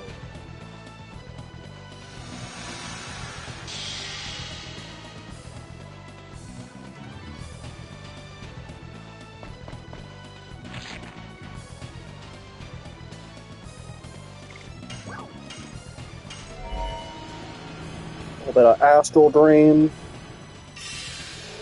Astral Drain.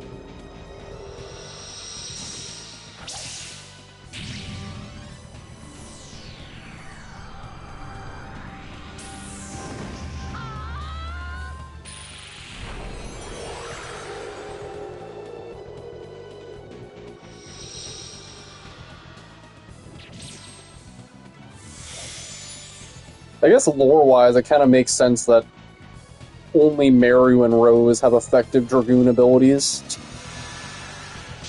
It's like Rose has been harnessing her skills with it for 10,000 years, and Meru is a wingly, so I guess it makes sense. Go Dust! Attack!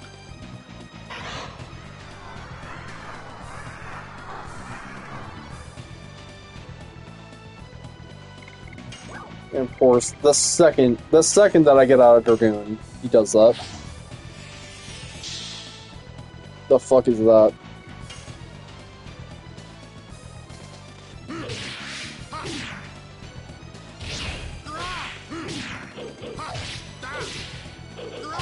Just the wind dance!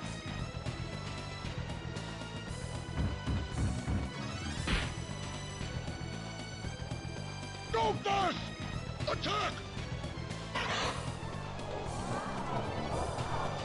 So, like,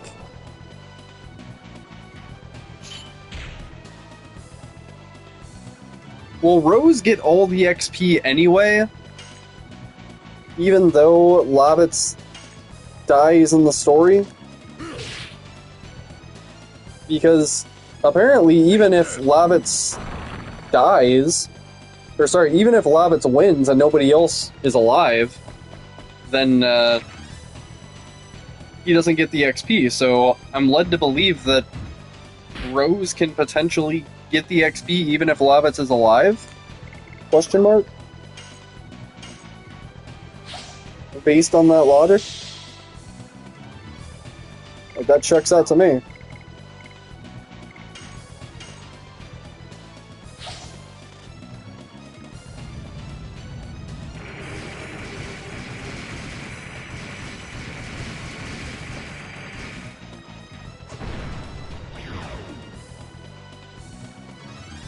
Eat this!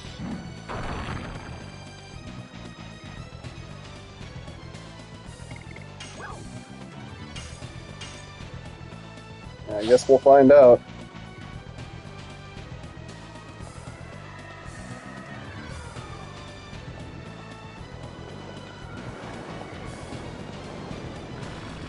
The long cutscene to run back, though. If I'm wrong.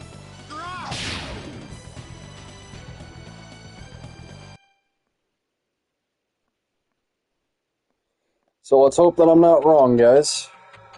Otherwise, we gotta watch Lavitz die twice.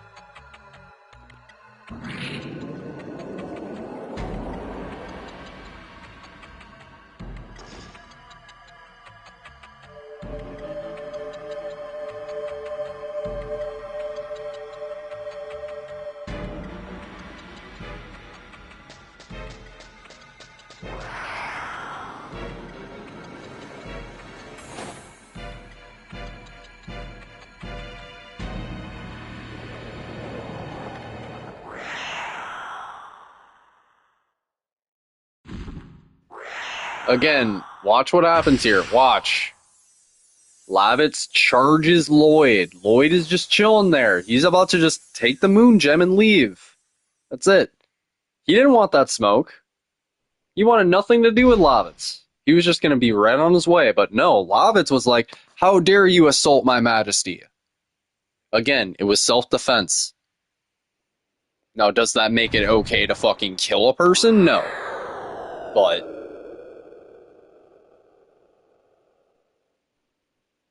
I do think it's easier to forgive this guy than I initially felt. And that many people seem to initially feel, based on what I'm seeing online.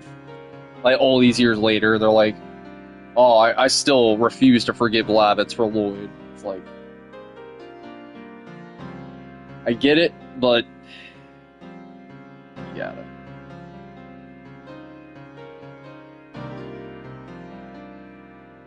And you forgive not because Lloyd deserves it, and the game makes this perfectly clear.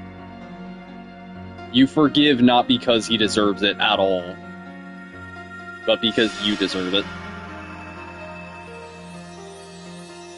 Because of this attachment that you've grown for this character, and as great of a man that Lavitz was, to have that candle snuffed out by this piece of shit, it wasn't done out of malice.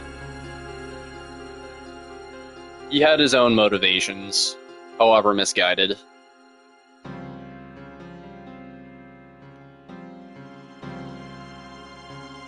And again, like, Lavitz was just in the way. It sucks, but casualties of war, I suppose. Alright, so 2,000. This needs to go to 8,217. Okay, we're good. So that's just the way the fight works. Regardless, the other character will get all the XP. So there's no reason to waste time in that fight. Trying to XP boost. Just happens by default.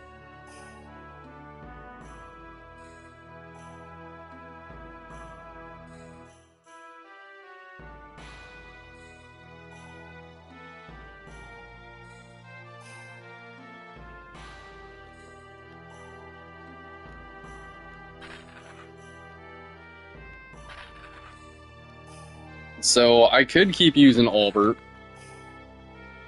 for the Ruska Disc 1, but I want to switch over to Hashel now. Make progress towards his next edition, Flurry of Sticks. Get that upgraded as soon as possible. And then we'll just be rocking that until Hex Hammer way, way later.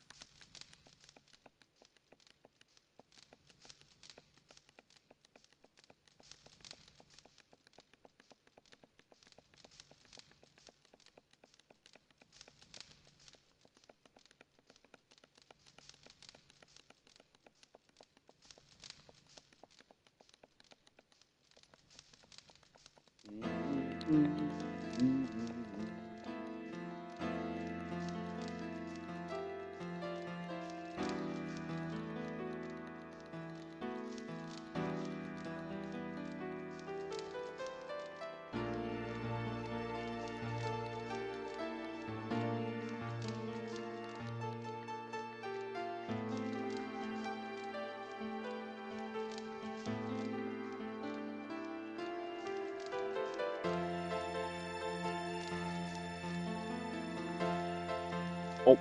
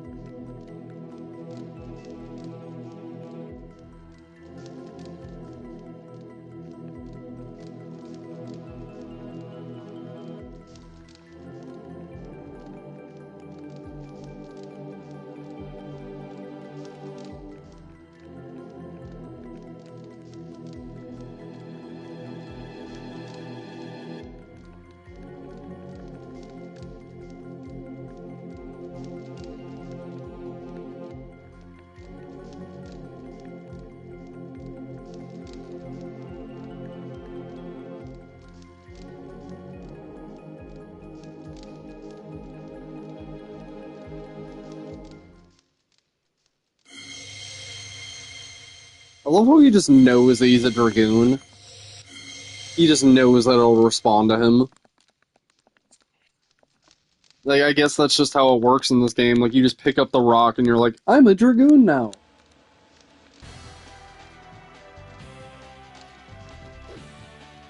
So I don't know why that didn't work like that for Dart. And why, like, years later, he's like, oh, hey, so that's what this weird little rock does.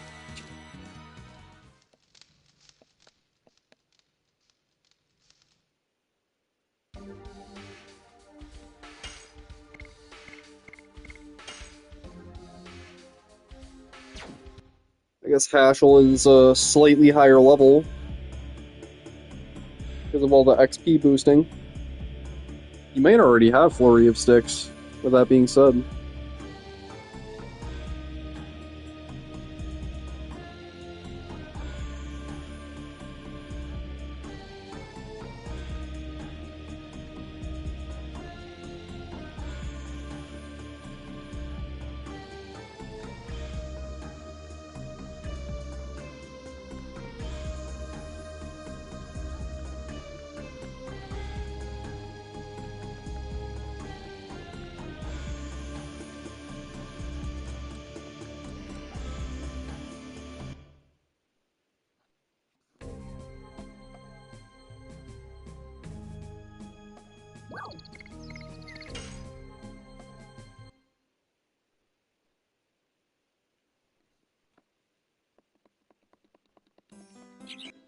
Alright, so let's see if he has it now.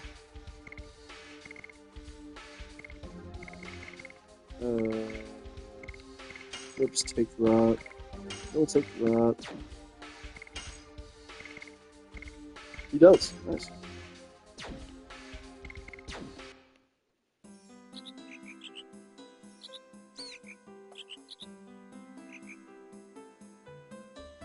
So Haschel is quite fast, unlike Albert.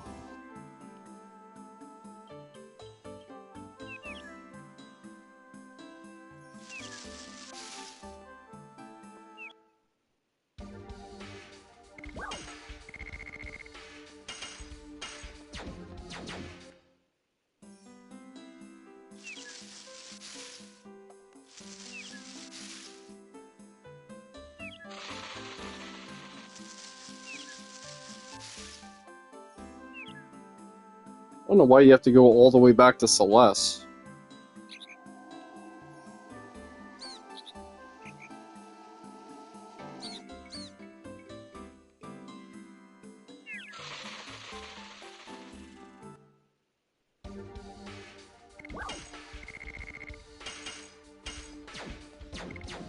Just enough charm potions for disc 1.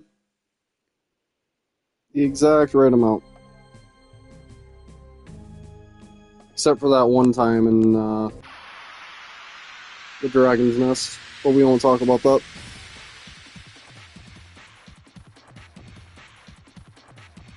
That's not the bird. Where's the bird, damn it? Die. More and more.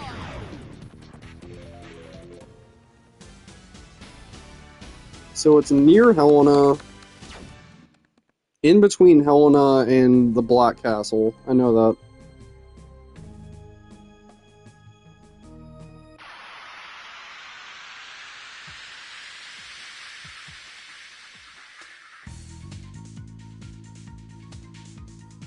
That's not the right guy. So we just gotta farm this guy out.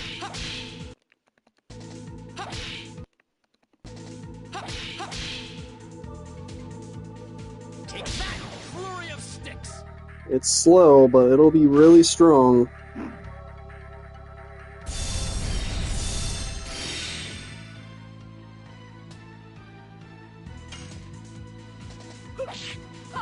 Die. More and more. This money is worth it. 600 money is very, very worth it. I'm like 99% sure it's right here. And actually, technically, it's 800 money. He drops spirit potions too.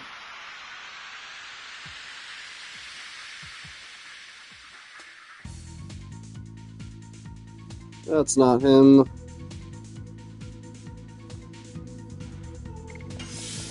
I'm grinding out additions as well.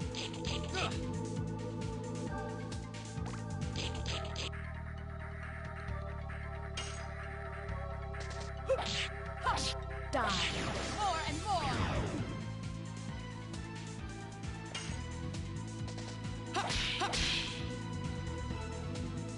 Take that, flurry of sticks.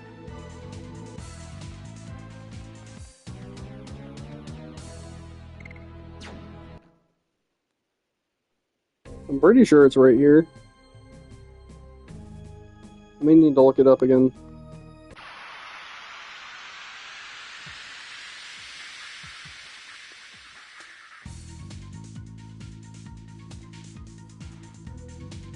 Legend of...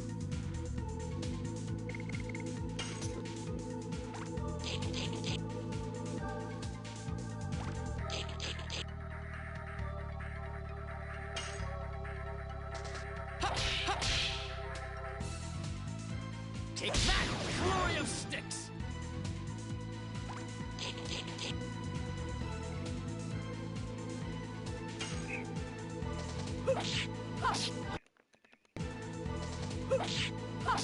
Die. More and more. Okay, so I'm in the right spot.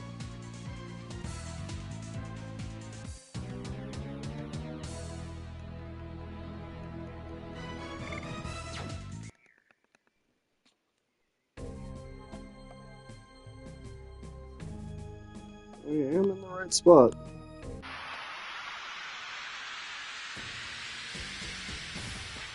Just getting unlucky, I guess. There it is. There it is.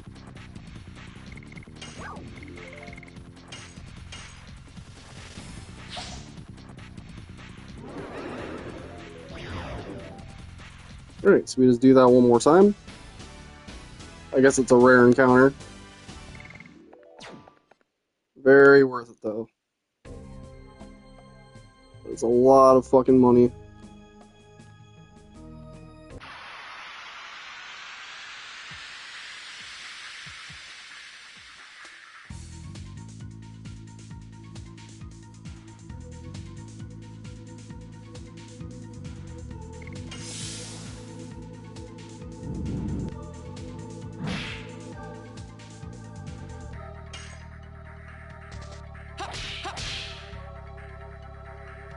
Take that, flurry of sticks. Die.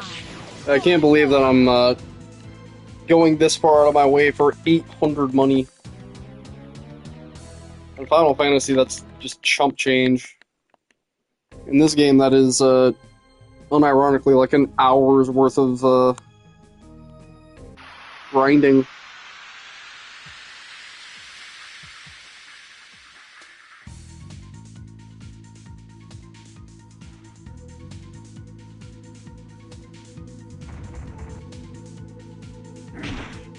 Like, so what if it's a rare encounter?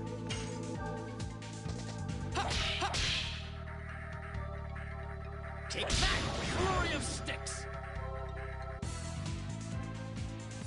I wish I could say that it works with the total vanishing as well, but I think it only works with this Sachet right here. Because he has 6 health, but he has insane evasion, so basically, like, it's just like an RNG chance whether or not he dies to your regular hits. So this item just exists to guarantee the kill. It only works with this. As far as I'm aware. It also works with, like, Confuse, so he can, like, kill himself that way. But that's not until, like, the end of the game.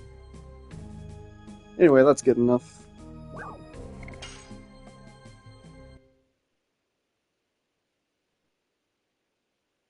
Lots of money.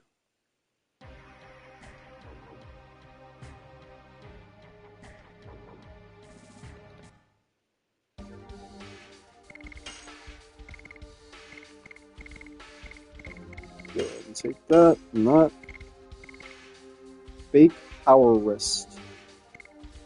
We can just sell that, I guess. Also, the Stardust. There's some more in this place.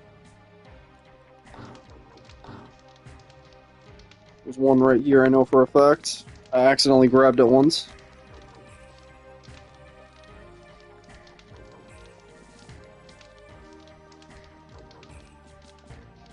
I defeated the Great Dragon Firebrand. This is a feather of Firebrand. Don't touch it, you'll be poisoned by it.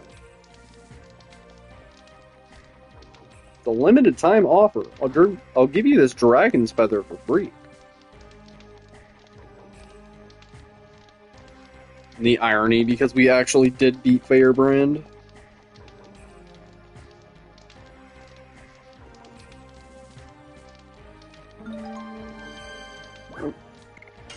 So, this guy sells you an important thing for this guy. Magic attack and magic defense. He doesn't really need it, though. She could take that. I don't really feel like wasting the money, though.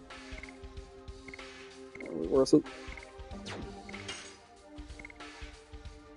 What is Shauna's level even right now? Like level 9? 11? Yeah, still severely underleveled.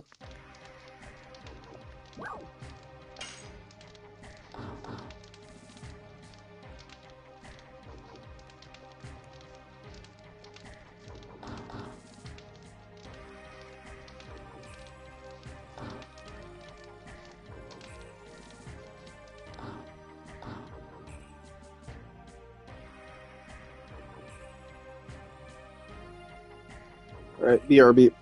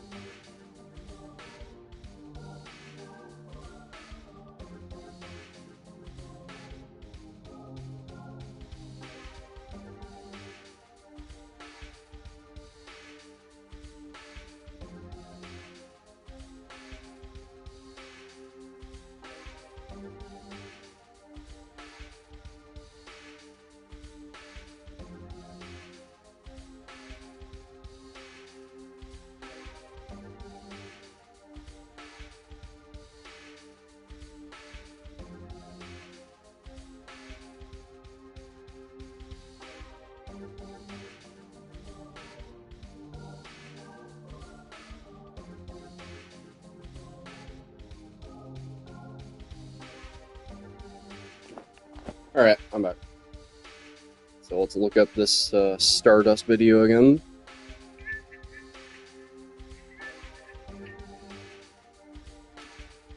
So yeah, it is insane. We have a level 17 Rose right now. Level 17 Rose. On disc 1. Fucking nutty.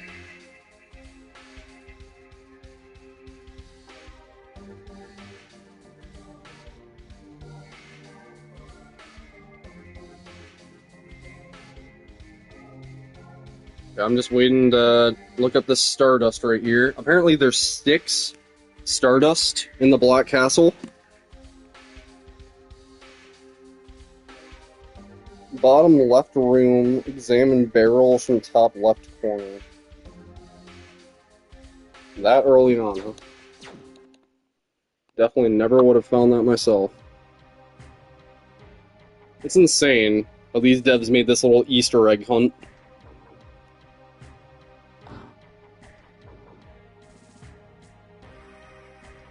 I can imagine, like, as a kid, this being pretty fun to just figure out without a guide. But, yeah, it's 2026 now. Ain't nobody got time for that. I just want to fight the boss. Go across the road to the bottom right, go up the ladder and examine the pile of stuff.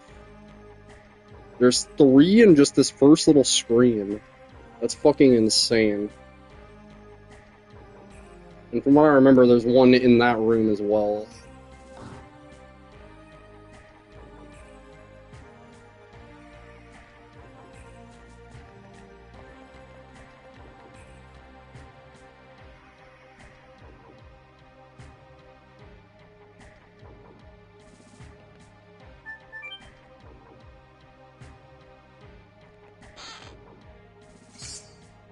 Attack ball.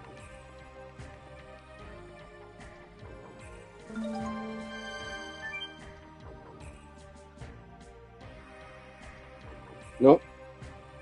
Okay, I lied. Nothing there. I already grabbed the one in the weapon shop there.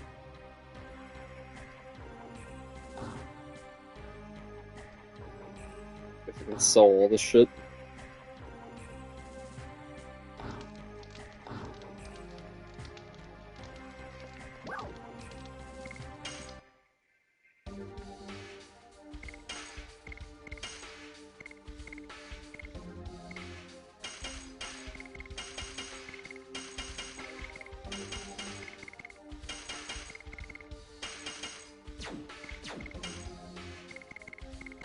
It does cost a lot, but probably worth it.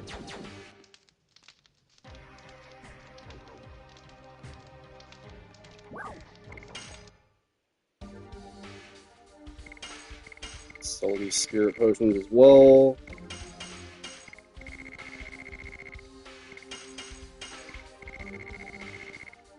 Gravity grabber.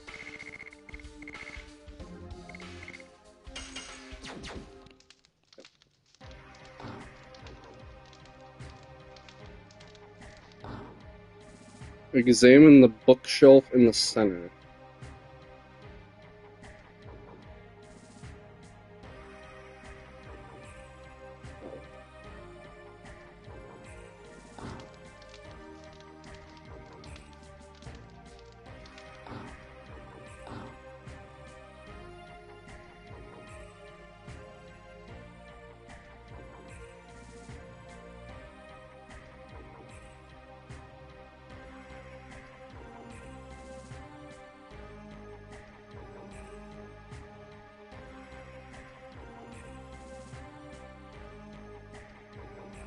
That bookshelf? Again, I would never find this shit myself.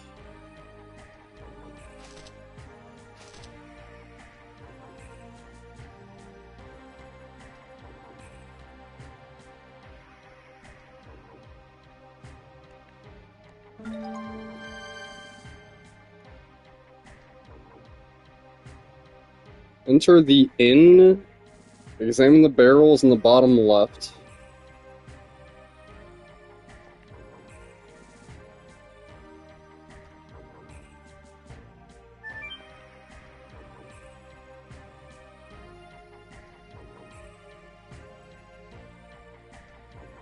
And then there's, in the same fucking room, apparently, more barrels that have more Stardust.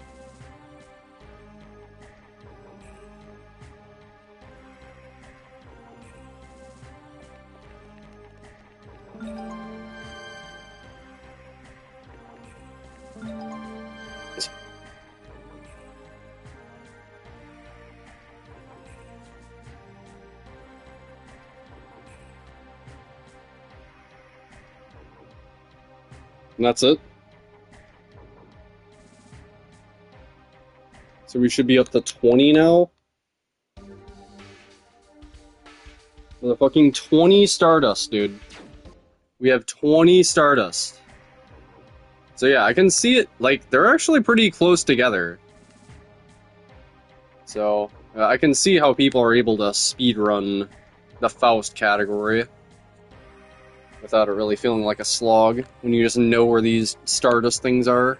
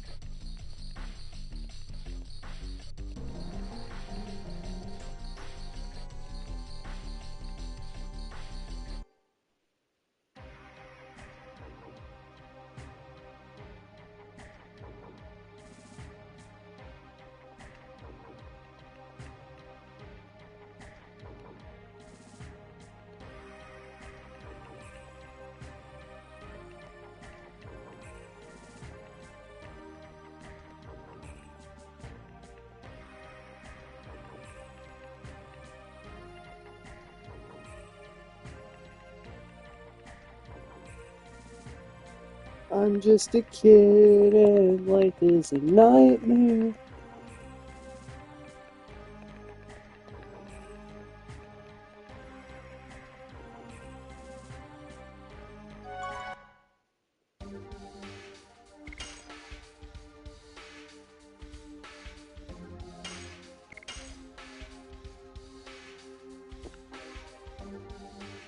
I have 4.3 thousand money on disc 1. So we're actually almost halfway there. We're 700 money away from being halfway there to the legendary cask. Now there's a lot of things I need to buy along the way, so it's not quite that simple, but yeah, that just goes to show you how much 800 money makes a difference. Especially early on. Like, I'm not going to be wanting for money at all.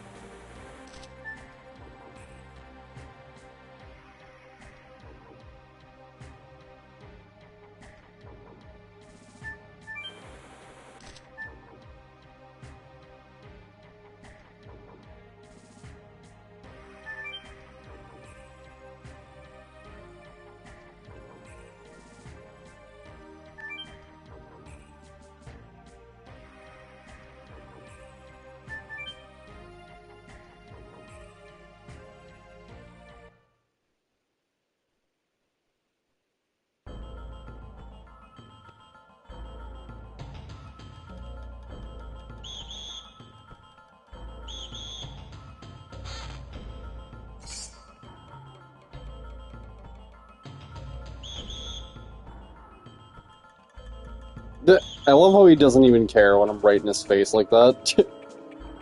I fucking love the stealth in this game, dude. I'm normally not a stealth type of player, but I love the stealth in this PS1 game.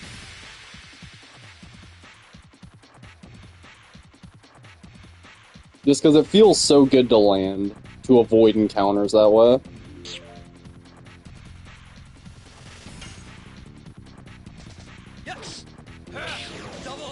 In a lot of other games, if you give me the choice between going guns blazing and stealth, I'll always choose guns blazing. Even like fucking Fallout and like Assassin's Creed and like even games that'll give you like a damage bonus for going stealth, like Elden Ring. I'll still just go guns blazing. But when you can avoid the combat encounter entirely just by playing it smart, now you got my attention. And like, I liked Assassin's Creed back in the day. I played the first two. I played a little bit of the third, but I didn't really like it as much. I never really played Black Flag. So like all the ones that people say are like the GOAT Assassin's Creed games. So it's not that I dislike stealth, it's just I like having reasons to be stealthful. Right? When you make it so easy to just fucking charge in guns blazing, right? It should be like a fucking pain in the ass to do that approach. But instead, like, it's generally like either easier or not even that bad.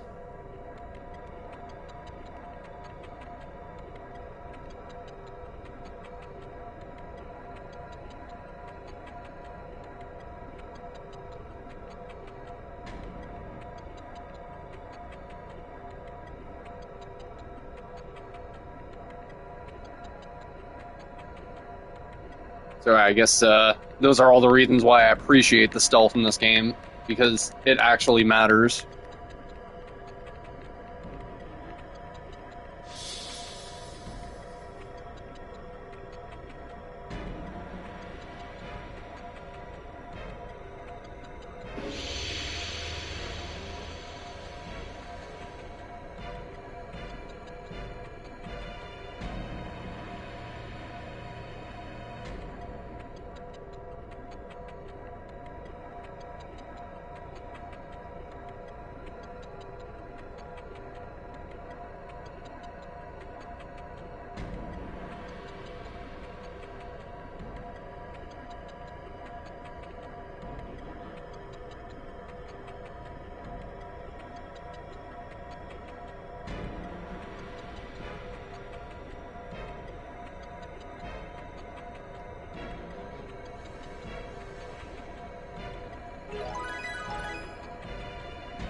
Motherfucking yappers, dude. And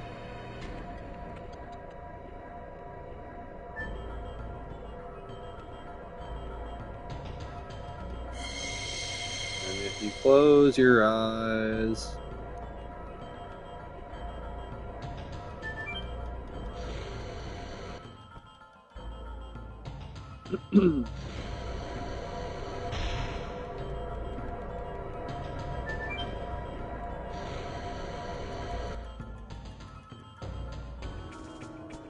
So how many throwables do I have left? I should have a ton of wins.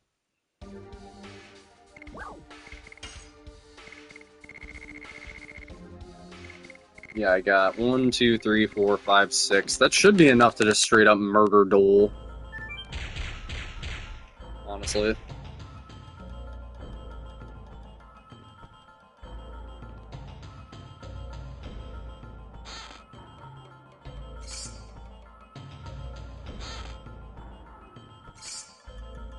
But in the event that it's not...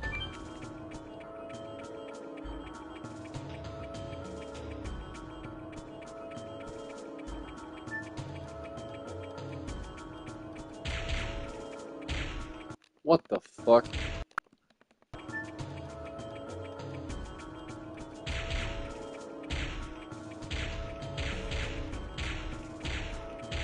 That was just trash RNG.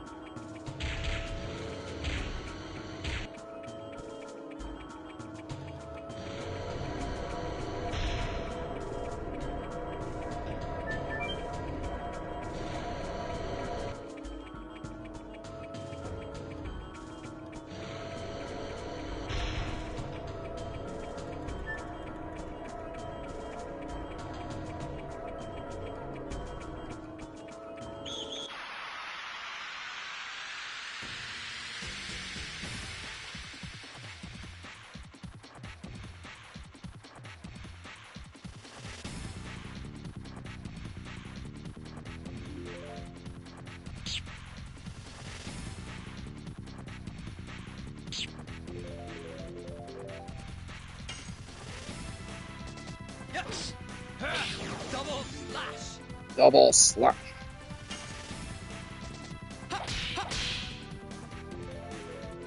Take that! Flurry of sticks!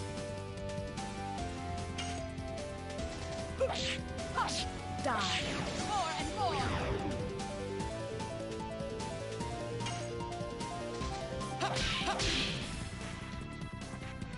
Take that! Flurry of sticks! Oh, you bastard.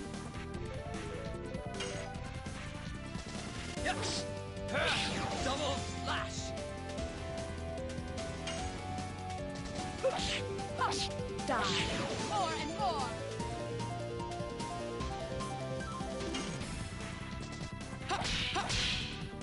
It's farming addition points, I guess. Flurry of sticks!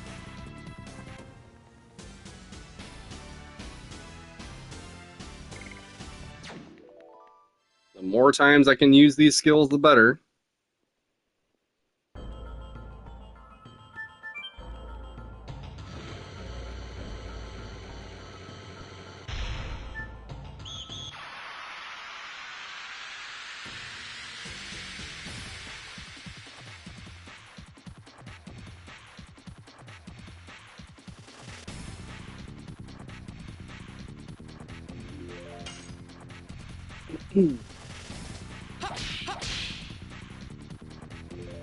Take that! Flurry of sticks! Like, the animation feels slow, but the damage makes up for it.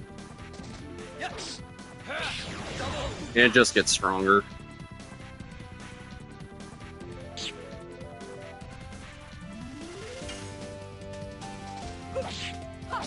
Die. More and more.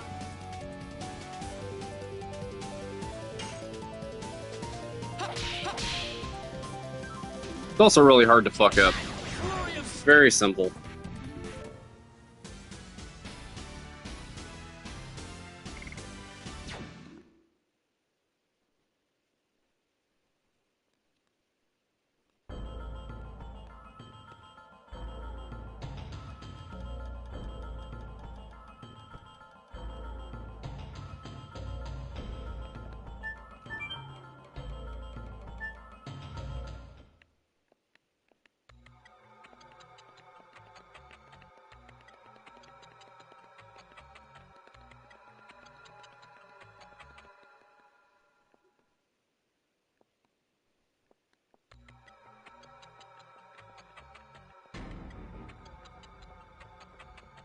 Rock crushing thunder arrow.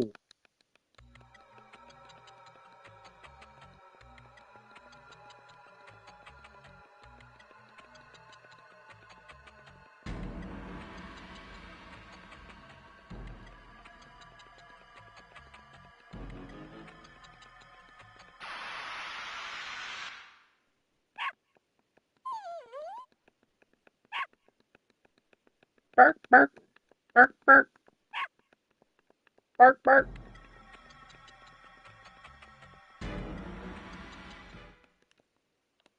Can I pet him?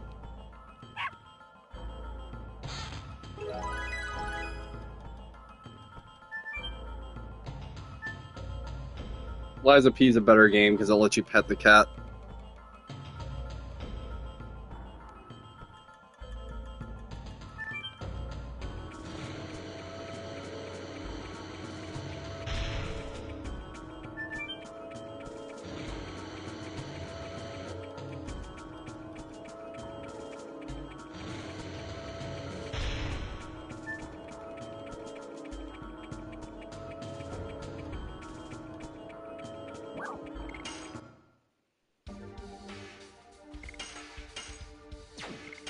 Alright, so we already did all the selling. Already get on all that. I mean, water-based individual attack? Who's weak to water?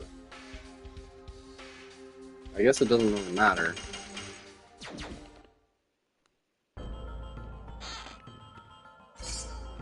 Also, it's a weapon for Hashel.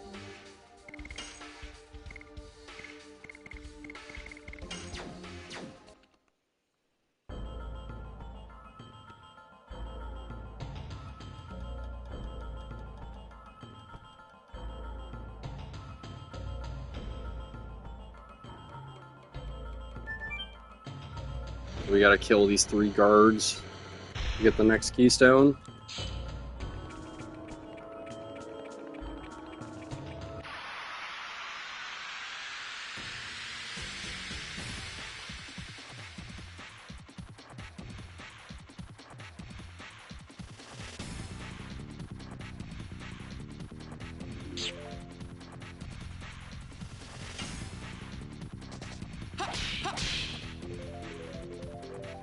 Take that! Flurry of sticks! Die. More and more.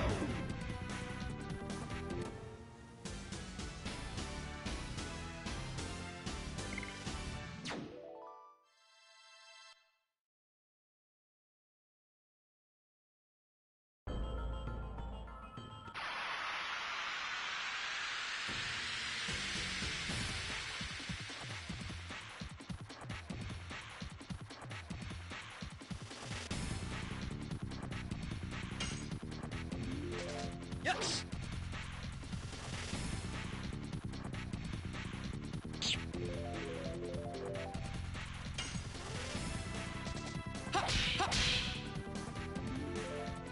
Take that!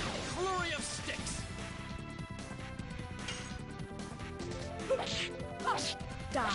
More and more.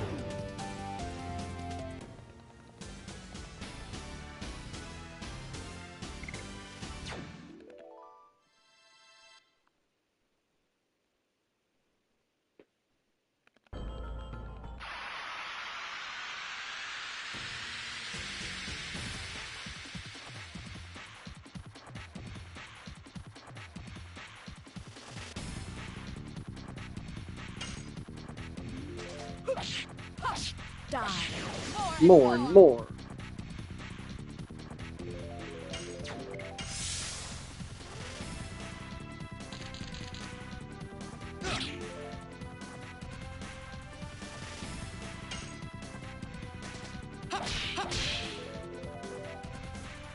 Take that!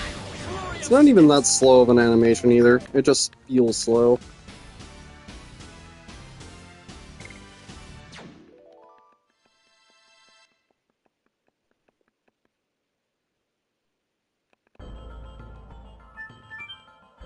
Like, it's definitely shorter than Gust of Wind Dance, that's for sure.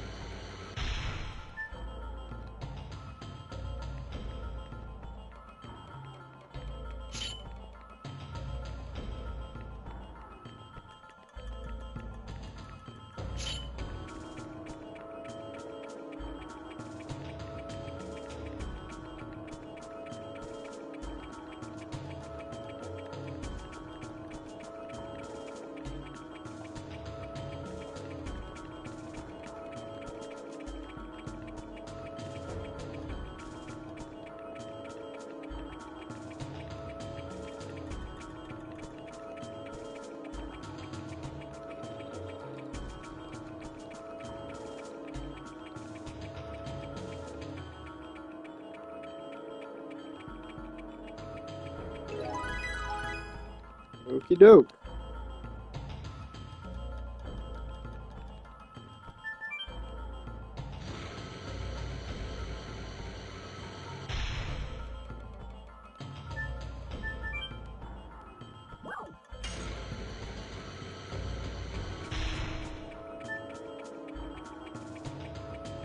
So Kongo should get slaughtered here. Um,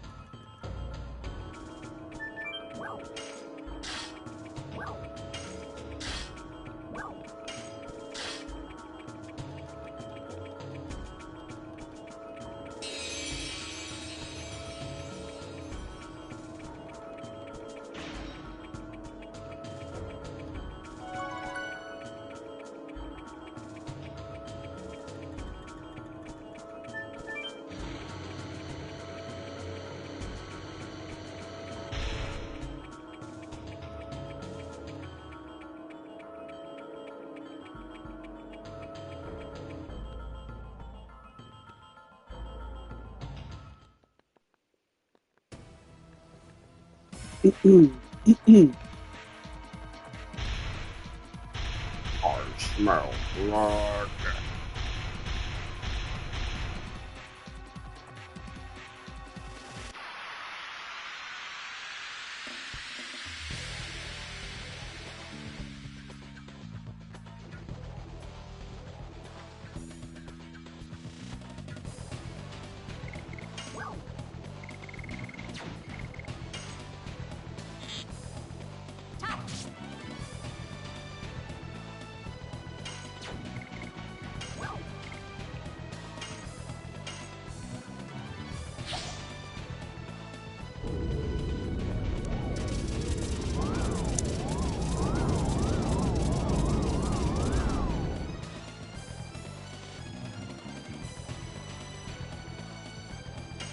Damage.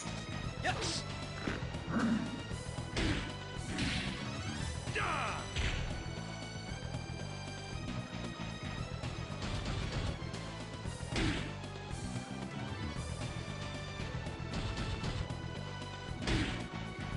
Well, fuck you, Shauna.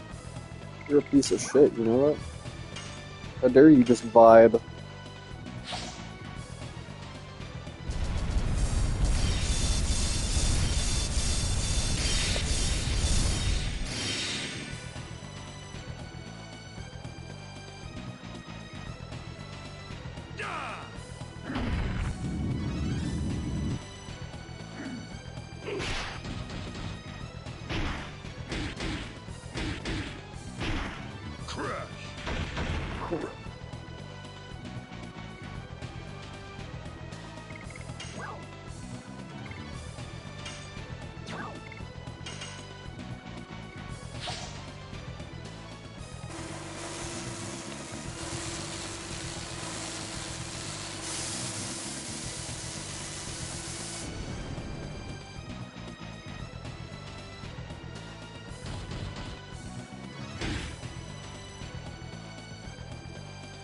I guess we can just send it with Dragoon form.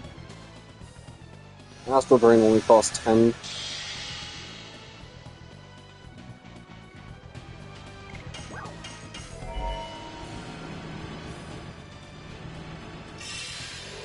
Astral Drain.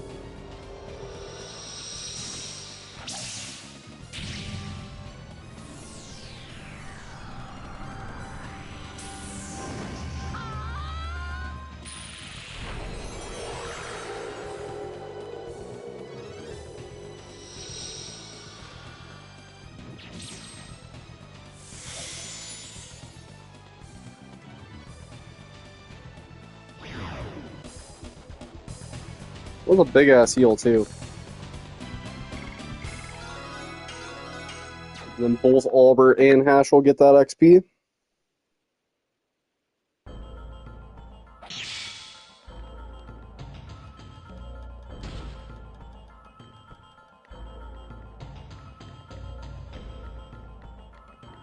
As you wish.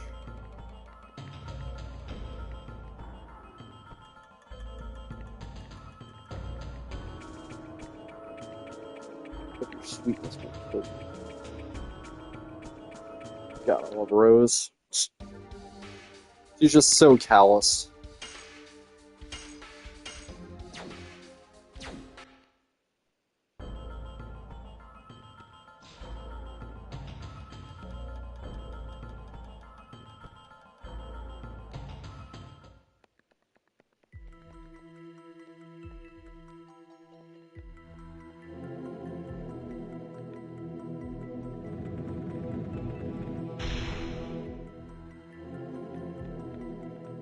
So yeah, we want Hashel to get all the XP here. Rose is definitely good for right now. Then we're gonna swap in Albert probably for a little while.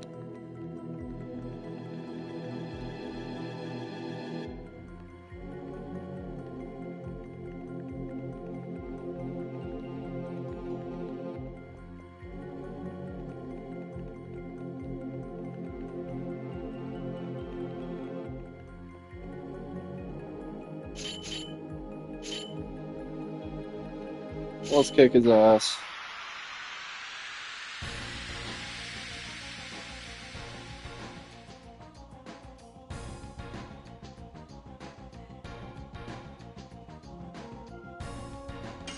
Die. More and more.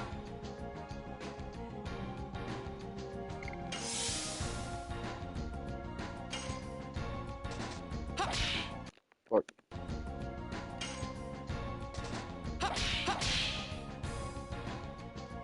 Take that! Flurry of sticks!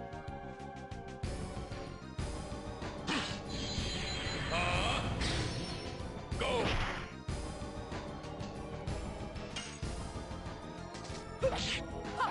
Die. More and more. Bye-bye, Dart.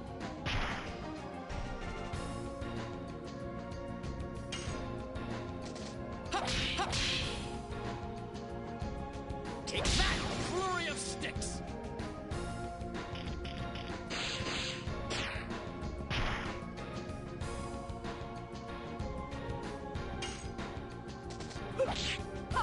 Die. More and more.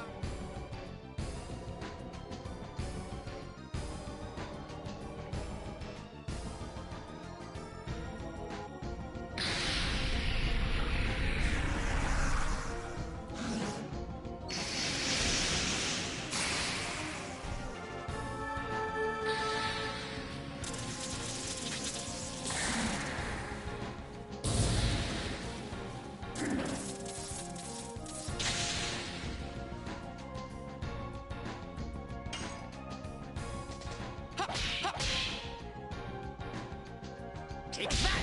Flurry of sticks! Alright, so now we unload all the throwables.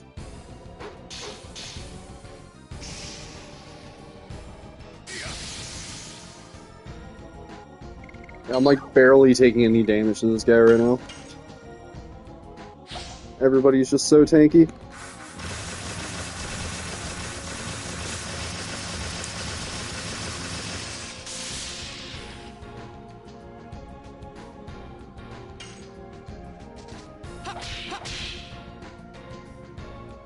Take that!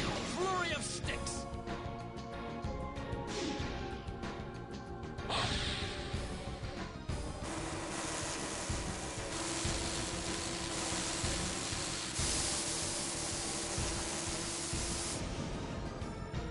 Ow.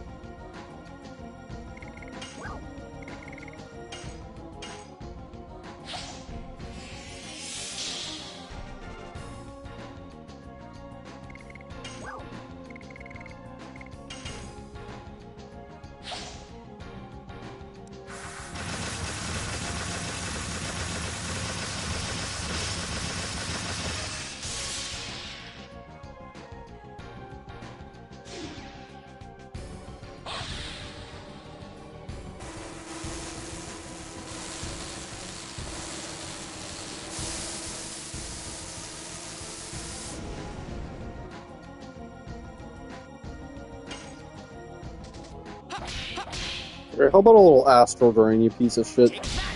Flurry of sticks!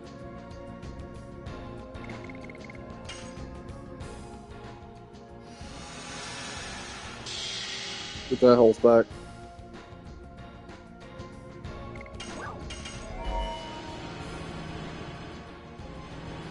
I love lifesteal lifesteal abilities in games. One of my favorite things. Dealing damage while recovering my health at the same time.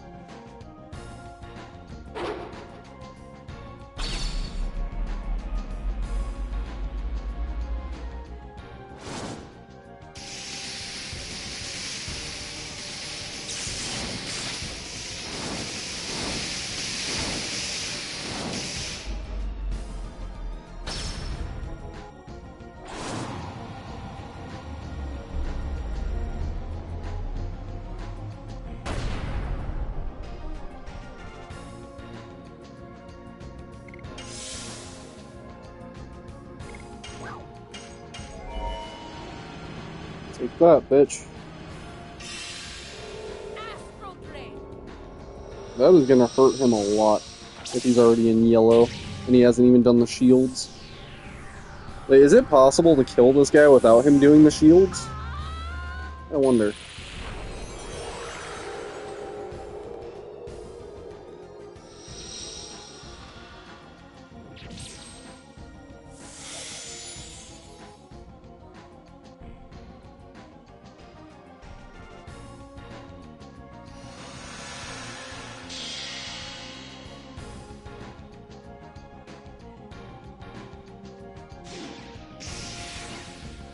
I don't think it is.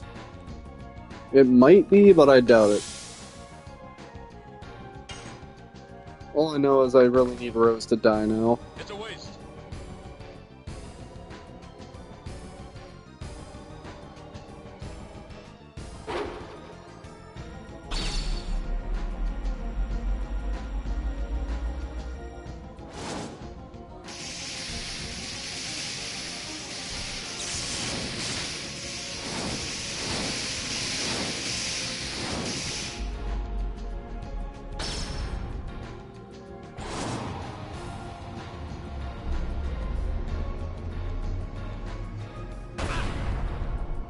Only 151 for all that. It's kind of insane, honestly. It's a waste. Levels make you so fucking tanky in this game.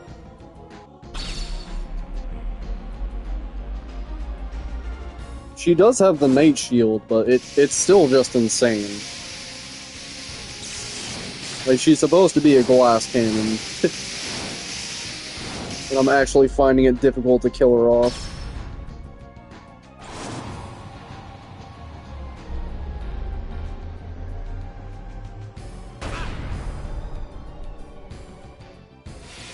I guess she's kind of like lightning. Glass cannon, but good defense, good offense. It's a waste. Good heals, too. So she's like a better lightning, right?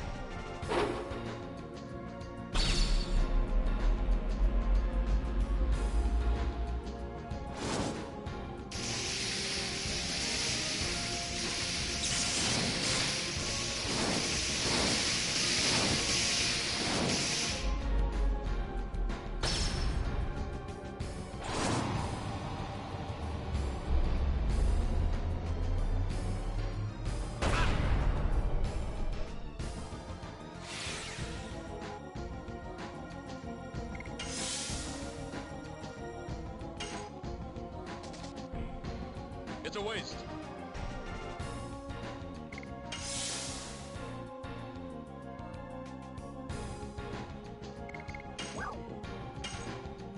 See how close he is to dead.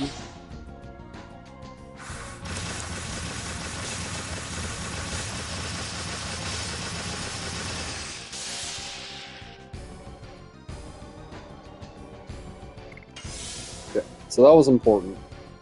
I'm glad I did that.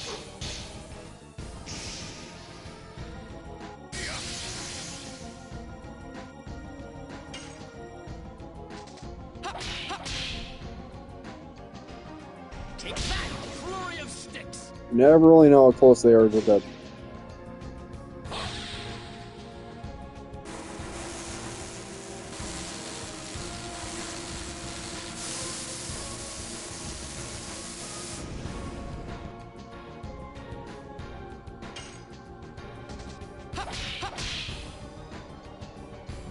Take that, flurry of sticks.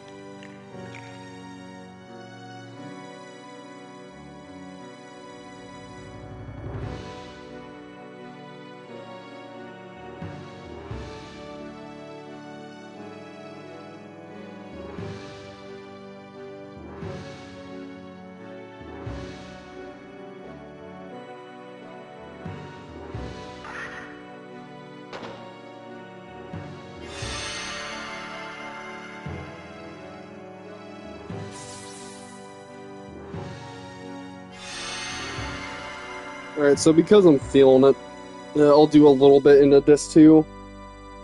Until I get tired, I guess.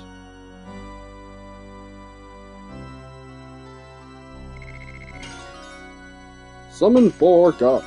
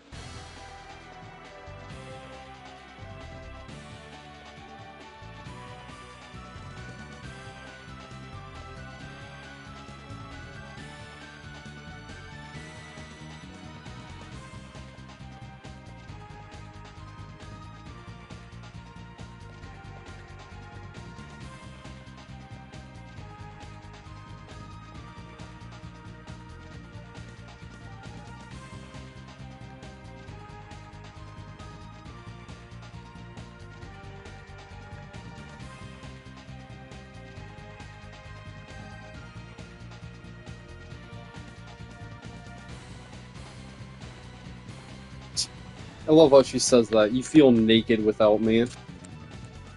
She's right. She has a very important role in the party at this point. Like, later on, her role becomes less and less important. And, like, Hashel becomes kind of, like, almost crucial for his stats and his speed. Right? Like, he is both a great damage dealer, he is a tank, he's fast, and he's got good magic and physical defense. Whereas, like, Albert, he's only good for physical, and Shauna is only good for magical. Ashel's got a good balance of both.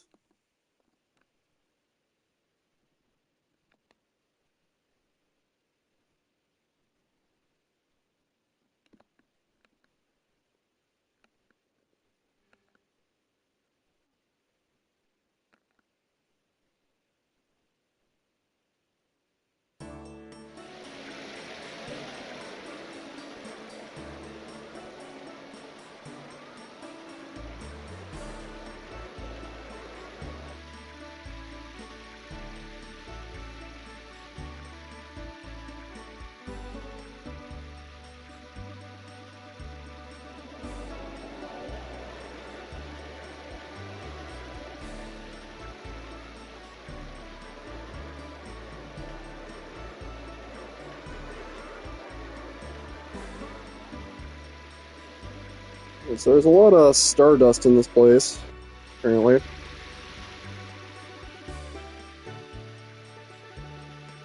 We're gonna need a lot of whatchamacallits, charm potions coming up. And we did not use half of the throwables that I thought I would. We still have so many.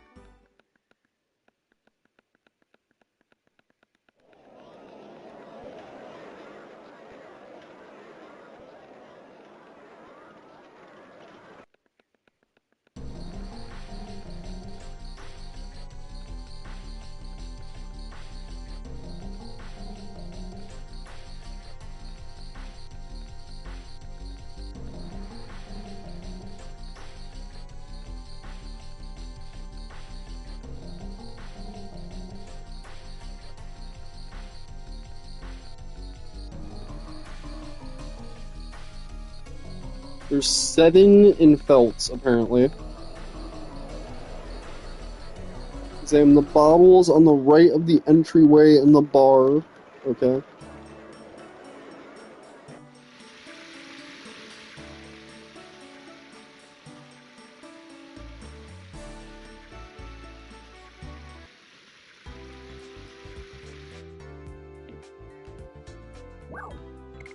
Like how there's just clusters of fucking 7 Stardust in certain towns.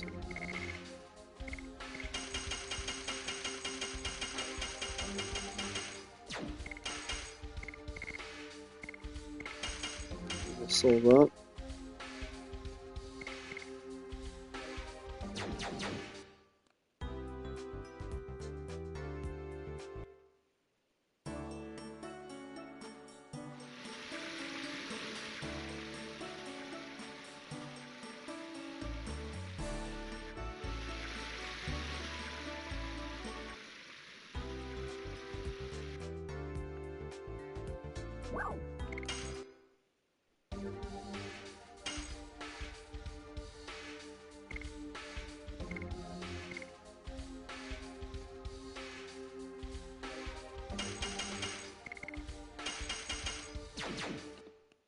Some stuff for Rose, why not?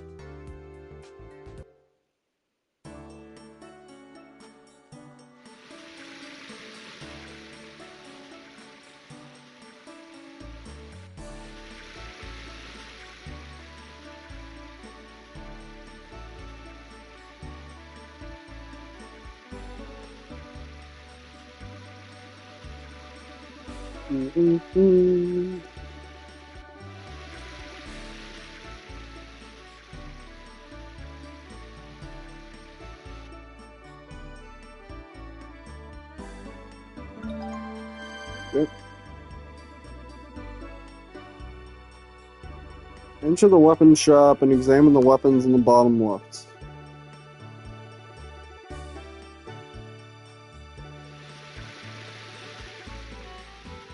Get the fuck out of my way. Oh, I love this. This is a hidden thing. I thought this was so stupid my first playthrough, but there's a reason why they say this. It actually goes somewhere later, at the start of Disc 3. My runaway daughter is named Claire. My mom's name is Claire. There may be some secret connection between us. Let's say the population of Endiness Continent is about 1,550,000 are women. According to the statistics of the Royal Personnel Authority, 4% of all women have the name Claire. It means from a statistical point of view, yeah, it's fucking retarded the way that they explain it, and it makes Albert sound like an absolute just social retard. But, like, they actually go somewhere with it. Because, like, basically, Shauna is, like, singing this lullaby to this kid. Right, and, like, it's this lullaby that only Claire knows. And, apparently Shauna said that she learned it from Dart. And so you make the connection that how could Dart have known that melody? Because Claire is Dart's mom.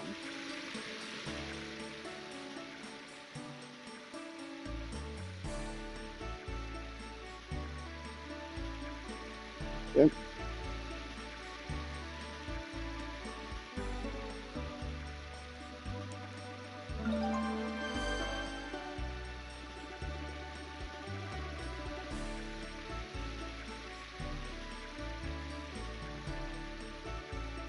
And also, in all the flashbacks that they show from Neat, like, Dart's mom does look suspiciously like, Claire, just in her outfit.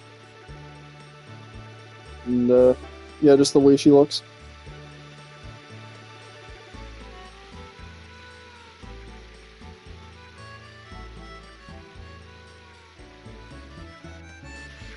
It is just incredibly stupid the way that Albert tries to explain it, though.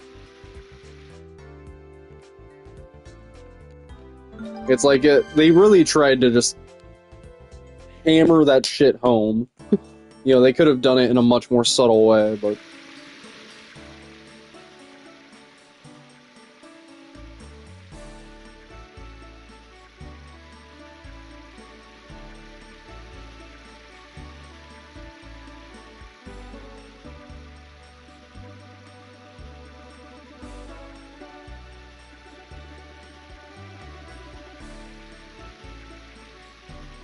And the bottle's in the middle.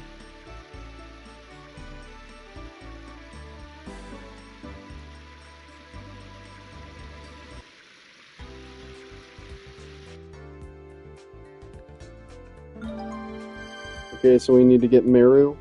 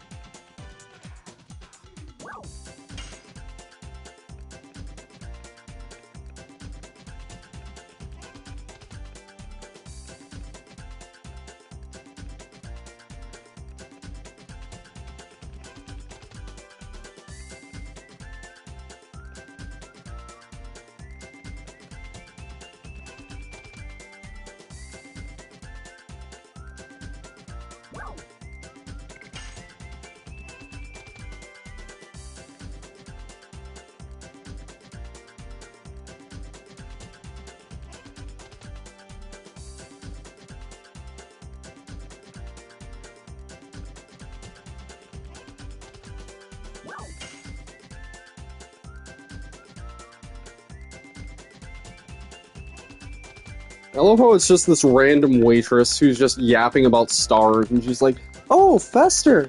He knows about this thing that you're interested in. You should go talk to Fester. And he actually has ties to the royal castle, and he'll let you in." So we just have to talk to this random fucking waitress to advance the plot. And if we tell her the wrong fucking prompts, then her boss yaps at her to continue working and get back to her job. This fucking game, dude. Alright, quit yapping. Get back to your job.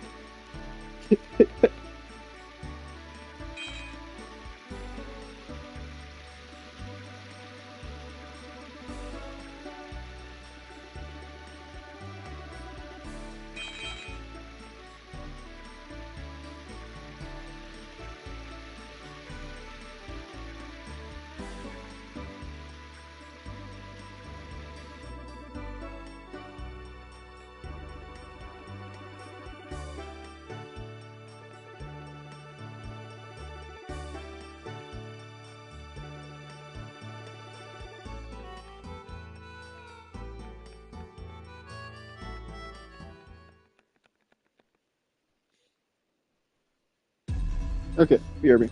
In astronomy, a moon that never sets cannot exist. Cannot exist? That's right. Stars travel the sky by catching the winds of time. But this moon isn't affected by time. It never moves day or night. That's why it's called the moon that never sets.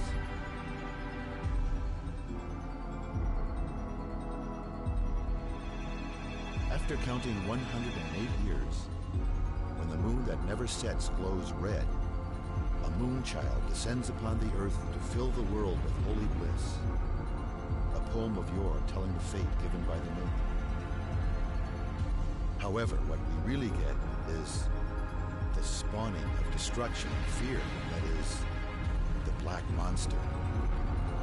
Black monster.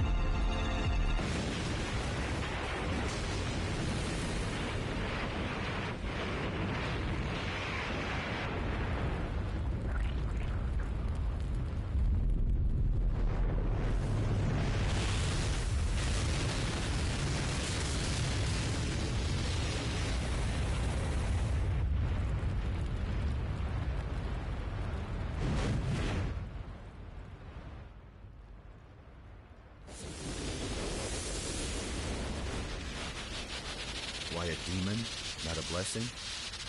What does it mean? The mystery has yet to be resolved.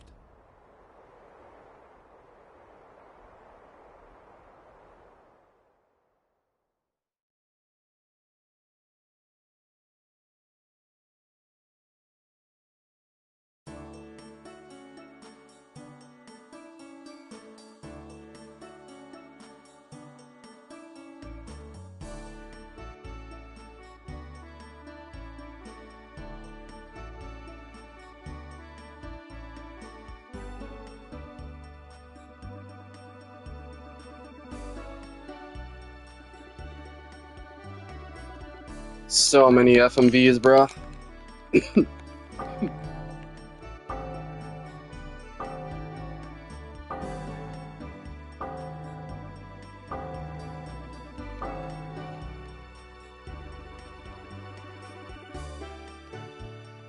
I mean, I'm not complaining. Allows me to take bathroom breaks and have an excuse to go around and stretch my legs.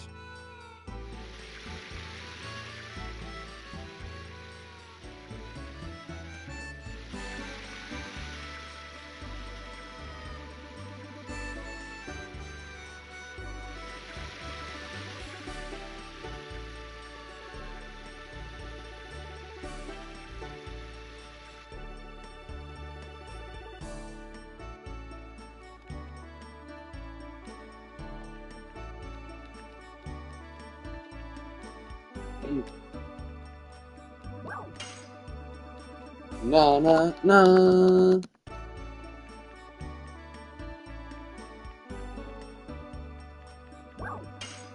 Fucking hell.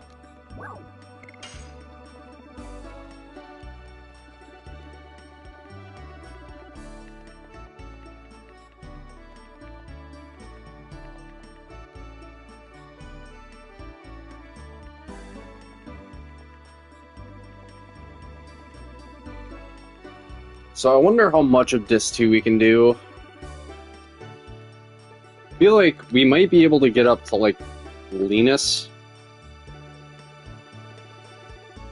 That'd probably be around, like, 7 hours stream time.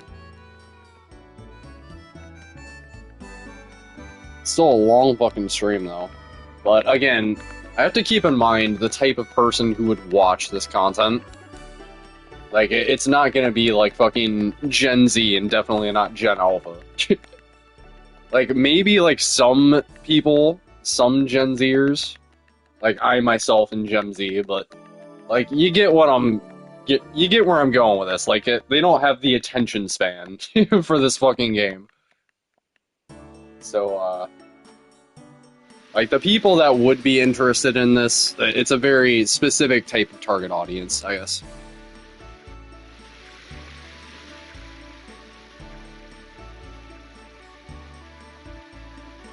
And from what I can tell, like, they would absolutely love a playthrough like this. I've been wanting to do one like this, like an in-depth one, for a while now. I just wanted to have a better idea of the route and how to optimize the run to my liking.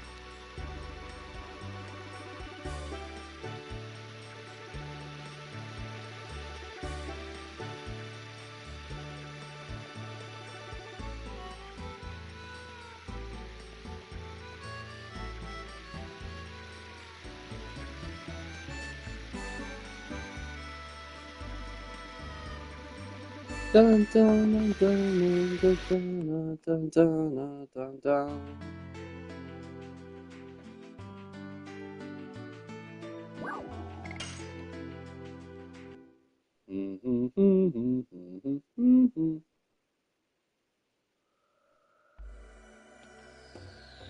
Alright, so I believe this is the warrior dress for Hashel.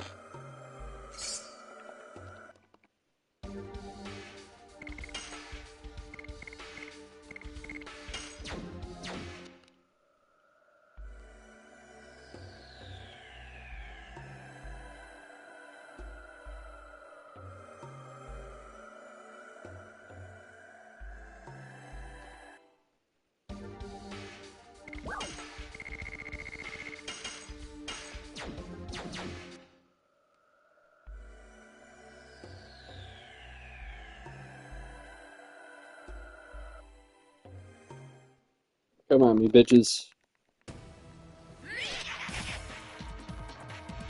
Are you dating those girls in a place like this? What kind of question is that?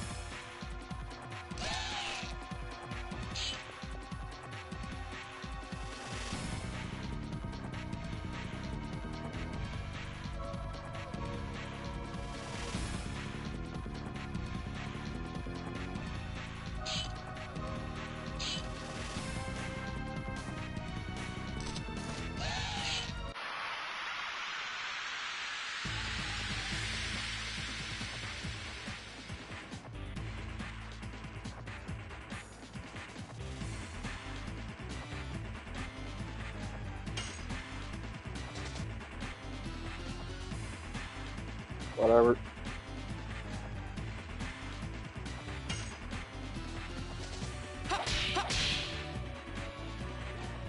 Take that! Flurry of sticks!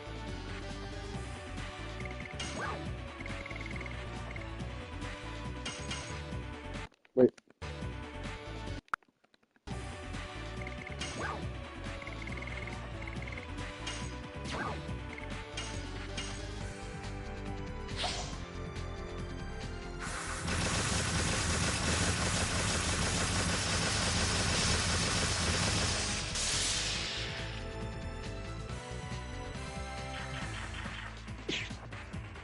Miss.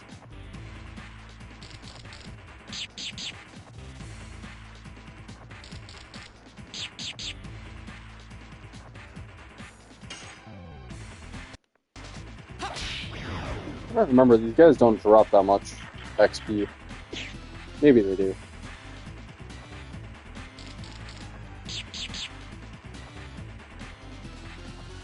I don't want to just assume. Die. More and more. All I know is it's going to be hard to... Never mind.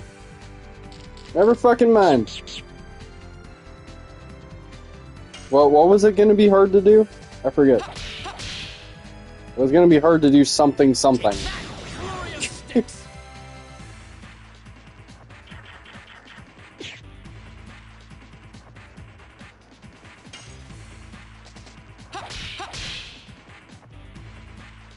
Take that! It's the exact right character I wanted to die to. If it was Haschel, I was going to just roll with it.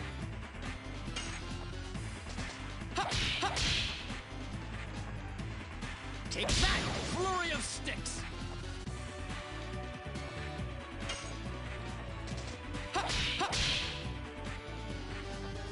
Take that! Flurry of sticks!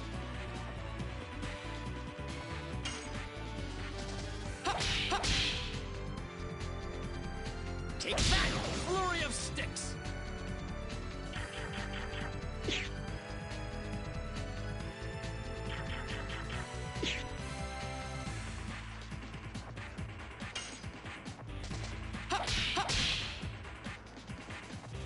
Take that! Flurry of sticks! GG.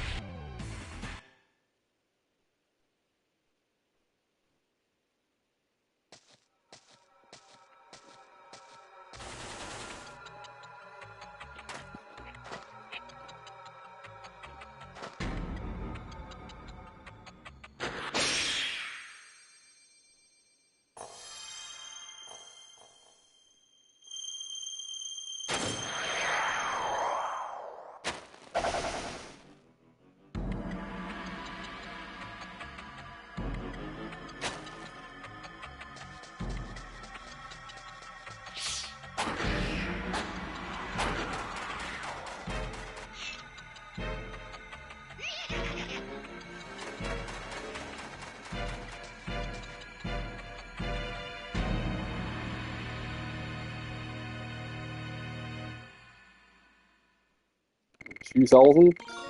Decent.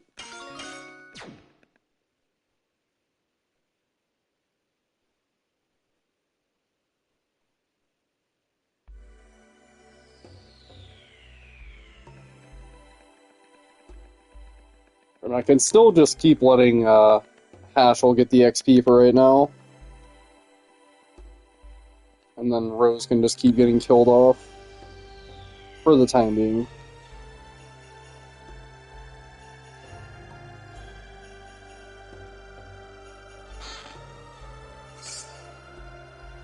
What the hell? Recovery ball.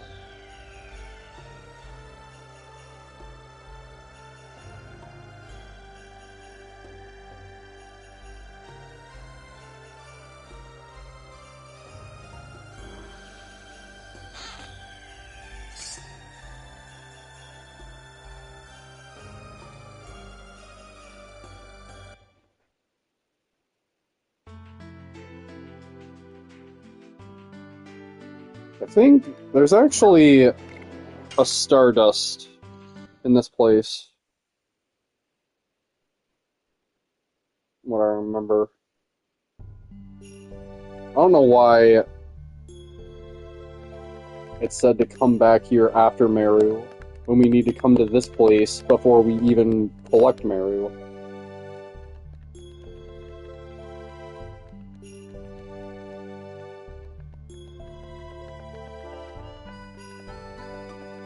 I guess, like, to keep it consistent, he's doing, like, all the areas in one go, but, like, thematically, you should have just made a side note to be like, you're supposed to go to Downell first.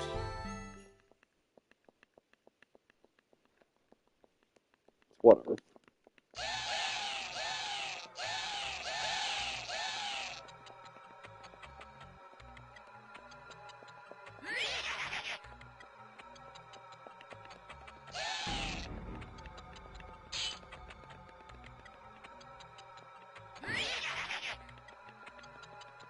Examine the statue in the royal castle near the save.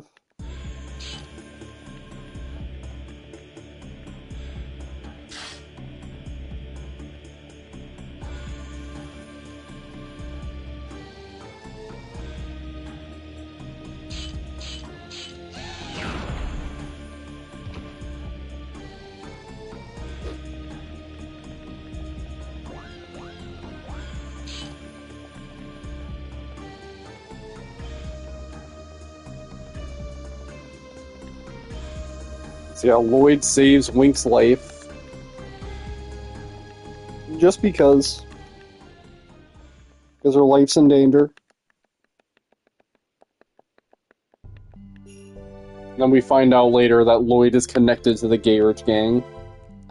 So, like, I guess technically he's responsible for the Gayrich gang, you could say.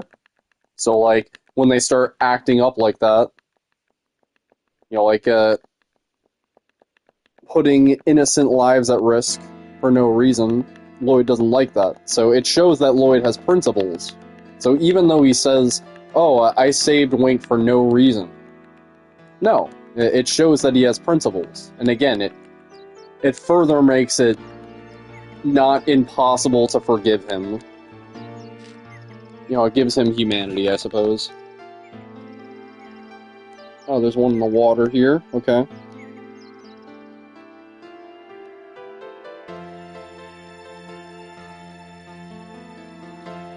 Examine the sink in the top left. Okay.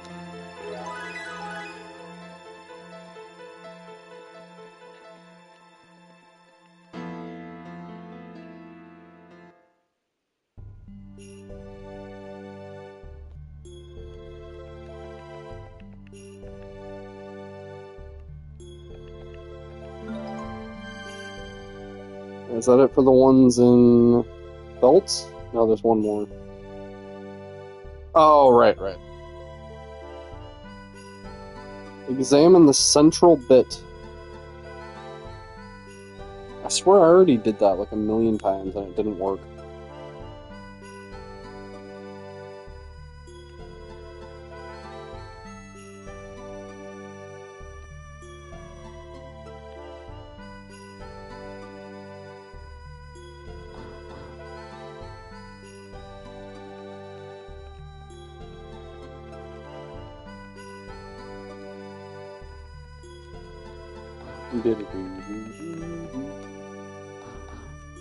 Oh, it's gotta be back here.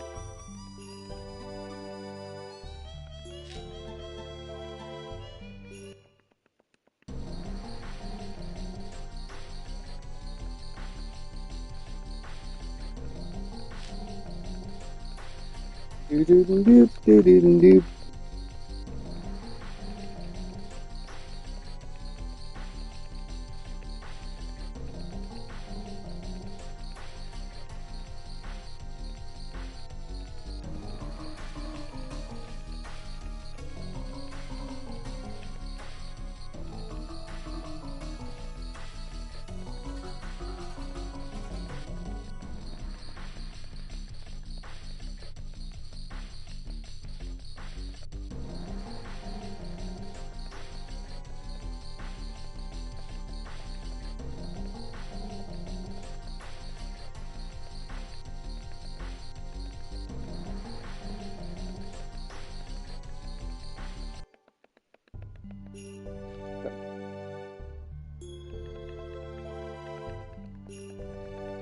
Gotta be somewhere over here.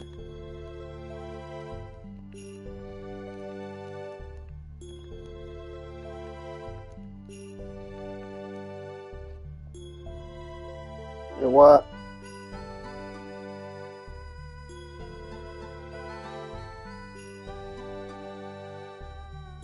Oh, it's in the bathtub. Wow!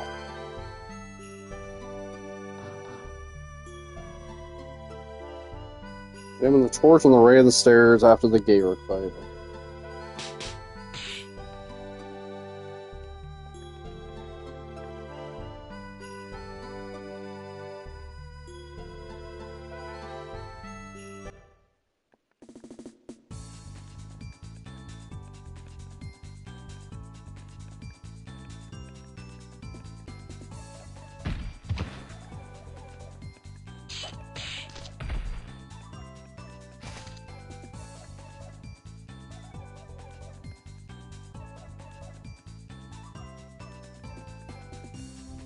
I think so.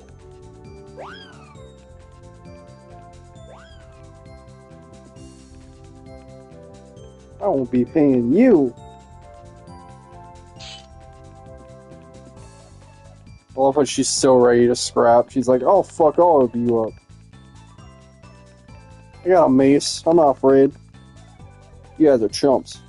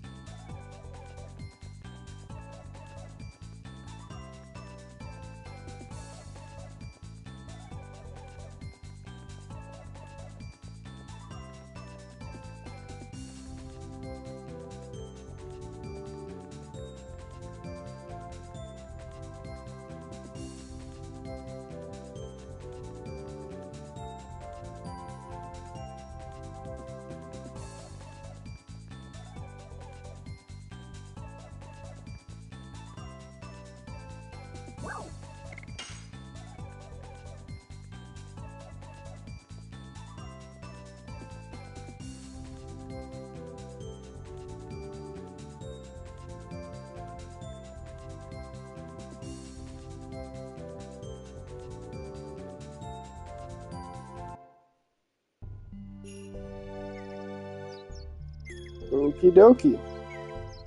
I love Meru. So upbeat and happy.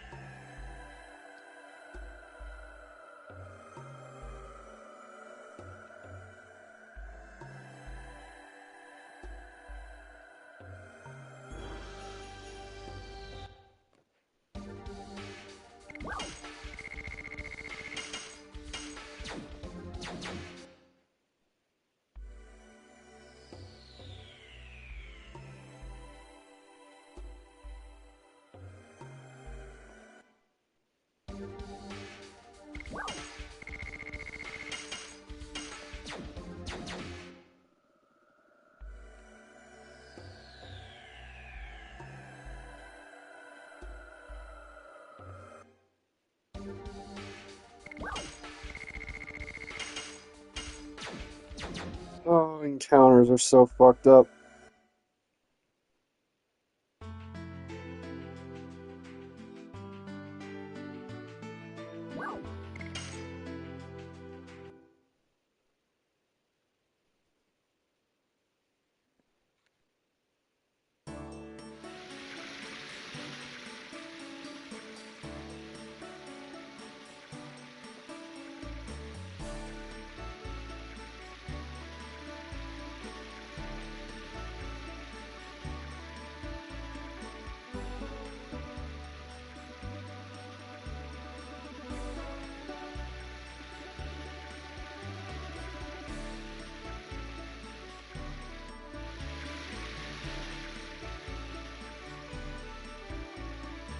I gotta restock on fucking charm potions.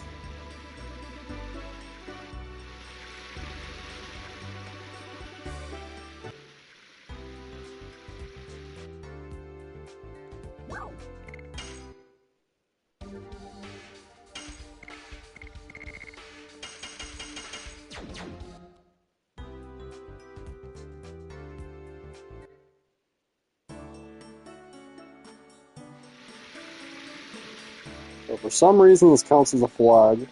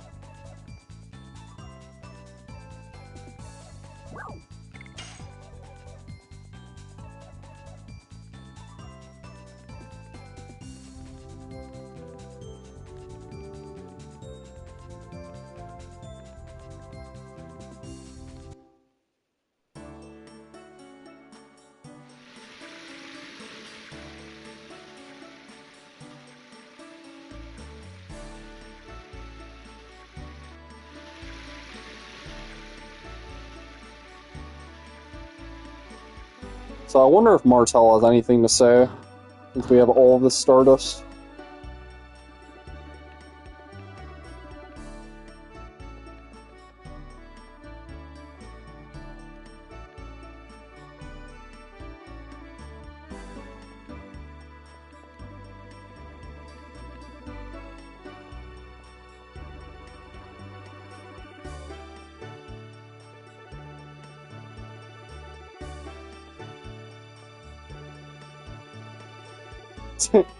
Just puts the problem onto us. Onto us.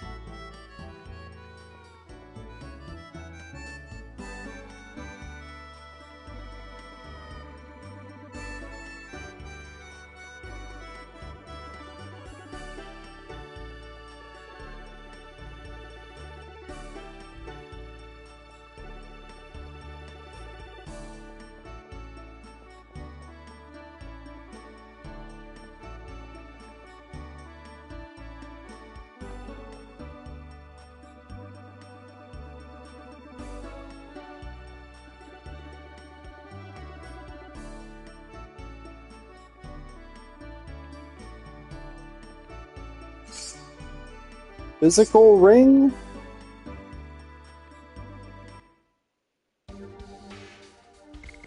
What's that? What the fuck?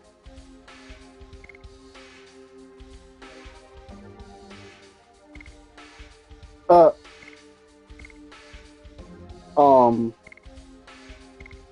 Is that so?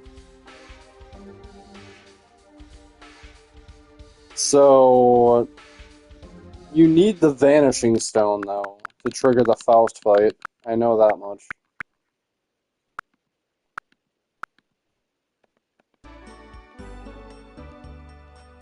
So, let's not do that.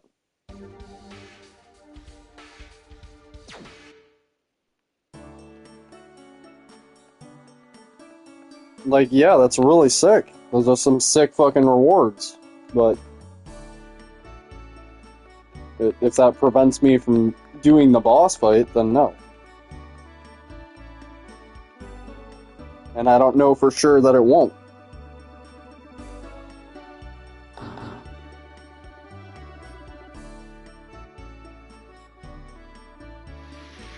Because, like, there's gotta be a catch to getting abilities that OP, right? There has to be a catch. And it's you need to give her every single one of them to get the right item. Anyway, where the fuck am I going right now?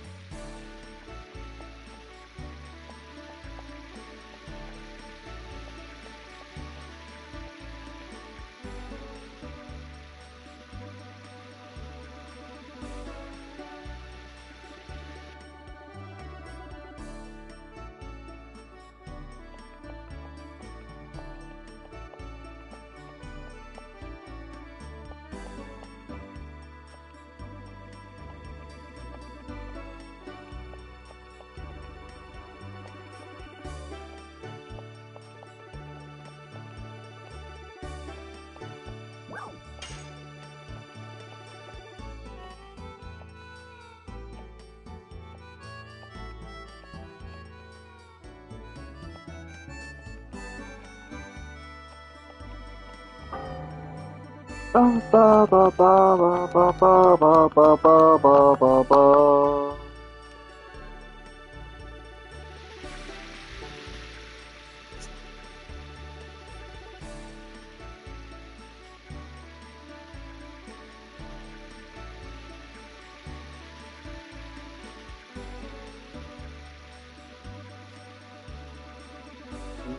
Mm.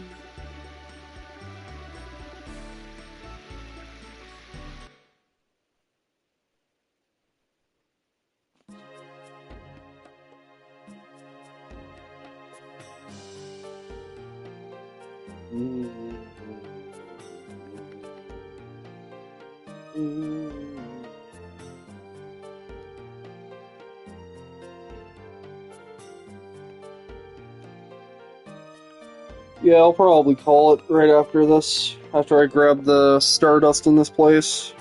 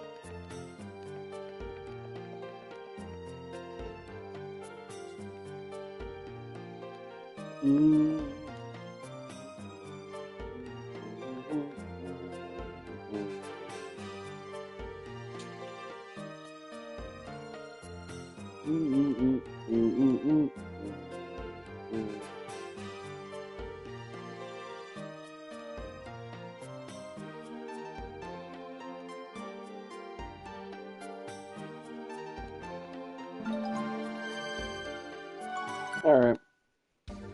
That seems like a good place. Starting to yawn and shit.